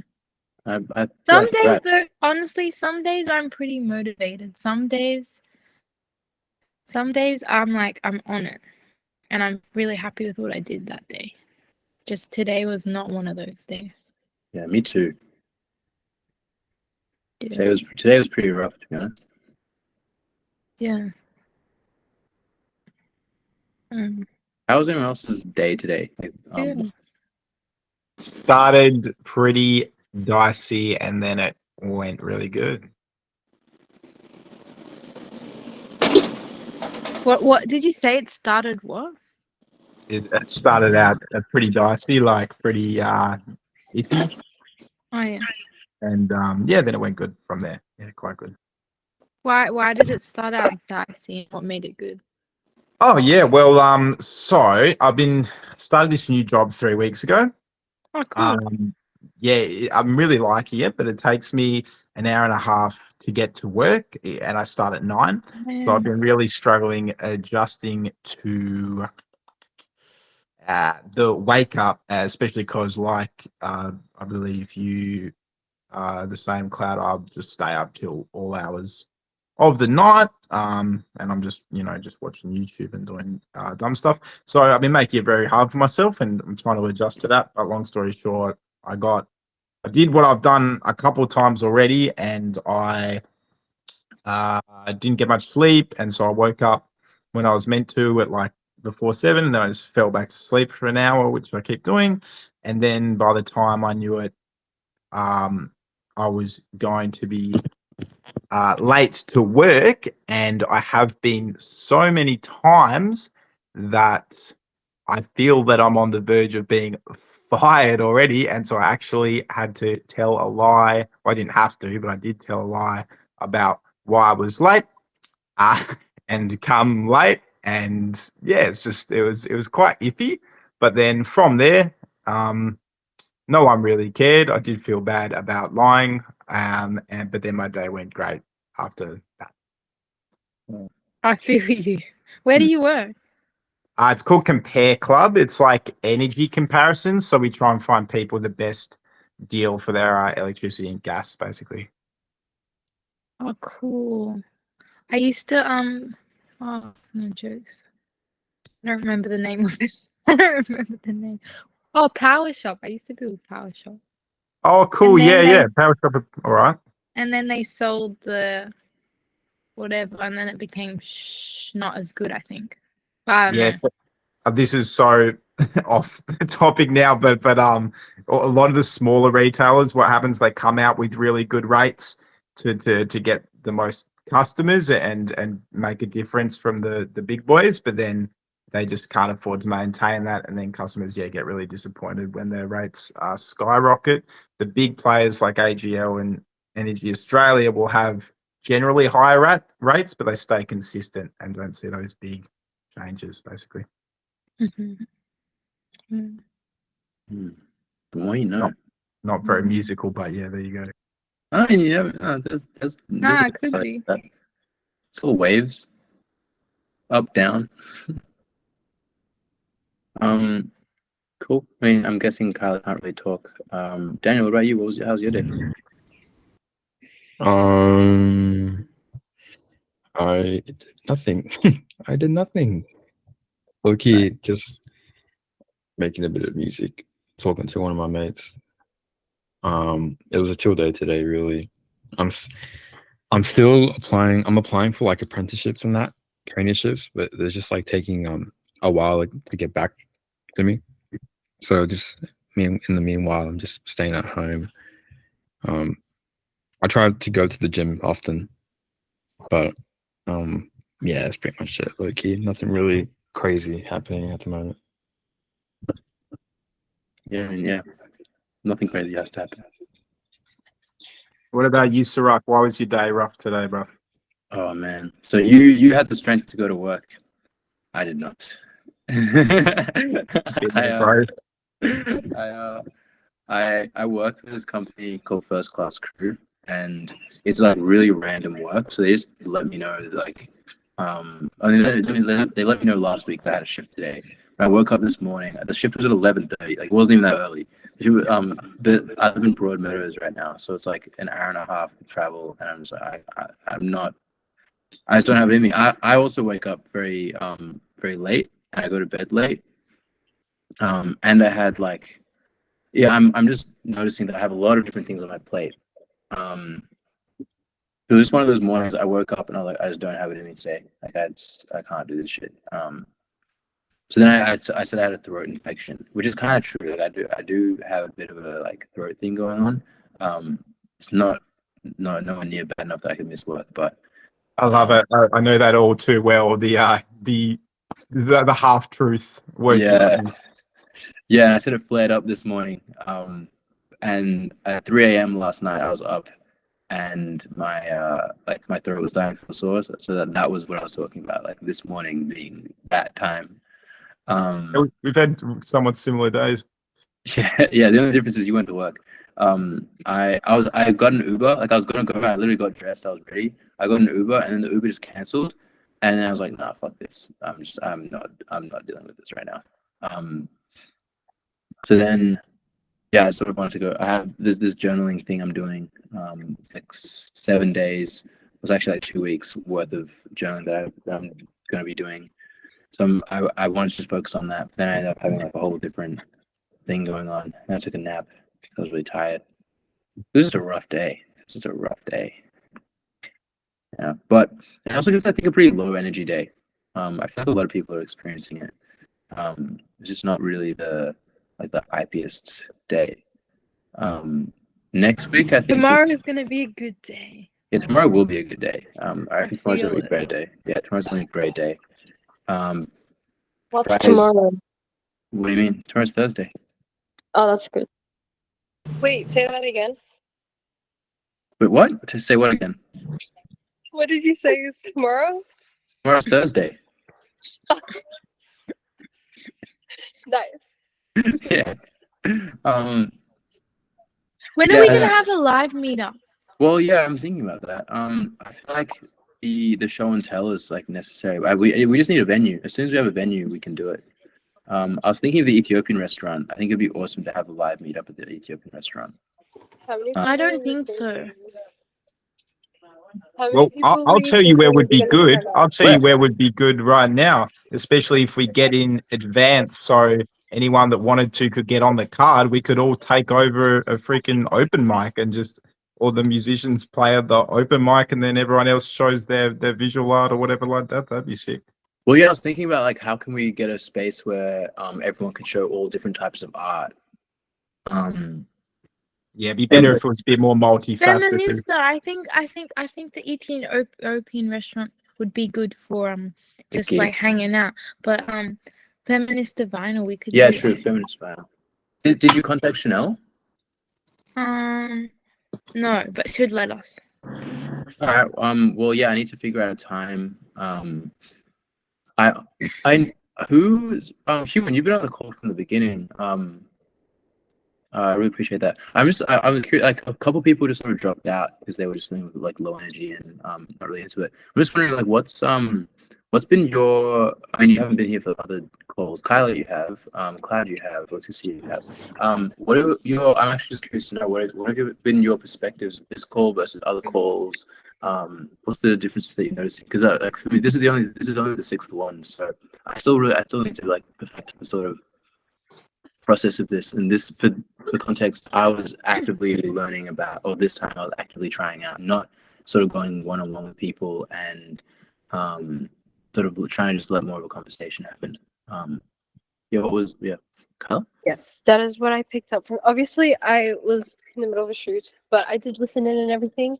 And this is only my second week for me because I only started coming in last week, which I'm grateful to have found out that this was happening. This is great.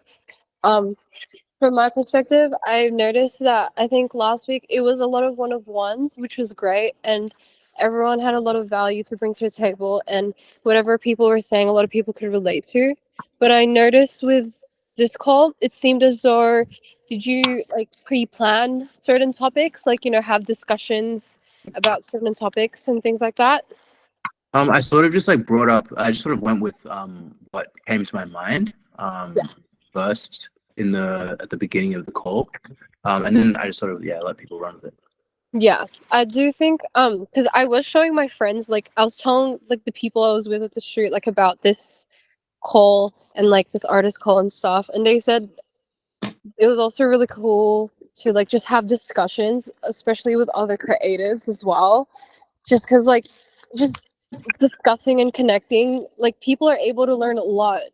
I was even writing notes just listening to you guys while I was on the train because it made me think about things and like how that applies to me as well. Like, yes, it's from a music perspective, but it made me like kind of think, how can I apply this to like a fashion point of view as well? Yeah, for sure.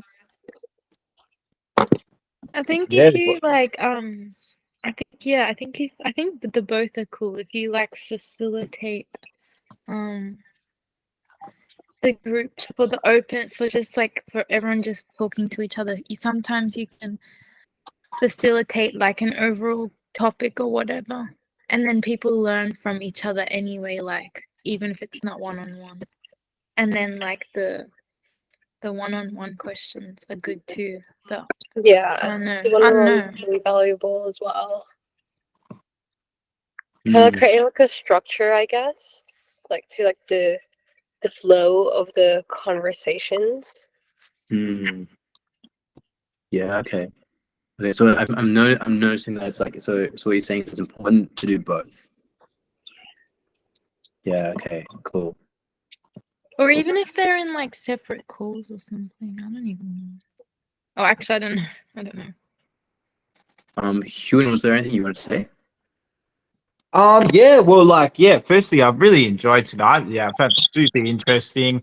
Definitely have yeah, like feel like I've related to, and like, yeah, everything the people have been saying has opened my mind and made me think about, that from my own perspective. So that's been really cool. I think it's a really great thing you're doing. I'll definitely be back. And I guess in the terms of the structure, um, perhaps, perhaps if, yeah, perhaps if it was a little more, I don't know what I'm trying to say, like a little bit more like um focused subjects, and then the free chat was saved all for this time, like we have been for the last 30 minutes or something. Yeah, okay. Because I know even myself, like me personally, I'm like a chatterbox and I want to respond to everything, even when it's not related to me, or like I think it gets diluted a little bit and it's still valuable, but when everyone's chiming in, like it's good, but in a sense, like, yeah, a little bit more structure probably would be even better. Okay, so what does that look like on a like functional level?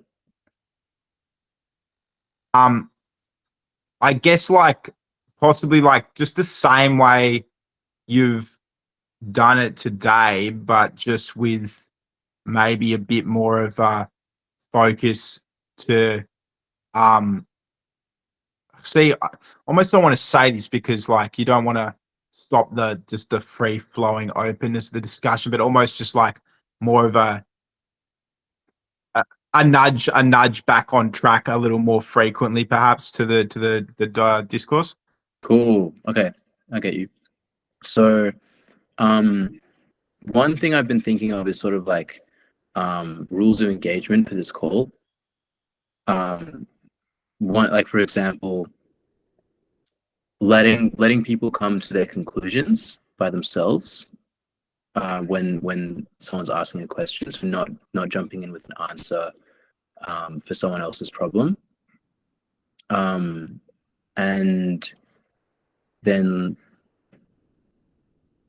I guess that's the main one, really. Really, it's just like if there can be like a sort of general rule of let people finish their train of thought, so that we get deeper on certain topics, because ultimately, like it's pretty easy for someone to tell when for example, if I ask Kyler a question, and then we all have opinions of what the answer should be, and there's pretty obvious, like, there's sometimes a pretty obvious answer, but then it's for Kyler to come up with that answer, because either Kyler will come up with that answer and it'll be true, the same thing that everyone else was thinking, and then Kyler will learn it and it will be like more intrinsic because she came up with it, or it'll be completely different and then we'll all learn something. But if we interrupt the thing and say, oh yeah, well, you should do this or you should do this, then without it being asked for, that is, like, if it's asked for, it's a very different thing. But if it's not asked for, that's where we can lose some of the magic. So I guess there needs to be a way for me to begin the call, and it's difficult because people come in late. So maybe it's a matter of like not having a cap of when people can join. So like once it gets to a certain point, you can't join again. But I don't really want that to be the thing. I want it to feel pretty casual as well. That's a good idea. I mean, well, yeah, because if they join too late, they need to be caught up. And look, as for myself personally, like I'm super bad for that. Well, I do it because I feel like it's helpful, but like I've done that probably like 7 times at least. Tonight, jump in with the answer or something. So in future calls, I would definitely make an effort to not do that.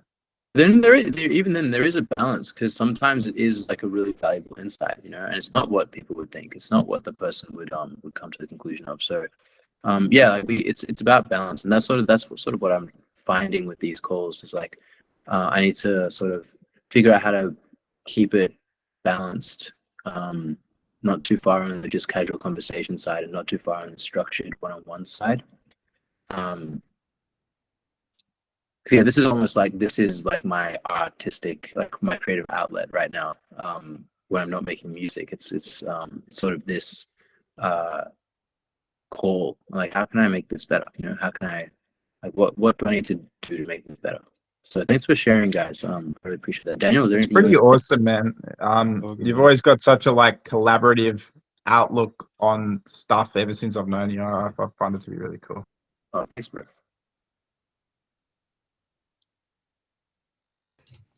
Do you mainly host these on this Google thing? Yeah, because Zoom, you have to pay for to have longer than 40 minutes. Oh, okay. Have you tried Discord? Discord, I don't like Discord. Ooh, what's up with that? I've just like, because I have to set up a whole like thing, and I just Seebs. The server? Yeah, I just Seebs. I just can't be bothered. Also, I have a school group already, and I like school, but I don't know. I'm open to it. I just I really could help. I could help set up the Really? server. Yeah, yeah, I could do it. Okay, so one of the things I don't like about Discord is that it like my computer gets really slow if I have to use it. But I don't know. I'd be open to trying it out. Yeah, there's some ways you can make it like take less CPU on your laptop. Like you can optimize it really.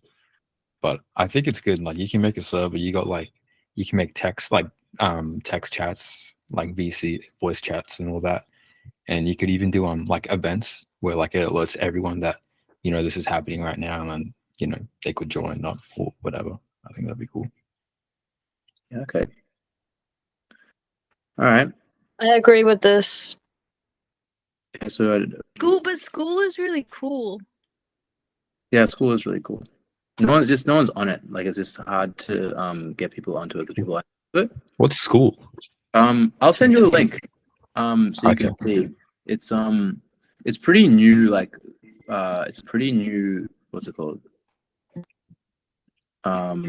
Platform. Mm-hmm.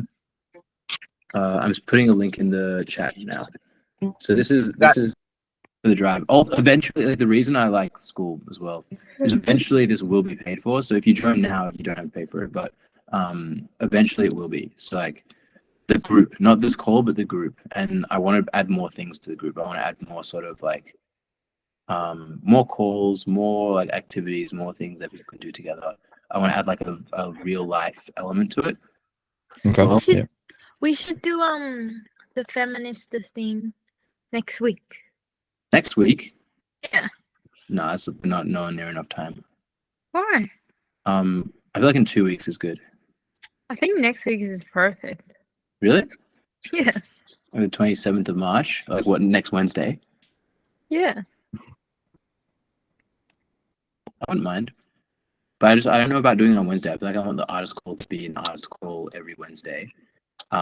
It'd be like, could we do it another day? I'd want to do like a Saturday or a Sunday or something. To do, yeah, okay. Why don't we do Sunday next week? Sunday? Yeah.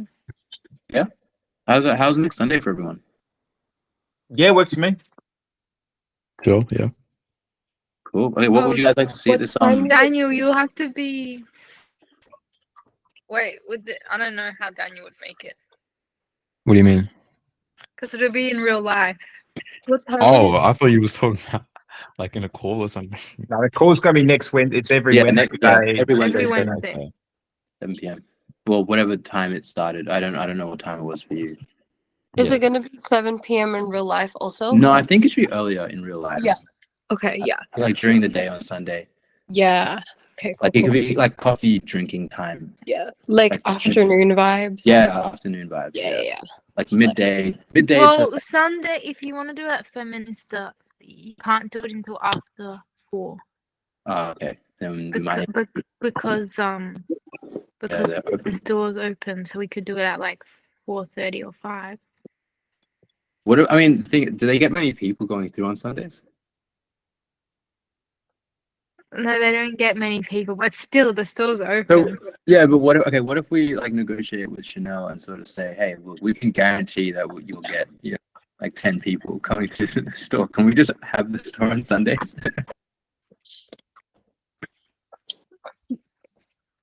Yeah, but then It could still be open. Like the store could still be open. we just have an event going on every Sunday. Do you reckon?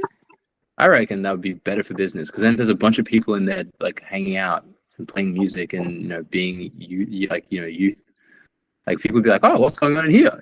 Instead of just a store with one person just standing at the register.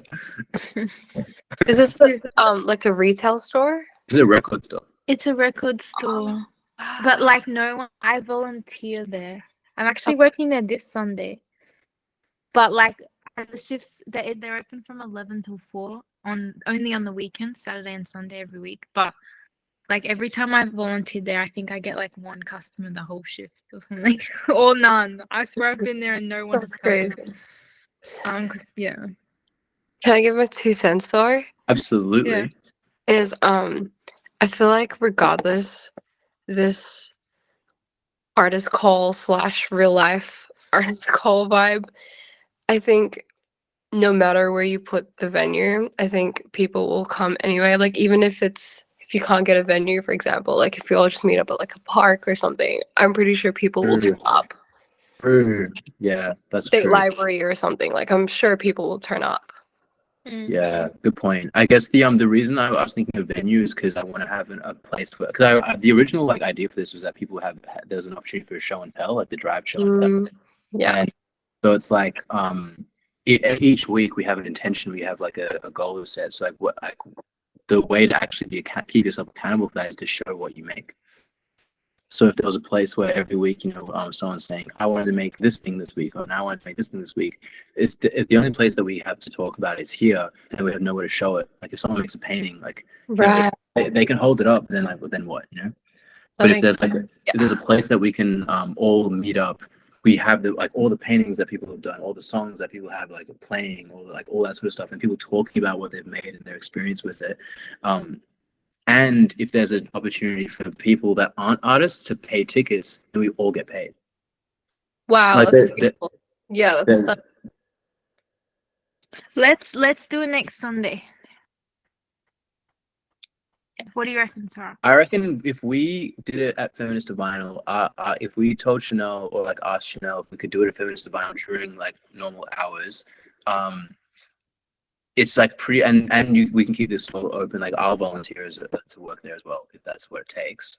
I'll work the register and stuff, and not that it's a register like the square. And then if we have just a table, a few chairs set up, and just a projector. We don't even really need the projector. Maybe just a laptop just for the first one. And speakers, they already have speakers, and we can just play music that people make and play, and people can come with their art and share the things, just like a show and tell, sort of a classroom show and tell. I'll ask her, but it might not be allowed because it's not Yeah, her store. That's the problem. True. Okay. Well, no, but they love us, don't they? Well, yeah, but when I was rehearsing for my gig, she said after the store closes. That's different. You're rehearsing for a gig, so that's very different. This is a social thing. This is where there's going to be a bunch of people all showing art in a record store. That's a really good unique selling factor of the store. People would come just for that, and therefore we would be like, oh, records. I'll buy a record while I'm here. It's a lot more likely they'll get sales. They'll probably get a lot more smart. sales. And if we make it a ticketed event for people that aren't artists, that means that we can pay them to be there. We can we'll pay you a certain amount to be there. We'll pay you $100, and that's probably more than they made Feminist to Vinyl. That's probably more than they make. You buy a record too. Yeah, exactly. Yeah, there's it's actually a better business move for them to have this as an opportunity than not. Okay, I'll ask them. What? Yeah. Even if it's just once, we try it out and see how it goes. Yeah, I'll ask them. Cool. I think that's the perfect place for this. And yeah, it's perfect for now, but when it gets too big, it'll be too small. Yeah, true. Perfect for now. I love that you guys. One step at a time. Yeah, one step at a time. That's awesome. I'm glad it's we'll go. Whoa, yeah, we're gonna have to need a big companion. Yes. I love that we're all thinking ahead. Yeah, I mean, the ideal is to have a massive warehouse that has a music studio and a paint, a hangout space where people can make art. Yeah, like an artistic gym. Like you can just come through. Like you pay a subscription, like a gym membership. You just like go through and like I'm just this is where I go to like do art. Well, if we got to the point where we had enough people, then we could do something like Marshall Street Studios, for example, and it'd be really cheap with so many people. True. I guess I just don't really want to support. Like I don't want to pay for a place unless it's going to be like really a good location. Marshall Street Studios is not a good location. I've only been there once. It's just the only place I kind of know. Like, fair. Marshall Street Studios is expensive though. Like even like, because I'm thinking, all we need is a projector, a wall, a roof, chairs, and speakers, and a computer. What's like, the projector for? visual art? Oh, right. And the vibes. Yeah, and the vibes. Yeah. Like I mean, between everyone that's been like a part of these calls, there'll be a place for sure. Yeah, exactly. And even if it's a house, like even if it's just someone with a really big room, like yeah, I think Kyla, that was a really good point that you made of just like people. Oh, what's that? I live so far away though. That's the Where do thing. you live? In Wyndham Vale. Wyndham Vale. I don't even know where that is. I don't even know what that is. It's a V-line. Oh wow! I mean, that could be fun. That could be really fun. Like, Surely like one time. yeah, one time we could totally do one time and just like Come to kind the of studio. yeah, kind of studio. Very fun. And there That'd could be be awesome. food. Oh no. Yeah. It's a Filipino tea. household. Oh my god! What? And cookies. Yeah, we definitely could one time. Yeah. I mean, the thing is, like, we can do. Oh my god, sleepover. Yeah. So I'm making it. So, okay. So here's my idea, everyone. That'd be Like, this is my genius plan. If you're not already in the group, the drive, you should join now, because anyone who has access to the drive, you get in for free, like to these events. And if you don't, then if you're not in the drive, then you have to pay the ticket. And that's sort of the subscription model. That's sort of the model that I'm going for, because it means that anyone who comes that isn't an artist, that's coming to experience the art from like the show and tell aspect, like they're paying to see the art, and the artists can get paid like from based on who shares and who like and all that sort of stuff. So I don't really want artists to have to pay to show their art, but I also need to be really firm about how the ticketing works. Otherwise, it'll be if there's too much gray area when it comes to that, it'll be like, oh yeah, but I'm an artist, so I'm showing you, I'm not in the drive, so like I blah, blah, blah. It's like how come he didn't have to pay with it? Like was it it's like I don't want any of that. So I want to be really clear. Like if you're in the drive, you do not pay. If you are not in the drive, you do pay. Just to make it clear. And then eventually it'll be like, because right now the drive is free, but it's not going to be free forever. The artist calls will always be free. That's the intent. Just making that clear now. I've got to start communicating that more. But I'm really excited about your input, guys, because it shows that like there's a very clear sort of vision that we're all seeing with this. Yeah, man. I especially love the aspect of asking what step would be good to take, as it were, and then like check back in next week. I think that's really cool. Yeah, awesome. I can find out by Wednesday. Cool. Next week, and then I'll let y'all know on the call if it's happening at Feminista. Cool. Should I look for another place like as a backup? Yeah, why not? Cool. I mean, wait, Kyla, why don't we do yours as a backup? Next Sunday? Yeah, next Sunday. Oh. We could. The only thing is I have to leave here by 6 something. Oh, okay. All right. What about the Sunday after that? I'd be down. Let me write I this. think Feminista would work though. Yeah, okay. So we might not need a backup. Potential. Would you call this real life thing still an artist call? No. No, I'd call this the drive show and tell. The drive show and tell. Cool. How many people get to show and tell? Yeah, good question. Well, there are some things like paintings that I guess. Oh no, I think there should be like a 5-minute sort of talk about the thing that you're. I think it's in 15. No, yeah, I think I'm thinking about 5 minutes is more than enough to actually communicate an idea for something. You don't need. But not for feedback though. Yeah, not for feedback, but show and tell doesn't really have feedback. Do you need feedback? I mean, feedback is I good. think feedback is good. But But we could easily, sorry to cut you off, but we could easily do like, if someone wanted feedback, then they could ask that in the free talk part of the article that following week, for example, for the longer form feedback.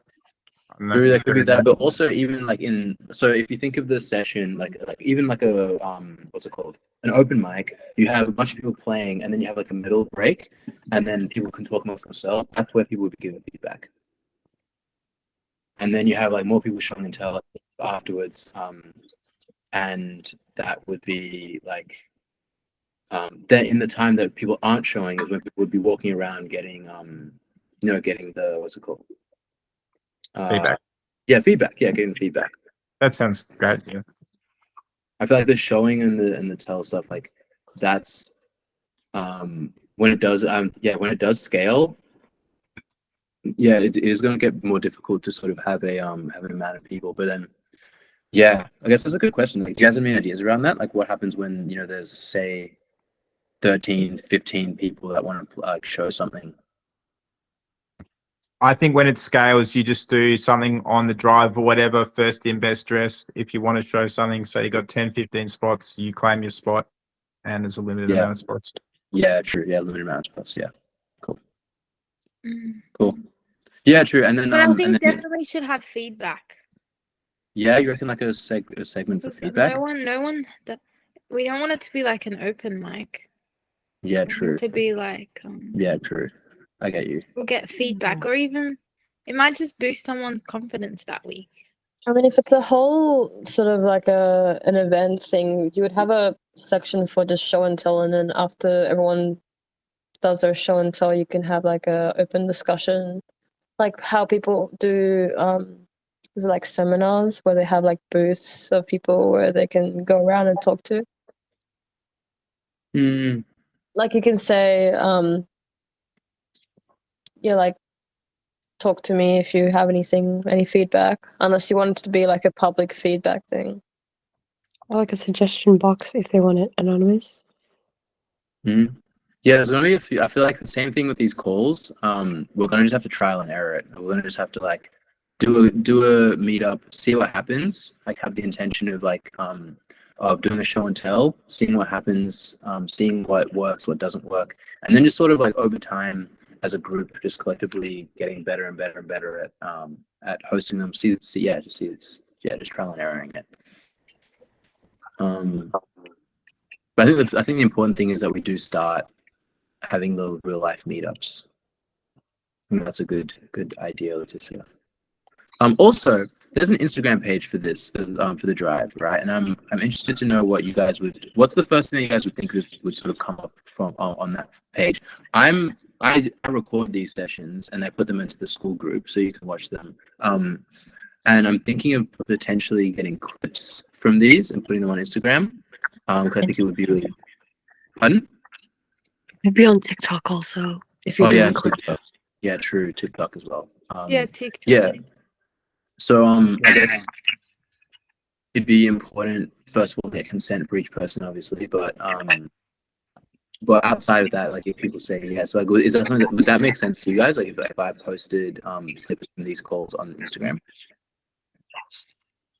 Cool. I don't think you should get consent. I think you need to make like a thing that says if you're joining. If you don't want to be a part of it, let me know. But if you do, then no, sorry. Like some sort of disclaimer that says if you don't want to be posted on social media, like let me know, because that will be easier than having to get consent from everyone. If someone doesn't want to be on there, then they'll tell you. Yeah, true. I guess it's just like the thing is because where would I post that? I post that on my story on Instagram. Post what? Like if you don't want to be on this. No, like how on here it says oh, I don't write that. This session's gonna be recorded. I don't write that. I have no way of actually like knowing how to. I don't know how to change that message. Yeah, what's up, Kyle? Maybe like make a post or in the bio, or like just like I guess with every post maybe you could like edit like a little caption with like every clip. Oh, gone. Damn. Sure, but sweet. I mean, look, Sirach, I think the most efficient way to do that is that if you do have, as you mentioned, might be good or might be bad. So if you do have a certain cutoff time of people being able to enter, and then you simply ask everyone, does everyone mind if this gets Yeah, posted? I true. think that'd be the simplest way. Also, you got to be, I mean, it's fairly obvious, but like with certain points of this call, I don't know, you're going to have to obviously make sure it's bits with no like echo or sounds in the background because it's not going to make a great clip. It's just as an aside. Yeah, like that noise. Yes, I agree. The clips thing, I've actually already started trying to make some clips. There are some that are cool. I feel like we need to do this a bit more to really like nail in the topics that we talk about. But we're getting there. We're getting there. Yeah, I love what you're doing here, man. I think it could be something really special. Keen to be back next week, but I have to call it, so I'm not late again for my shift. Much love, everyone. Yeah, so Love it. much love, Hugh, and thanks so much for coming. Bye. you. Good luck Yeah. getting up tomorrow. Thanks. Thank you, Yeah, we got this for sure. Thanks. Nice. And then cool. there were 4. And there were 4. Anyone want to talk about anything? Were we done with Leticia? What was the Oh yeah, you're making friends. You're going to open mics, right? Is that what we're agreeing on? Making a flyer. Making a flyer. So that's the thing you do. Okay, you're making a flyer. Are you going to open mics as well? Well, I don't know. My voice is still sore. You don't have to perform. Ah, true. Oh, why is your voice sore? Because I got sick.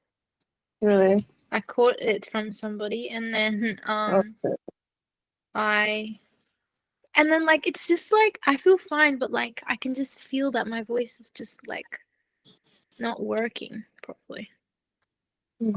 I hope it's from the sickness. I don't know. It's like, you know, when you do a workout and that feeling when you like heaving Yeah. in your throat. That's like what it feels like, sort of in my throat, like right now. Right. Yeah, people. There's a lot of sicknesses going around at the moment for sure. Good. COVID as well. Okay, so you're gonna make a flyer and. What are you doing? Sorry, can you hear that? Yeah. Is that the Sorry, Peter Griffin? Huh? What are you watching? I don't know why. I just felt like that was Peter Griffin. Well, I'll show you. Where's my camera working? Oh, yeah. Oh, nice. My mascot is really like. That was so random. Why did I say Peter Griffin? I'm just like sanding it, but I'm gonna turn it off. The They're drill. so cute. What are those little brown things on top? It's supposed to be like a hair. Oh, hair. I thought it was something else. Well, like a poop. Yeah, like poop. I mean, it could be. They came out a lot darker than I wanted them to be, but it's okay. All part of the process. Yeah. How much are you gonna charge for the drive? I'm thinking starting at $25 a month. Yeah, that's pretty affordable. How do you But I join don't the? Pardon? How do you join the group? Oh, I put it in the chat. This chat. Am Yeah, I this in chat. the group? No, you haven't checked your emails. My things are pending. Oh yeah. I think I accepted it, Daniel. Oh yeah. But it's just you click the link like in the thing now and then join it now. Oh, okay. Are you paying $99 a month for this? Yeah. Right. Yeah. That's a lot, bro. I'm not gonna lie. Yeah, no, it is. It is, but it's more because like the reason I like it is because there's like a classroom. It's just well organized for my brain, and it means that it opens up the possibility of like creating courses, which I really want to do. I really want to create a course, like a few different courses, and I can put them in and structure them, sort of like how Kajabi does it. And it also means that there's also like a more Facebook style community sort of posting place. There's a calendar, like you can see the calendar of when there's going to be a call. I can set up any sort of number of calls. I can call them different things. You can see all the members. I mean, you can do that on Discord as well, but you can see all the members. You can see like when they were last active to the date, like how like when they joined. Like there's, I don't know, there's just things that you can see that I think it's just nice to see. And there's also levels, which I think, and there's levels in Discord as well, but the levels mean like you can sort of automate it to where the levels unlock a certain course or unlock certain things. There's just certain things that you could do. I think it's just fun and it looks nice. I don't like the look of Discord. Discord looks ugly to me, but I think this looks really clean. Why don't you get people to chip in already that then you can at least cover the cost of the Well, that's sort of like I don't know how to do that. Like as in internally, it's really hard for me to like ask people for money. I don't know why, but it's really hard. So how are you gonna have a business? Well, that's what I'm working on. That's what I'm working on, and I feel like there's right now. Do you think there's enough value that people would pay to be part of it? Because the call's free, so there's not really anything in the drive that's separate. You know, like that's adding value. I guess to be able to see other people's work on the drive, I think that is could be like an addition. Yeah, Like people can post the stuff. Sure. Maybe if I set up another call for Sundays as a show and tell, and then every like the last Sunday or the first Sunday of every month is a real life show and tell, and the other ones are like online show and tells.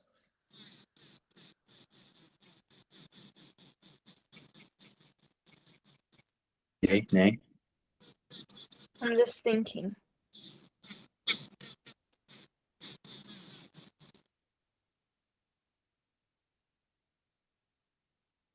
Maybe how much are the show and maybe the show and tells could be $10. What do you mean? Is that too much? For non-artists? Or for artists? Or no. Oh. Well, would you pay? I don't know. I wouldn't pay to show my art. Unless I was showing it to, and even then, I wouldn't pay to show my art. I would pay to see art. Oh, so then why are you doing the show and tell online then?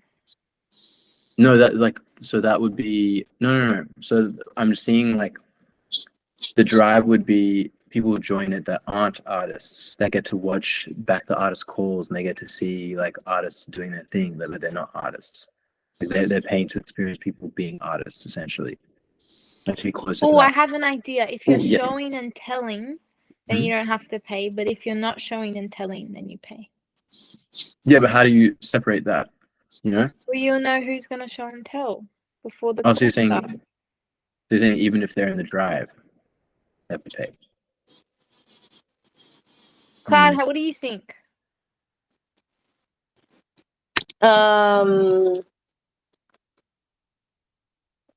I'm just trying to figure out. Yeah, I'm just thinking as well about the logistics of like if you were to make a sort of profile based account where you need that to join the drive, and then it would ask you questions like, are you an artist, blah blah blah. But then also you can lie on it. Like I'm just thinking about how you could at a certain point, like if you join the drive, you're gonna have to pay. Like it's just right now, like you don't have to pay. Right. So like at a certain point, it doesn't matter if you're an artist or not, you're gonna have to pay to join the drive. But having access to the drive, you don't pay for any of the drive events. That's what the actual thing is. Mm-hmm. Wait, so you do eventually want to charge artists. Yeah, but it wouldn't be much, and it would be for like, I'd want it to be where they get way more than they pay for. Yeah, because I do actually want to talk about something, but not on this call because I don't want it to be recorded. Oh, okay. Why? Because it's like top secret. Okay. Maybe we should have a artist call after hours then. I can turn the recording off. Wait, you can turn it off? Yeah, I can turn the recording off. Oh, yeah. Then if you do that, then I can talk. Okay. Well, I guess this is the end of the recorded artist call. Goodbye, record. Goodbye, record. Goodbye, record. People, if anyone ever watches this, they'll never know what. Subscribe. Yeah, Comment like, down below. Bye bye.